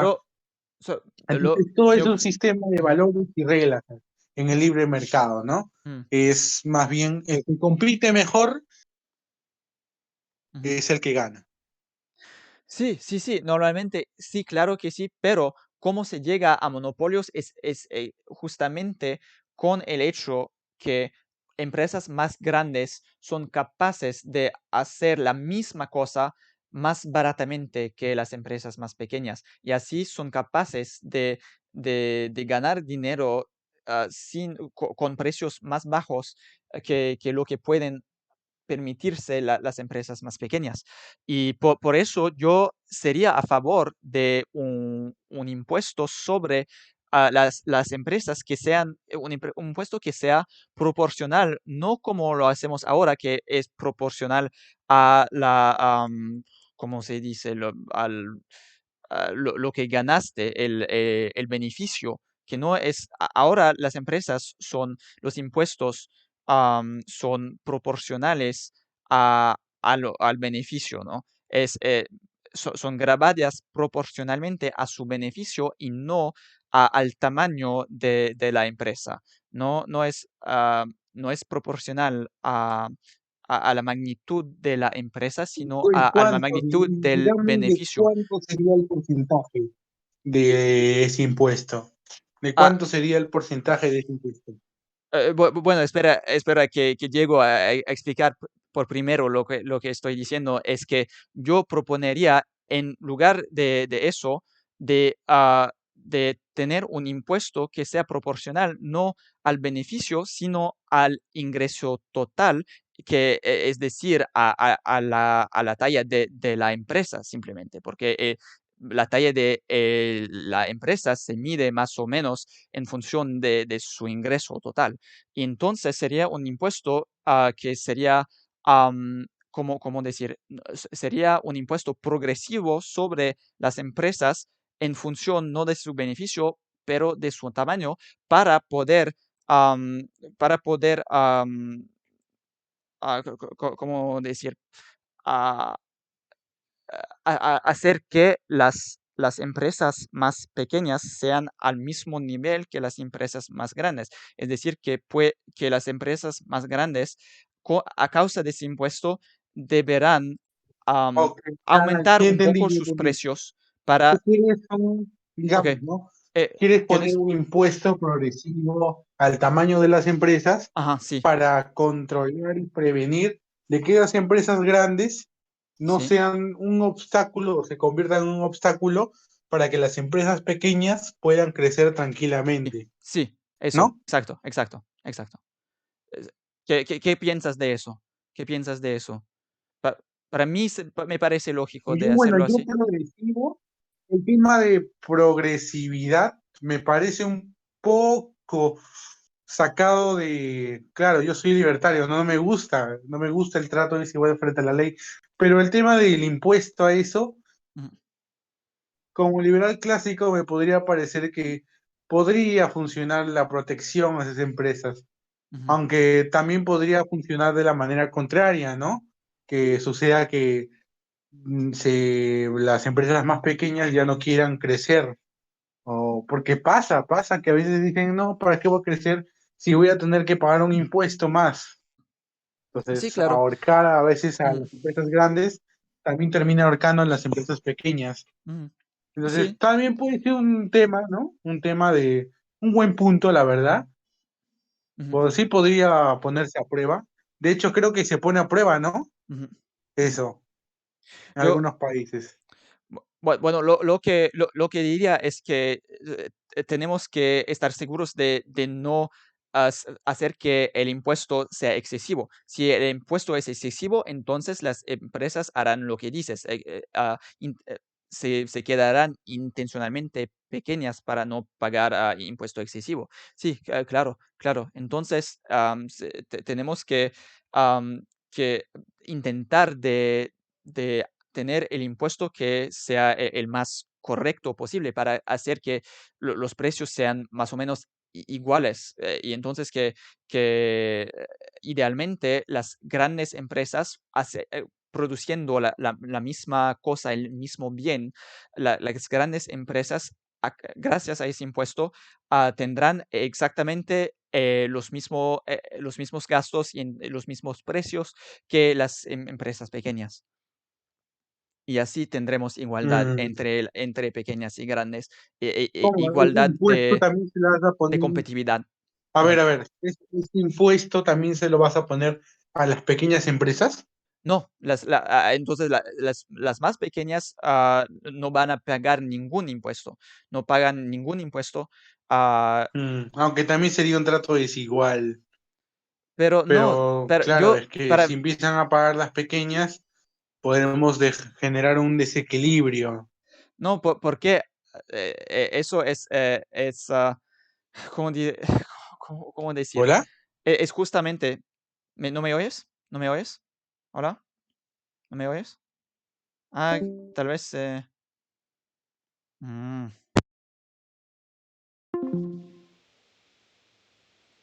Presumo que...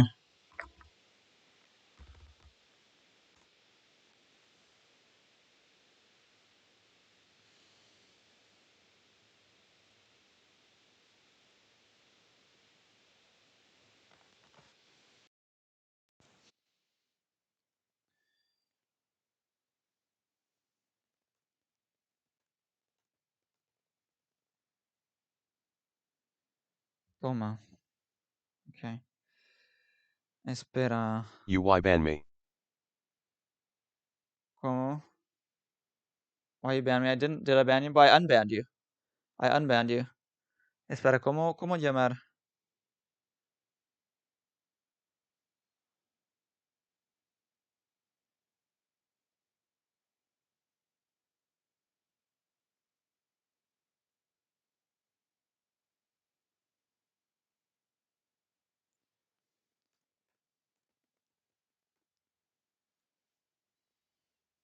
¿Qué pasó? No sé, llámame solo. Probablemente es que la Hey la ban. toma la toma de mis auriculares am, se se quitó. Entonces,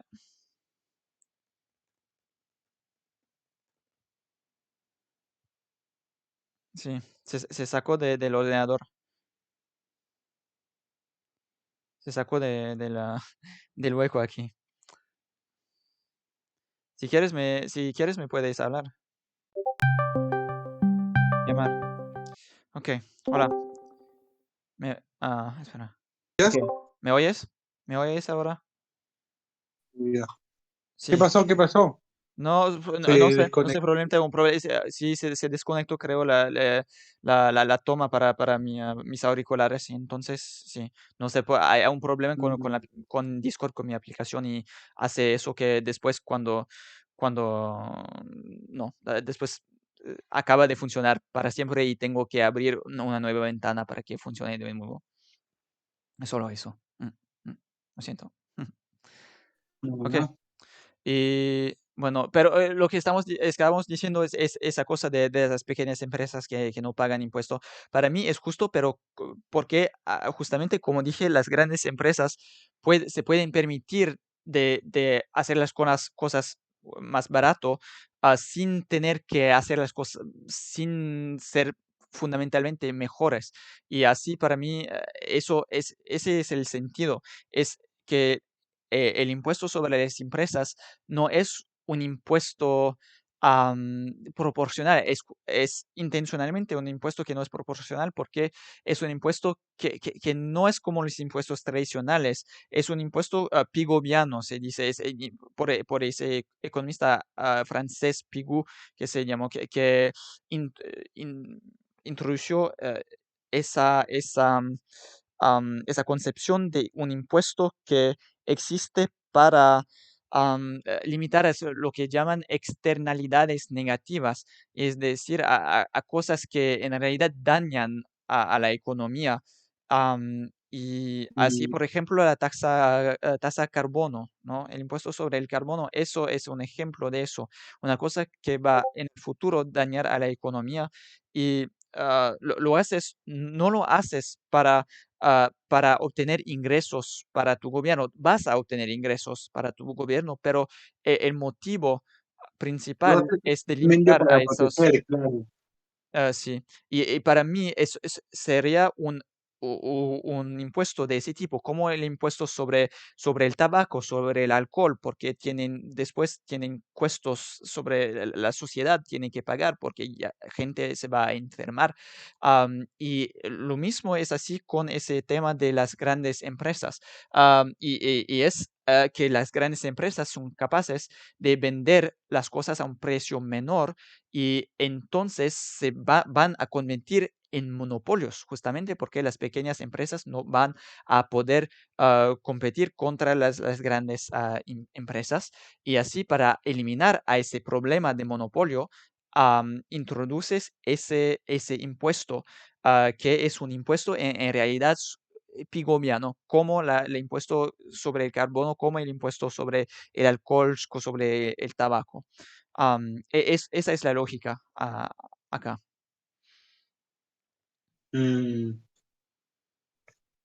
Y así, Pues no tenemos, y así no tenemos que tener leyes específicas para limitar a monopolios. Y de un cierto modo es casi como si el gobierno no interviene menos.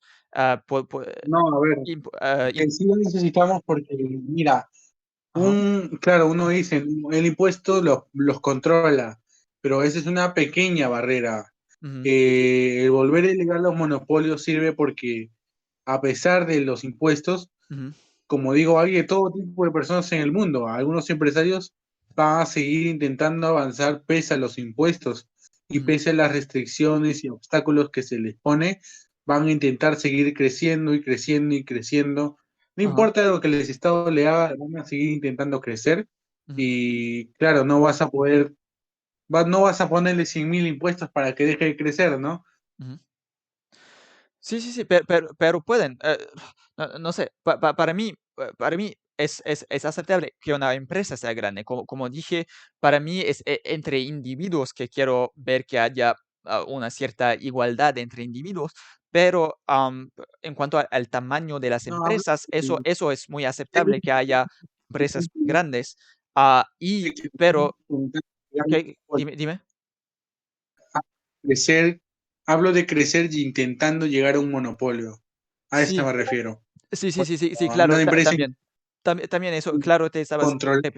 Pero sí, el hecho es que si tenemos ¿cómo decir? Un impuesto sobre las empresas mayores, entonces normalmente no va a ser posible llegar a ser un monopolio, porque porque hay siempre otra empresa que va a poder venir. Ese es el principio del mercado, es que si llegas a ser un monopolio, entonces otras empresas van a poder competir contra ti, y si eres el único en una situación de libre mercado, es porque eres el mejor, y no eres solo el mejor, pero eres tan mejor que todas las otras empresas que el consumidor siempre quiere comprar cosas de ti, no quiere comprar cosas de ninguna otra persona, y solo porque eres realmente mejor que todos los demás. Bueno, ese es libertarismo. Sí, eso es libertarismo, y por eso lo que digo es que si Porque tenemos... no es que se lo merece, el público lo elige, pues, ¿no? El punto, no es que se lo merece, es que el público lo elige. Es que la gente le compra y porque es el mejor, ¿ves? Como tú dices. Sí. Y eso es por eso que sobre ese tema Pero para... en esa parte nosotros dos concordamos a la perfección. ¿Cómo? No te entendí. En esa parte concordamos a la perfección. Sí. O sea, Sí. en esa parte estamos de acuerdo. Sí. No, te entiendo. De nuevo, como dije, es que solo cuando empiezas a hablar, el sonido es muy bajo y no sé, tengo que esperar cada vez más o menos 2 segundos antes de oírte bien. Es solo eso. Tienes que tomar eso en cuenta. No sé si pasa lo mismo para ti. Cuando yo hablo, no sé, tal vez tienes lo mismo, no sé. Sí, hay unas cortecitas, sí. Mm. Oye, ¿tú qué opinas del socialismo puro, así? No tipo Maduro, ¿no? No del tipo dictador. Hablo de medidas económicas que superen, tipo, bastantes impuestos hasta el punto de que quiebran la economía.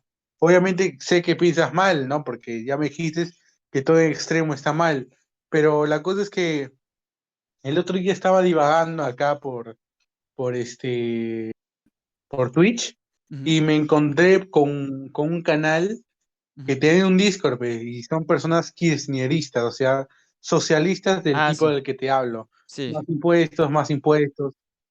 Y no sé, yo la verdad es que me metí ahí y me estoy haciendo pasar como un novato, pues que no sabe nada, pero hay libre debate ahí supuestamente. Y Sí. nunca he ido a debatir un libertario sobre las ideas y todo eso. Y claro, algunas veces en Argentina son un poco, no somos como tú y yo, ¿no? Que debatimos ideas y todo normal, todo tranquilo, sino que a veces hasta insultan, falacias ad hominem, falacias de, bueno, todo tipo, pues ya empiezan a meter cosas que no argumentan, sino empiezan a insultar como único tipo de argumentación para ellos. Sí, Entonces, ¿qué desgraciadamente. opinas si te paso el Discord? Y ahí, si quieres, te diviertes un rato, pues. Sí, porque están en vivo ahora. Oh, Creo que sí, a esta hora creo que están en vivo sí, y sí, ya sí. pues tú y yo podemos divertirnos bastante, ¿ah? Sí, sí, sí, claro. Podemos hacer. Sí, si quieres. Dame el link. Seguro que me van a banear de su Discord. Sí, A ver, pero sí. voy a intentar copiar el link. Es que hay cosas que empiezan a argumentar cosas como, eh, espérate, ¿Estás aquí? le voy a copiar. Sí. Sí, sí. Pero sí, claro que respondiendo a tu pregunta de ese tipo, tú me estabas preguntando si estoy a favor de impuestos que quiebran la economía, pero claro que no, porque casi por definición yo quiero que la economía funcione bien, quiero que la economía se quede fuerte. Entonces, claro que si el impuesto llega a ser tan grande que quiebra la economía, claro que no voy a estar a favor de eso. Y claro, eso es un límite, claro, a la cantidad de impuesto que se puede imponer a la sociedad. Pero, okey, okey. Diría que Ahí ya te lo envié. Creo que pasan 10 minutos antes de poder hablar, pero no sé, me da como una... ¿Tú nunca has sentido eso de que quieres discutir con alguien así tipo que esté totalmente en contra de cada una y todas de tus ideas y tener un debate tan encarnecido que sea tan divertido? Pero claro, al principio es divertido, ¿no? Luego se vuelve un poco frustrante porque ya empiezan a decir cosas que ya son un poco fuera de lugar para un debate. Pero bueno, con que sea divertido para mí es suficiente. Y sobre el tema, ¿no? Del kirchnerismo y el socialismo, Ujú. un poco muy extremista en esa parte. Sí, es algunas cosas que no. Claro, hay unas preguntas, ¿no? Que dicen, en el sistema económico de los otros países, dice Argentina, Ujú. se preguntan normalmente o si eres liberal o cuán liberal eres. O sea, en el tema de cuán crees en la libre economía, como tú y yo, heterodoxo, pero jamás se habla de socialismo puro en el tema de que el Estado se encargue de todo, porque está probado que no sirve. Y aún así hay gobiernos acá en Sudamérica que lo prueban, Ujú. en Centroamérica, incluso otros gobiernos, ¿no? Ujú. Como los nórdicos que lo intentaron y Ujú. fracasaron, Ujú. tuvieron que reformar. Ujú. Sí. Pero yo pero aunque reformaran en los países nórdicos, por ejemplo, los impuestos se quedan bastante altos y, entonces No, claro, sí, y entonces pero o sea, bajó bastante después de reformar, bajó bastante su déficit fiscal. sí, sí, eso es Y esto importante. ayudó demasiado. Sí, sí, claro. No, es importante Correcto. evitar sí, el déficit, claro, que yo no soy a favor de esos gastos que nunca ¿cómo decir? Que no se pagan por impuestos y que los déficits que siempre continúan de crecer y que nunca ¿cómo se dice? Y que acá en Latinoamérica es una locura, porque claro, tú dices, bueno, financiamos con recaudación de impuestos para evitar gran ascenso de la inflación, pero acá en Latinoamérica el tema de imprimir dineros Ujú, parece que lo hicieran por moda, ¿no? No sé, por ideología, ujú, porque luego lo hacen una y otra vez, mm, tanto, o sea, en Venezuela $1, ujú, 200 pesos casi, mm, 200, ¿ah? mm, O sea, tú imagínate pagar $200 por €1. mm, Una cosa de locos. mm. No, sí, sí, no, en Venezuela es absurdo lo que pasa, pero u un lugar un poco más moderado, pero que aún así tiene muchos problemas, es, por ejemplo, como creo que estabas diciendo con ese tema de kirchnerismo, es, Argentina, que para Argentina, ajá. sí, Crisis que económica, pero ujú. no como una crisis humanitaria, como ya lo tiene Venezuela. Sí, sí, sí, sí.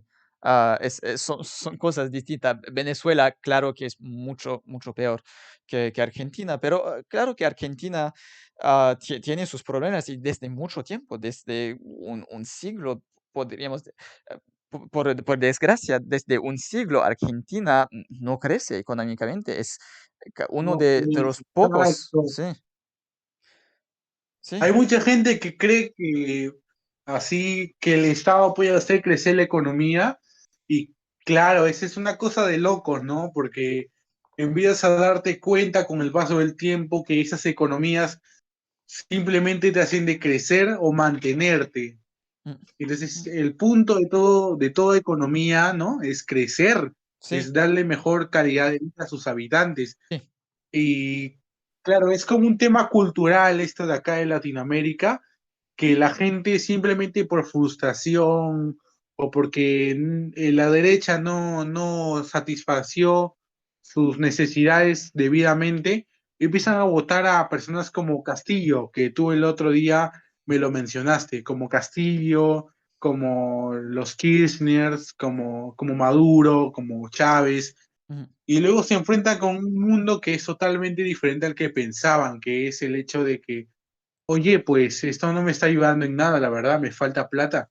Ujú, ujú. Sí, sí. Am, pero bueno, claro, eh, al contrario de eso, por ejemplo, yo no sé qué pensar, por ejemplo, de toda ¿sabes? La Unión Soviética y todo eso, porque es cierto que inicialmente hubo un crecimiento económico para algunas décadas, que fue bastante impresionante en realidad. Pero mi impresión, y lo que dicen también los económicos, es que la razón para la cual pudieron hacer eso es, hay dos causas principales. Una de esas causas es que cuando un país es muy pobre, es mucho más fácil crecer rápidamente que después. Y eso fue el caso con la Unión Soviética, que Eso sí, consiguió es como la realizarse. recuperación es más rápida que el crecimiento. Ujú. La recuperación es más rápida que el crecimiento. Sí, sí, bueno, también eso, sí, también eso, pero siempre Rusia siempre era muy pobre, desde siempre era muy pobre y consiguió a industrializar rápidamente y a crecer rápidamente. Y también después, y no solo después, pero sí, una vez que esta industrialización había ocurrido, consiguió a continuar a crecer haciendo que más gente trabaje. Dicen es a cosas de factores o algo así, un crecimiento de factores de producción, algo así, que lo que significa es que personas que Ajá, no estaban empleadas empleados. ahora se volvieron a estar empleadas. Y así hicieron que todas las personas que no trabajaban acabaron por trabajar. Y eso es como Un trabajo libre. consiguieron a trabajar, Ese es pero, el resultado del libre mercado, claro. Claro, pero no es totalmente libre, mm, pero el hecho de que ya le des una buena cantidad de libertad al mercado hace que el mercado crezca, pero a medida que tú dices, wow, ¿no? mm, Creo que como dijimos, ¿no? Recuperación más rápida que crecimiento, es verdad. Pero mm, claro, ese es el punto de todo esto, que cuando estás en una crisis, ujú, el punto es recuperarte de esa crisis. Y acá en Latinoamérica se tiene mucho desprecio por el tema de la libertad. La gente está muy acostumbrada a que el Estado le resuelva la vida ujú. y terminamos con estados demasiado grandes, impuestos demasiado abusivos y esas cosas, pues. Mm.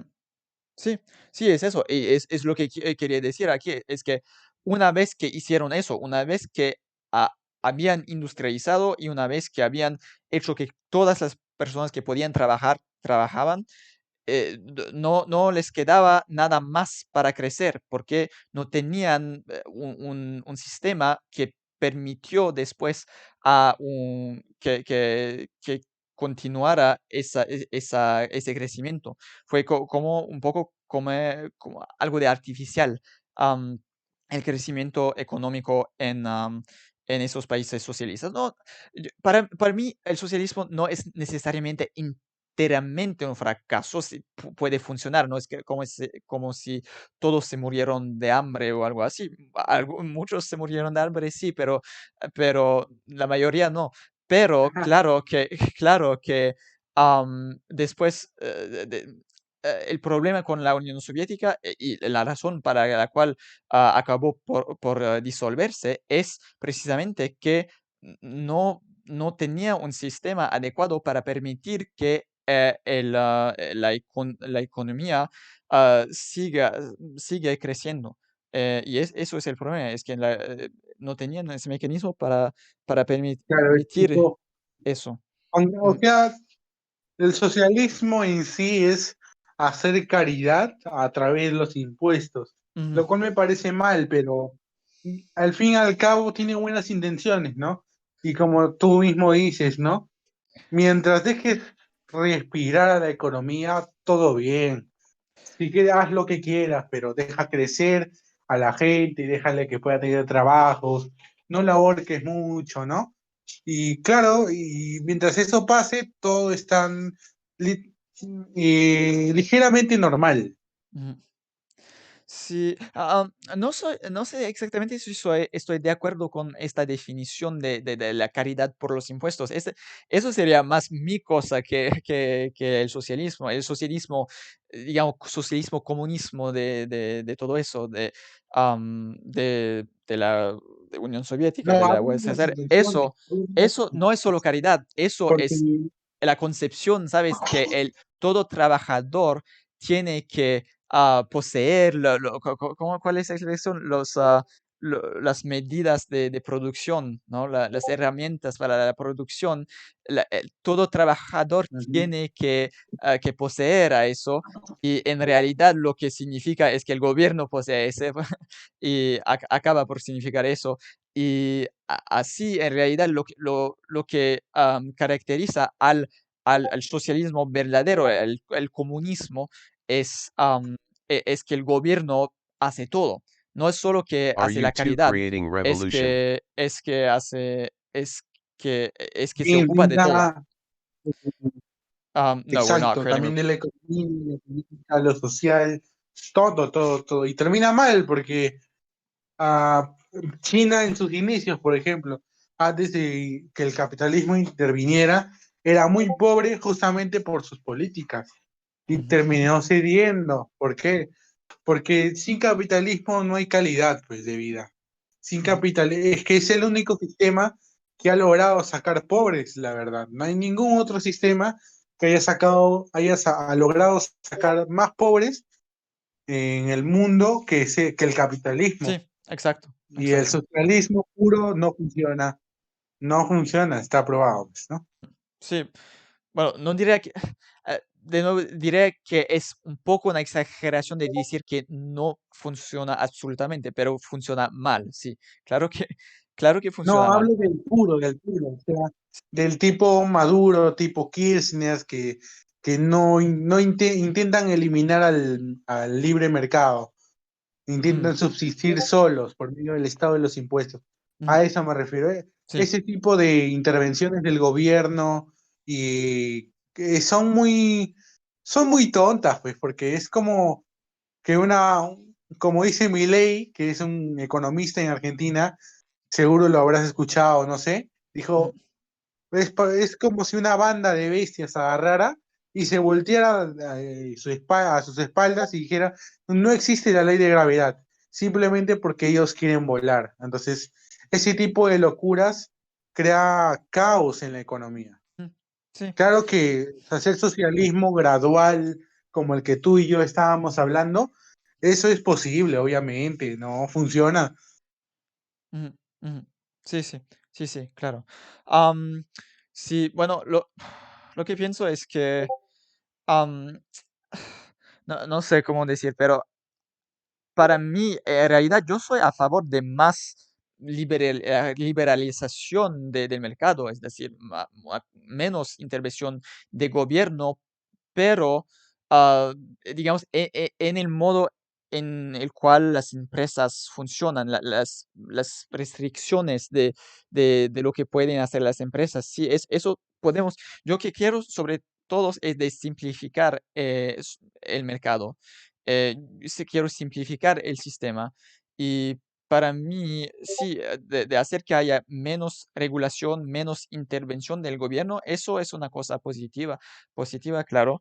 Am, pero, pero, como dije, para mí hay ese problema de la desigualdad. Y eso es una cosa que se debe un poco, no completamente eliminar, pero es una cosa que se debe disminuir, la desigualdad. Y eso es donde es un poco la parte donde estoy de acuerdo con esos socialistas y donde apoyo una intervención de gobierno. Bueno, eso ya lo expliqué, entonces ya, ya me estoy Sí. repitiendo. Mm.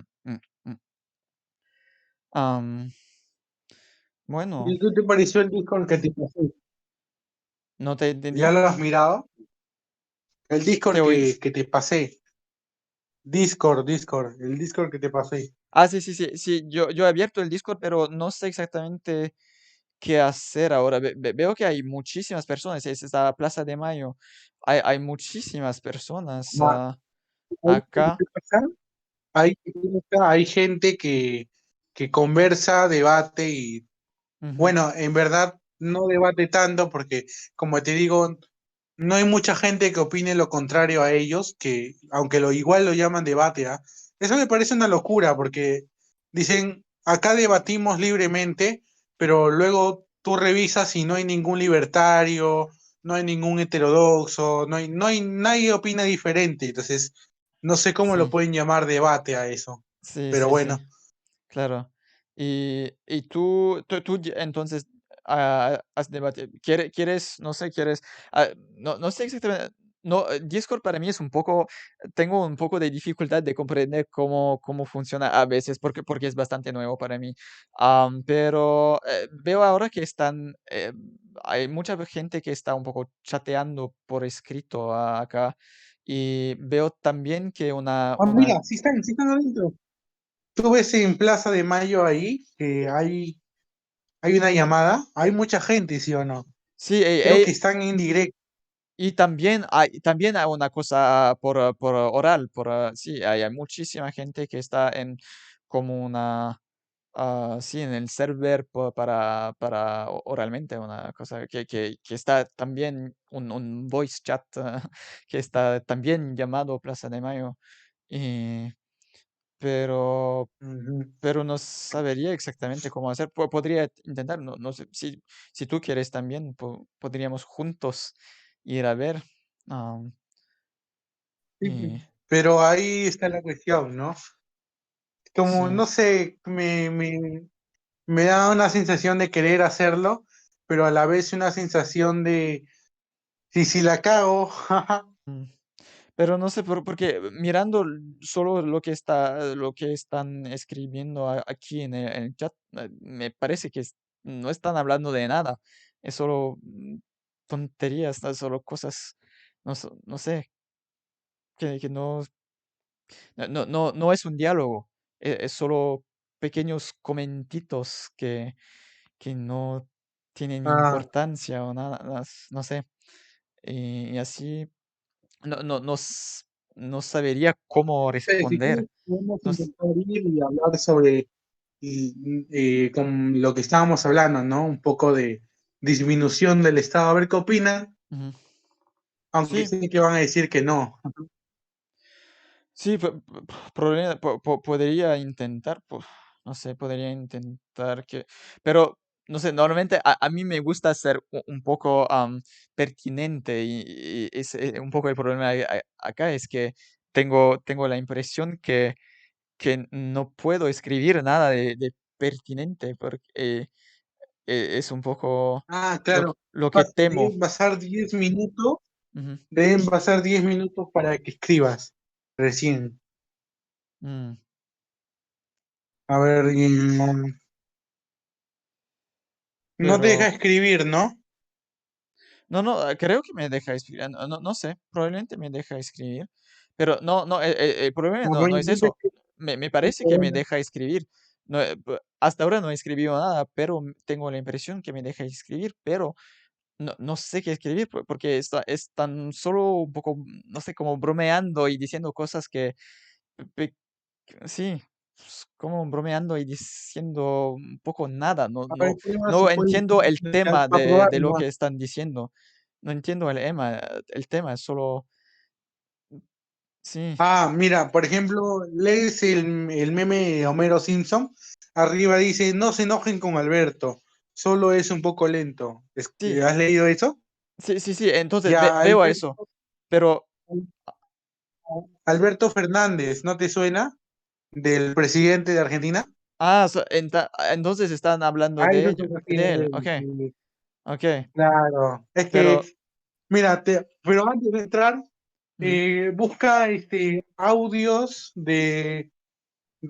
¿cómo se llama? De Vallejos acerca del presidente Alberto Fernández. ujú, Se han filtrado unos audios allá en Argentina ujú. y muy feos, la verdad. Y por eso está todo el tema de que ha habido traición en el gobierno, de que va a haber un golpe y cosas así bien raras. Ujú.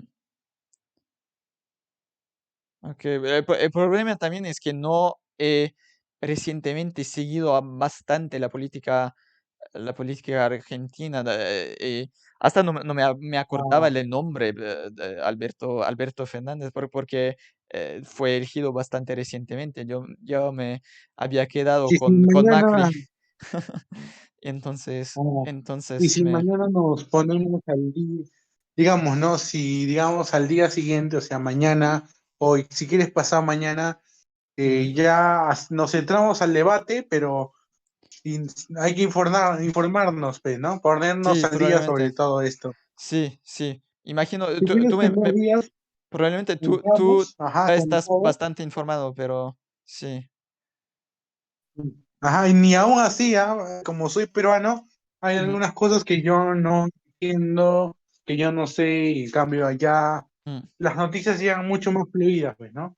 ujú. No, si pasado mañana, pues, ¿no? Sí, Nos sí. reunimos, ¿a qué hora te conectas No en sé, stream? depende, porque cada día depende, depende de mi humor un poco, entonces no te puedo decir exactamente, pero probablemente alrededor de algo como las 8 de la tarde o algo para ti. Algo, no, pero las ¿Dónde 6 vives, cierto? 6 de la tarde, probablemente. Algo así, ¿De qué país eres? ¿De por la qué país tarde, eres? por la tarde para ti, más o menos, pero no te puedo decir Sí. exactamente. Mm, mm, No, está bien, obvio, claro, no pasa nada. ¿De qué país eres? Porque pues, vemos que tenemos horas diferentes. Sí, bueno, ahora estoy viviendo en Nueva Zelanda, tengo mucha familia aquí, pero también yo nací en Wow, Ginebra, yo nací en Ginebra, en qué buen Suiza. lugar para vivir, ¿ah? Mi padre es estadounidense, entonces soy un poco de todos lados. Mm.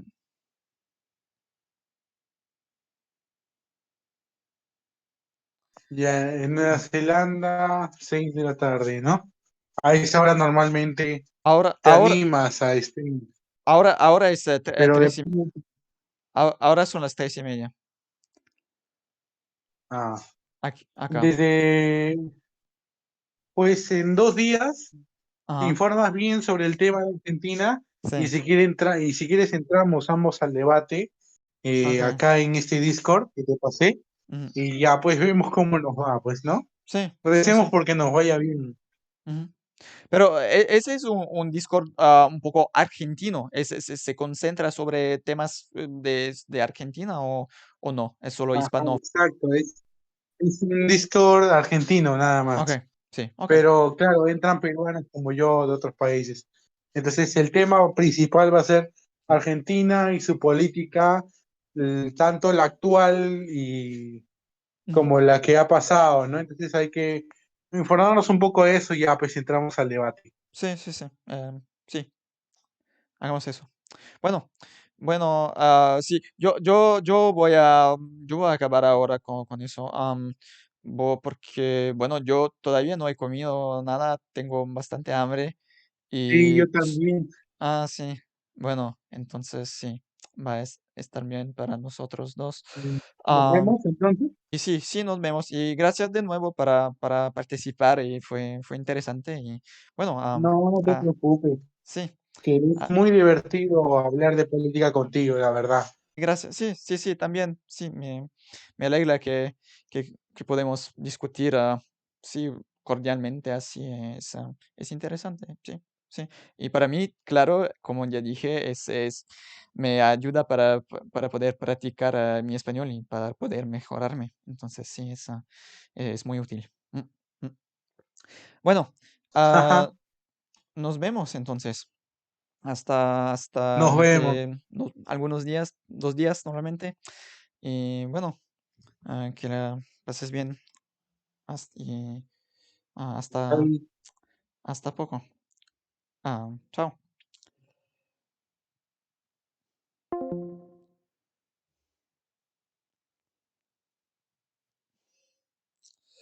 All right. I'm gonna stop streaming, like I said, if anybody's still watching. So, and if anybody's watching, thanks for doing that.